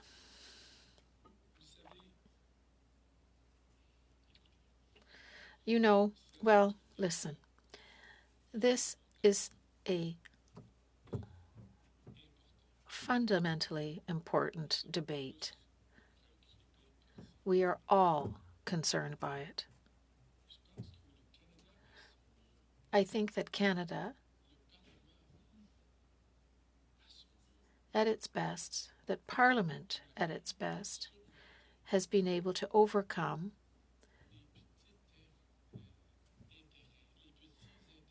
the trifling interests of our respective political parties. And we've seen this time and again, Madam Chair.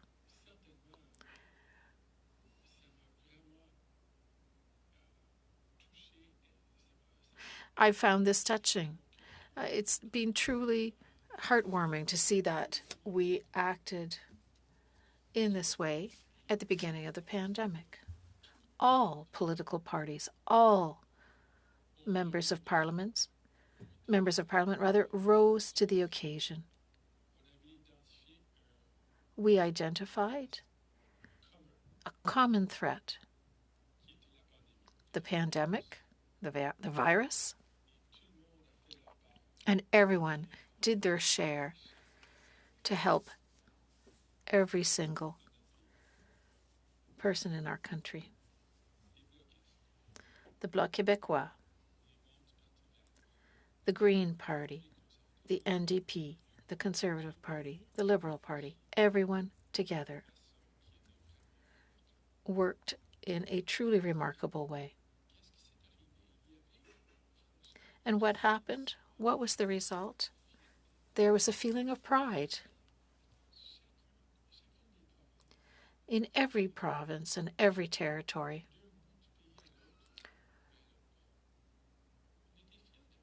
Right across the country, people were proud to work together. We're now facing a common threat, another common threat,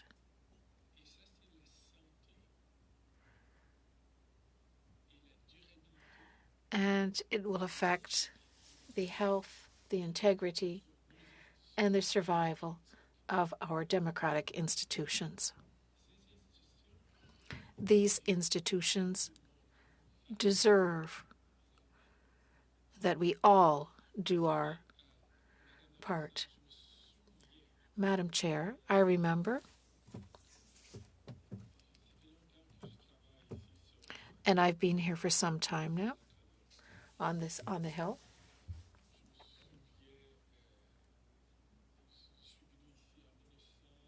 I arrived in 1988 rather.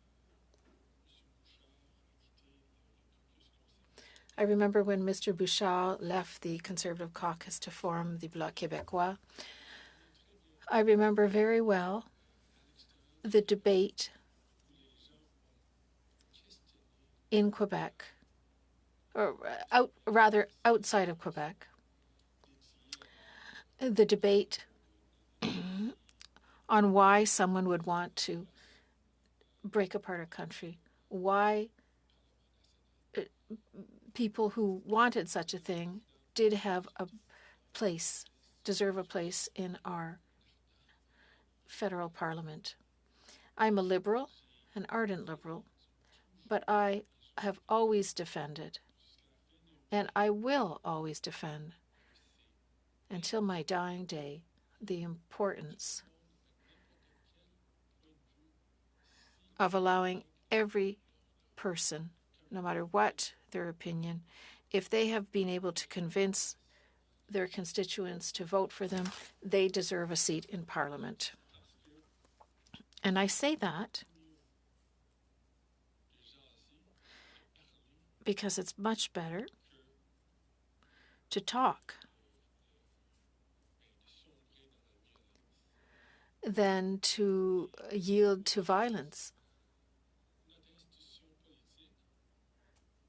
Our political institutions, Madam Chair, if you'll allow, point of order. I'm enjoying my colleague's speech. I find it interesting that he's reminding us of the history of the Bloc Québécois on Parliament Hill, but I believe we're perhaps straying from the subject at hand. My colleague, dear colleague, the reason I'm talking about this is because I tied together the importance of defending our democratic institutions and that Canadians have the right to protect our institutions. That's what I was getting at, that it's our duty as parliamentarians, every single one of us, to set aside our personal interests to ensure that we can defend our institutions from from foreign interference, rather.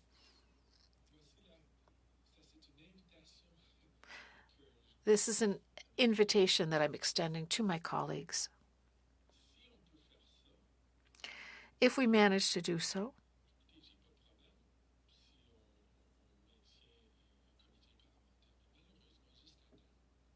then I don't mind if we have a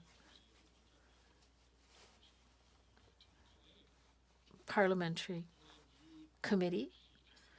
And with all due respect for my colleagues, and this was noted by political observers,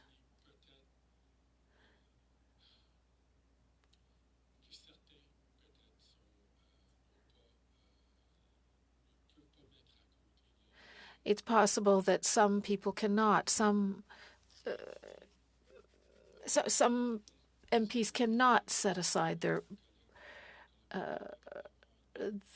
their personal interests.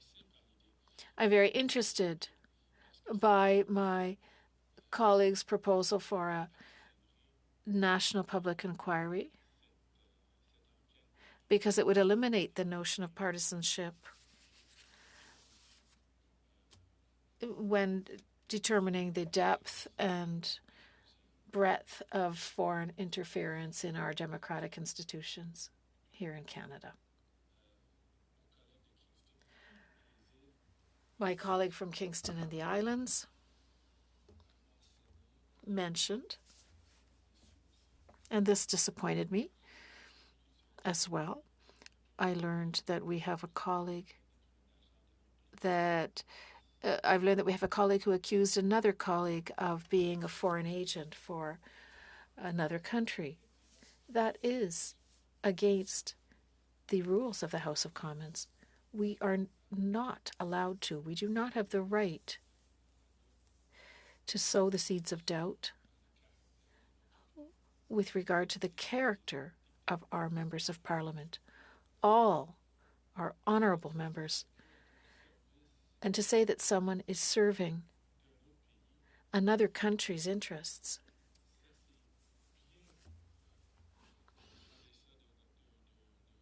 this is far below what we expect in a debate here in the House. In this chamber. I hope that this colleague will withdraw that tweet and video on this social media and have the decency, if this is not done publicly, to at least call the member of parliament he insulted to present an apology. I hope that this will be done. That member of parliament is an honourable member. Sometimes loses, goes off rail, but I hope he will do so. I didn't spare my words when I offered my personal apology on behalf to Canadians. Everyone makes mistakes, but it's what we do after, how we react to a situation that is the measure of a person.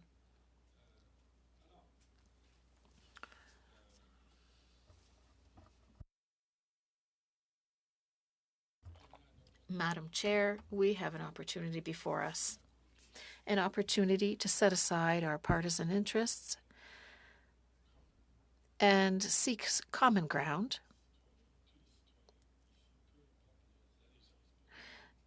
All citizens, no matter what their political allegiances, this is a key moment in our history, and I hope that we will have the chance to say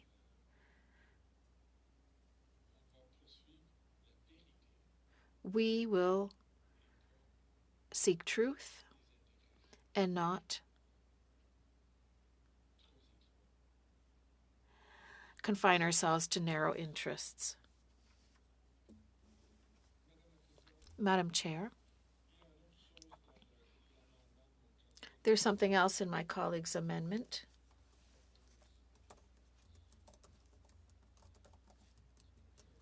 That worries me. One moment. I have the wrong document before me.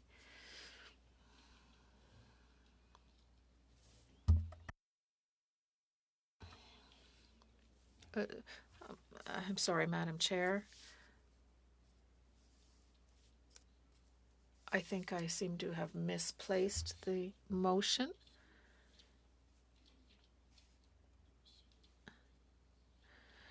Tabled by Mr. Julien. Does anyone have it? Can anyone pass it to me? Thank you. There was another element in this motion that worried me. Okay, it's online. I'd forgotten that. Je vais juste le... Oui. All right, I'll just access the document. I greatly appreciate that Mr. Julien decided to examine the possibility of foreign interference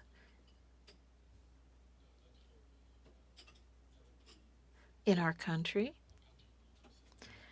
and particularly with regard to general elections in 2011, 2015, 2019, and 2021, the general elections.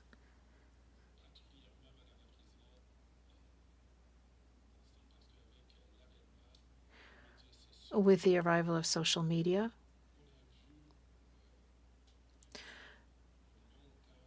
we've seen the arrival of misinformation, and this is not new. when I asked this question to our national security experts and people in charge of intelligence gathering, that they said that this all started way before 2019.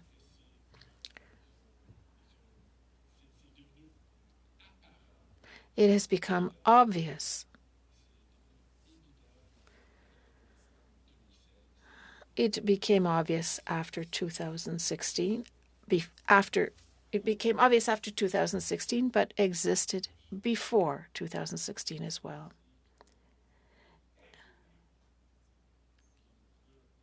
And Mr. Julian asked that we examine efforts by or on behalf of foreign governments or other foreign state actors to interfere in the 2011, 2015, 2019, and 2020-21 general elections. I think that it's a very clear improvement on the main motion tabled by my colleague from Edmonton, St. Albert.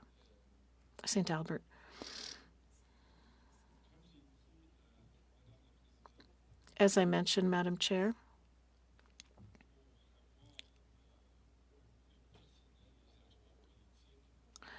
including political staffers and public servants, does not reflect a long tradition in the parliamentary system, the British parliamentary system, that is,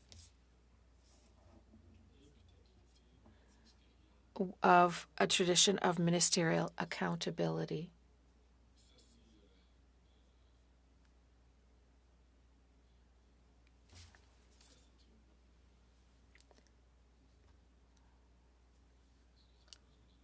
Just a moment, please.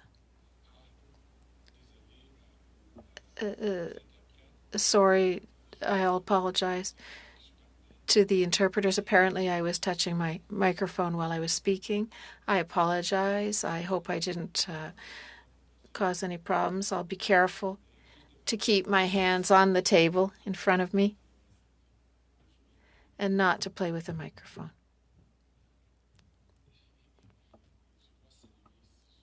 And I'd like to,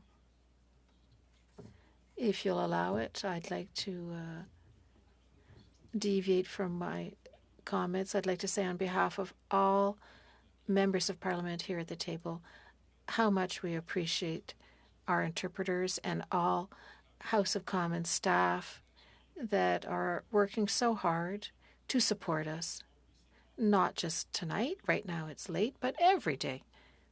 As I've said, Madam Chair, it will be 35 years in August that I've been here in the area. I moved here to become a parliamentary page. I haven't left the Hill for 35 years. And every single day, I'm so thankful for the work done by parliamentary employees to ensure that we and Canadians are well served. So bravo. It's very much appreciated. Let's get back to our knitting. The question of accountability. Ministerial accountability. There is one part of the motion that doesn't really please me, and that is Section Bay I, where we would invite Katie Telford and Tasha Michaud, Chiefs of Staff to the Prime Minister and the former Leader of the Official Opposition, to speak, to appear before the committee once again.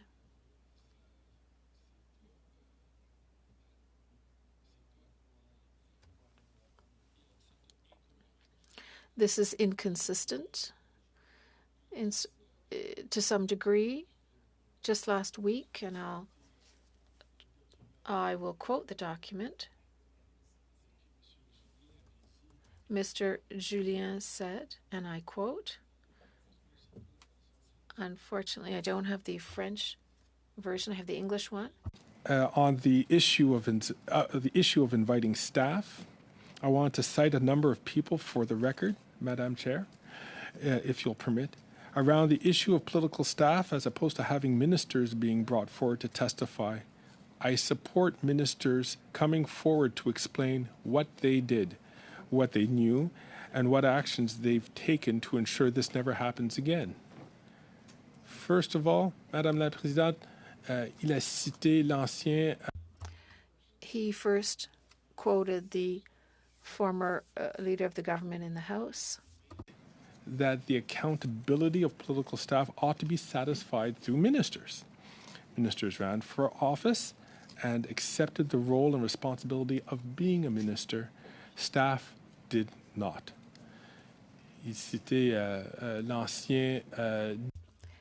He also quoted the former Alberta MP, Jay Hill, who became leader of the Maverick Party, if I'm not mistaken. Perhaps someone can correct me if need be. That was in Alberta. It's a party devoted to Albertan independence. And he quoted another Minister of Parliament. Ministers are responsible for what happens in their names and responsible to Parliament. This is called ministerial responsibility, l'imputabilité ministérielle, and it is one of the oldest traditions here in our country. He goes on to say that ministerial accountability is the reason why cabinet ministers answer questions in question period, and it is why they appear before committees to answer for their offices. We hope that all opposition committee chairs will follow their rules and procedures. Et ça, c'était le. He was quoting the MP for Grand Prairie Mackenzie, who is currently the deputy whip in the House of Commons for the official opposition. And he concluded with a quote, which I think is the icing on the cake. And the individual said, and I quote, knows very well, I'll assume, that for hundreds of years, the principle of ministerial accountability has been paramount here in the House and in its committees.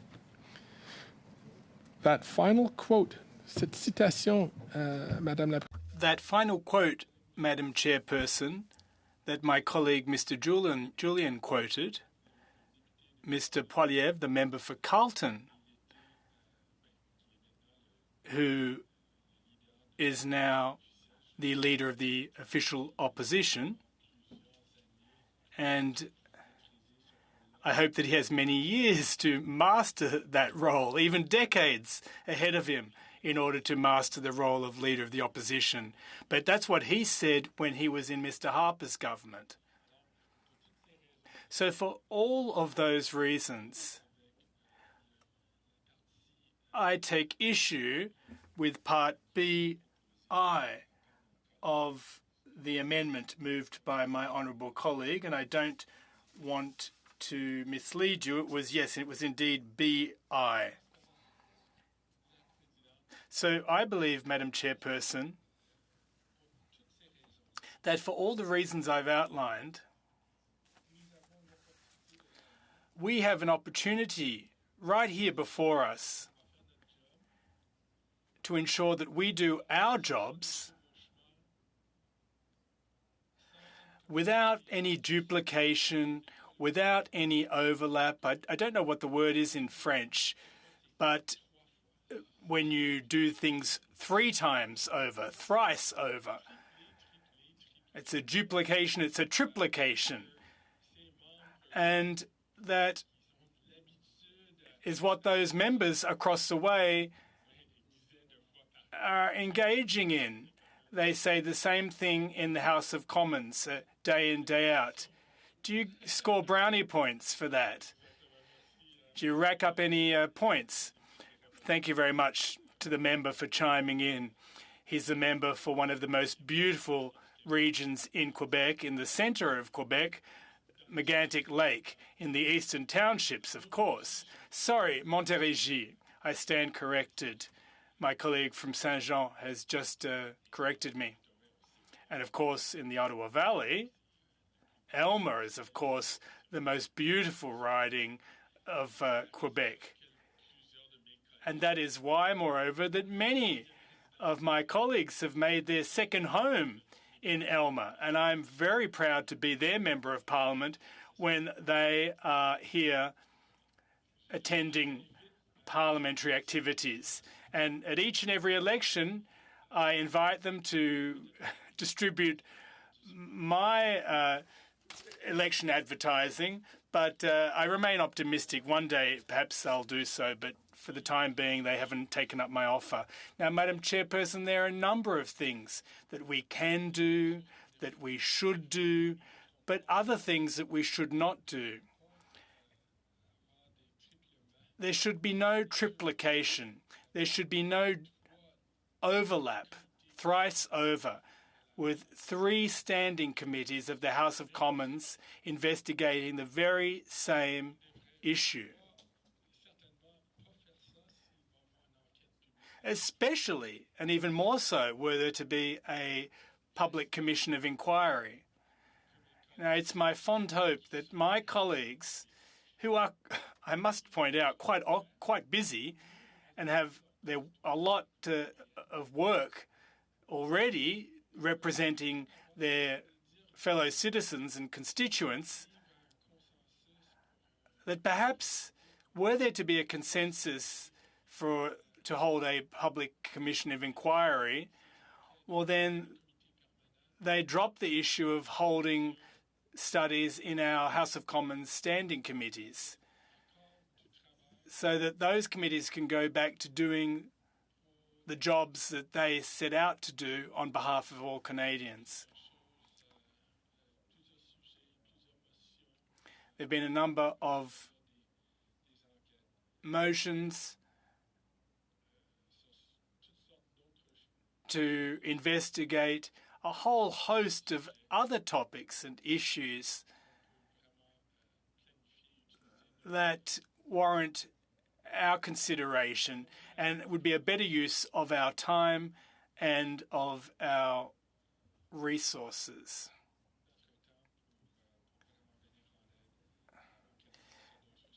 With a view to helping Canadians in other areas, not just this one. Now, Madam Chairperson, is there something up? Something wrong at all? You can hear the interpretation, I take it? He's doing a great job. You can be sure of that.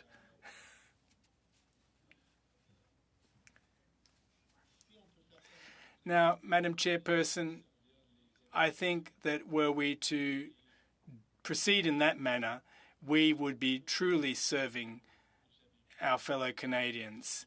Now, I've taken a couple of minutes just to explain my thoughts about this issue. And it is my hope that my fellow members would be open to amending my colleague's amendment.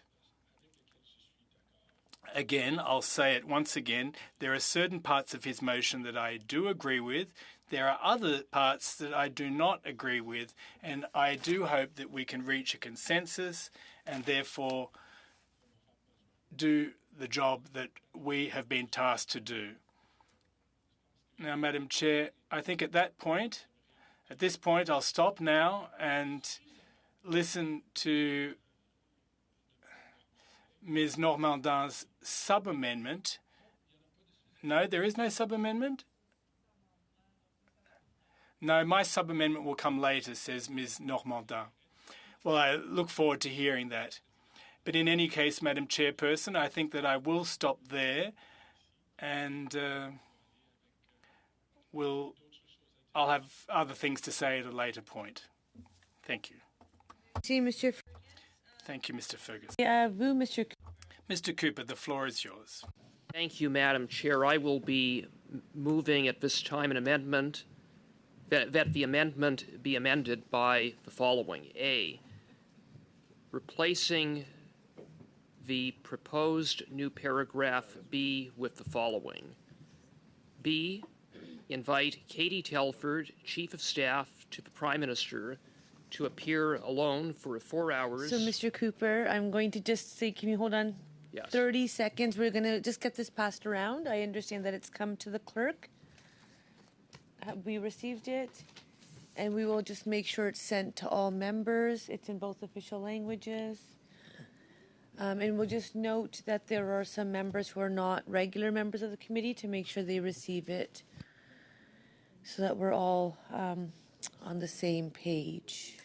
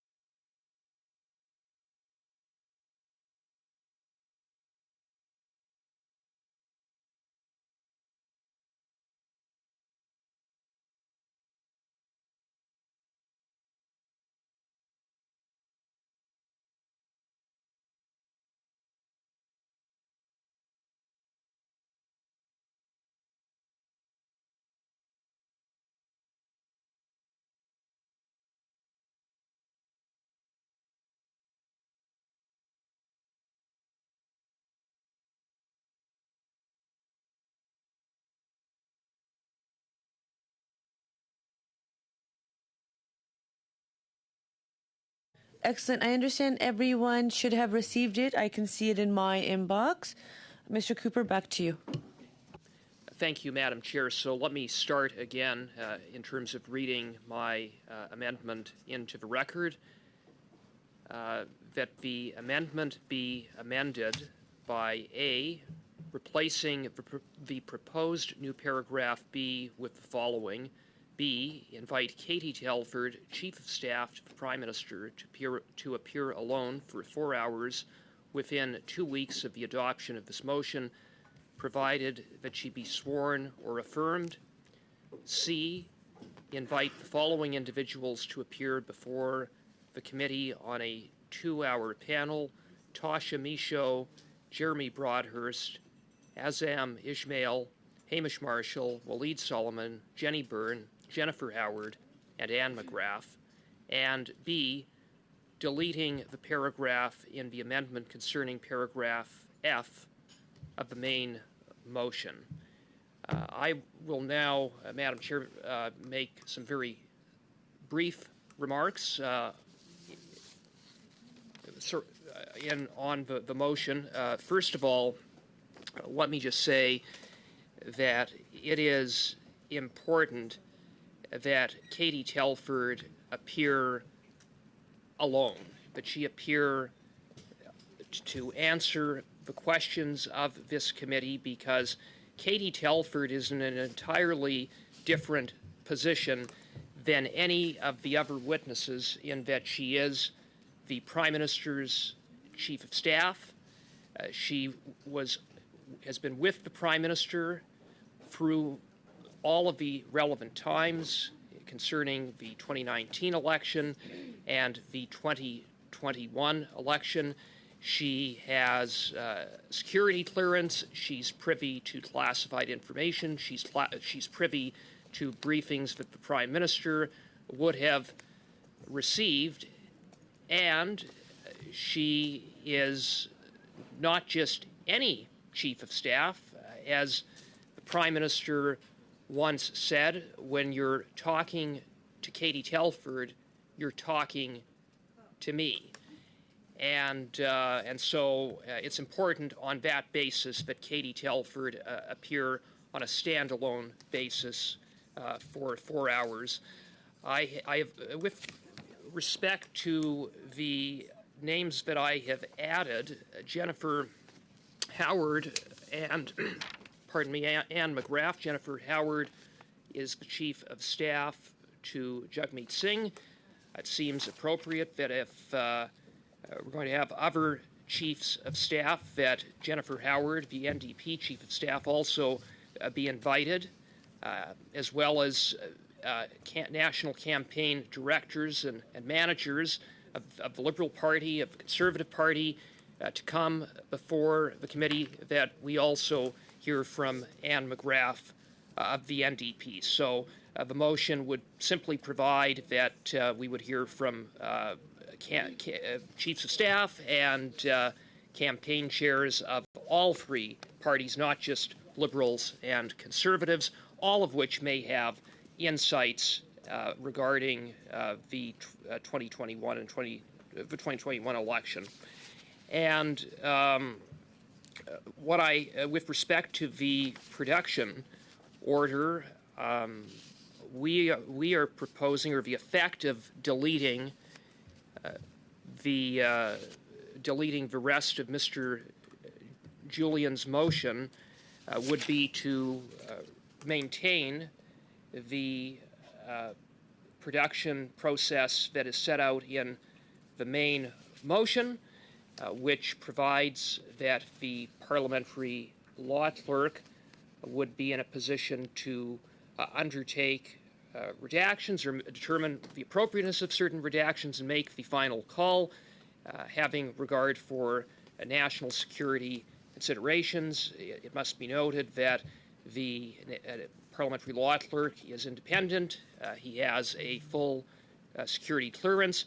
The language contained in our motion was drafted in consultation with the parliamentary law clerk.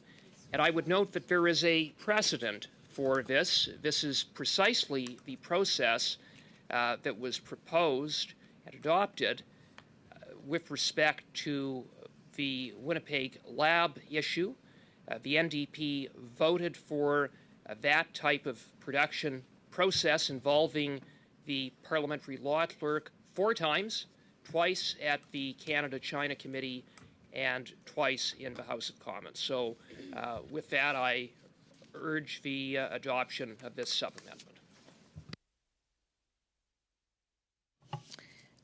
Thank you, Mr. Cooper. And so basically, we have a sub-amendment. I do have a speaking list. I can either start a new one or continue with this one. And when we come back to the amendment, I will still continue with this list, and I will give you the right of refusal. My list currently is Mr. Turnbull, Ms. O'Connell, Mr. Fergus, and Mr. Julian. Mr. Turnbull, would you like the floor? Yes, I would, Madam Chair. On the sub-amendment. And hopefully you can hear me. I can. Okay, great. Maybe just Madam before Chair, I get... before, sorry, so that I don't interrupt Mr. Turnbull in the middle, I was just wondering, like, slight point of clarification, I guess, or not really a point of order.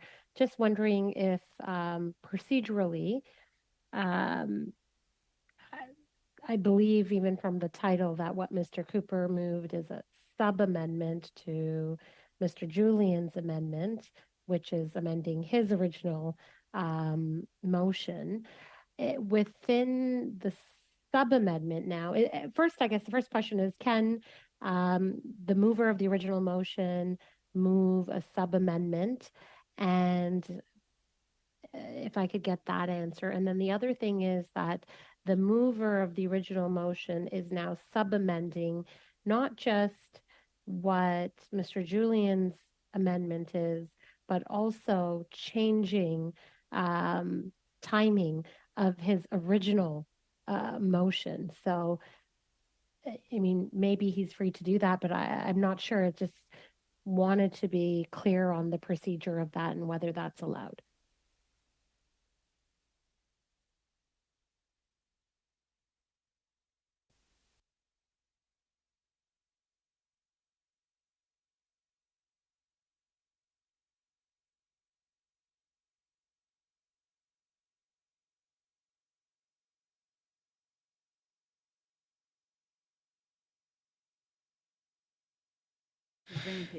So basically, Mrs. Sahota, thank you for raising that. Mr. Cooper would not be able, any member would not be able to amend their own motion, but a member is free to sub-amend an amendment. So it's not directly their motion. So because he's amending Mr. Julian's amendment, it's fine. But he would not be able to amend his own, is a rule. And so basically, though, this sub-amendment is removing the bottom half of Mr. Julian's amendment. Okay. I think I have so many screens open that I was just a little confused as to whether one portion of the sub-amendment, so it's clear that he can move a sub-amendment to someone else's amendment, but is he essentially also amending the original language of his own motion, not just amending or sub-amending the amendment? No, he is just amending the amendment. And because he is amending the amendment, that becomes a sub-amendment. He has not, and the amendment was amending his motion, so that's where it's all connected. Okay. Okay, so is it clear as mud? It's as clear as mud. Perfect. At this time of night, that's all we can ask for. So thank you. I'm going to go back to Mr. Turnbull. Did you want to speak on the sub-amendment? Yeah, it's as clear as mud for me as well, but it makes the brain go round. That's a reference to a famous song, if anybody caught that. But anyway, I also have kind of a similar clarification question, which is that it seems that we're kind of going backwards. And I'm just wondering whether, further to Ms. Sahota's point, is that the now sub-amended version would sort of revert back to something that we've voted on several times. So it seems to me that the will of the committee has been, expressed through various votes on various different occasions to remove staff, political staff, from being included in this motion. And so I just wanted to ask for a clarification on whether, procedurally, again, that we can keep going back and forth on the same issue over and over again. So perhaps I'm not well versed in the procedures of the House, but I thought there was some guidelines and rules on that. So I just wondered if before I start my remarks, I'd like to just get clarification on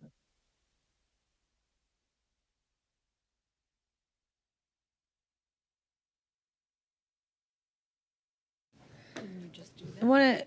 I feel like I just did that. Do you want to maybe say it again in my good ear? What would you like me to do, Mr. Turnbull? Well, I think in our past meetings, we've had conversations about motions that express the desire to have staff appear before the committee, and we voted those motions down. So I realize we're debating a new motion that's been amended and then sub-amended, but one of the key issues that keeps coming up over and over again is having staff appear before the committee.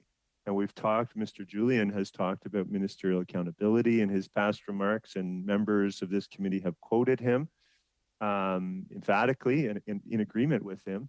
And I'm just wondering whether this is the same issue that we're, recontemplating over and voting on over and over and over again. Why isn't that redundant?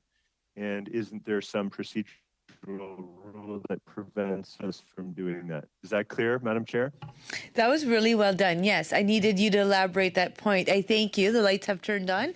And yes, I think that's a very valid point that you're raising, because based on this issue, there is an argument to be had that this question has been decided. And so unless there is a reason to understand that it is not the same question, that is where we would be able to debate it again. And so I think with that, I could provide Mr. Cooper the opportunity to let us understand why this question is not the same as something we have already addressed, because there is the narrative that this has already been answered. But when it came to the floor of this committee, and we've been debating it now for just a couple minutes, it feels like days. I would like to understand if we believe or feel it's the same question, or if there's a reason why it's a different question. Mr. Cooper, can you please explain if this is the same question or different, or why you believe it's different? Because there is some people who believe this question's been decided. It has not been decided. There was, between the last vote and the current motion before us, a change. This motion is referencing different reports, for example, and so we are referencing, for example, the Sam Cooper Global News report that came out involving senior PMO staff being briefed by CSIS. That had not been disclosed. That was not. The committee was not aware of that at the time that the last motion was debated and voted on. And now we have these very serious allegations that senior PMO staff were briefed by CSIS that a Liberal candidate, now sitting Liberal MP, was assisted by Beijing's Toronto consulate in his nomination campaign. That is why we need to hear from Katie Telford as the Chief of Staff to the Prime Minister. So I would submit, therefore, it's perfectly appropriate that this be included in the motion and debated and voted upon. That she appear as soon as possible to answer questions instead of running and hiding as she has up until now.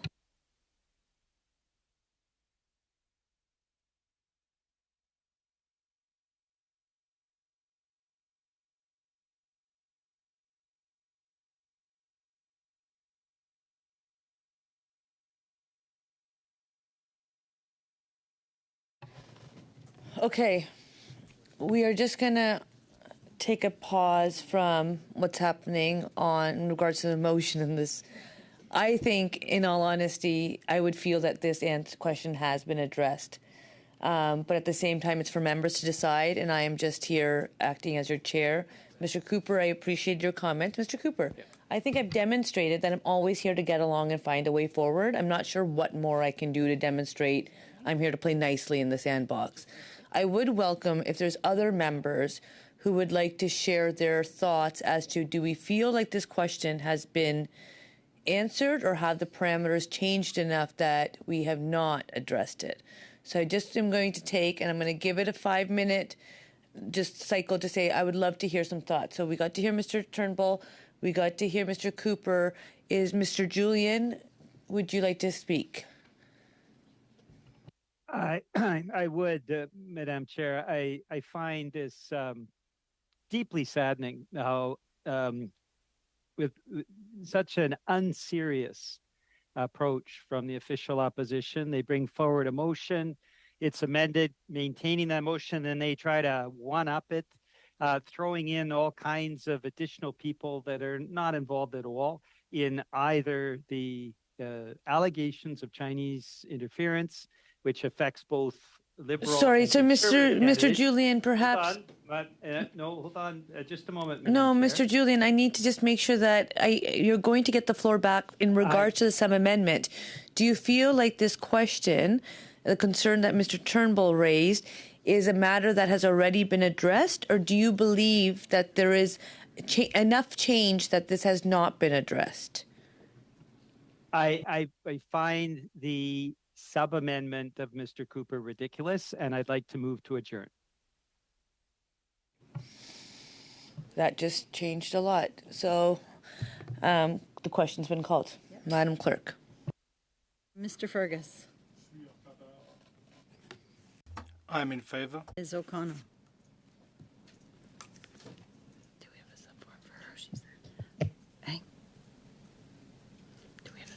Sorry, did you say Miss O'Connell or Sahota? Oh, O'Connell. Yes. Okay, thank you. It cut out. Yes. Point of order, Madam Clerk. The or question, Madam, just wait. You can't. well, I need clarification because I'm not sure whether we're adjourning the meeting or we're moving to adjourn debate. The debate. I don't know. That's for the So meeting. that what? For the meeting. That's, yeah. So we're voting. We're okay. We're voting on adjourning the meeting. Thank you. Ms. Romanato. Yes. Ms. Sahota. I don't know, Mr. Julian didn't work last time, but I will vote yes. Mr. Turnbull. Well, it was just getting started, but yes. Mr. Brassard. Again, Peter brings a smile to the Liberals' faces. I vote no. Monsieur Leroux. Oh. Yeah. Is he there?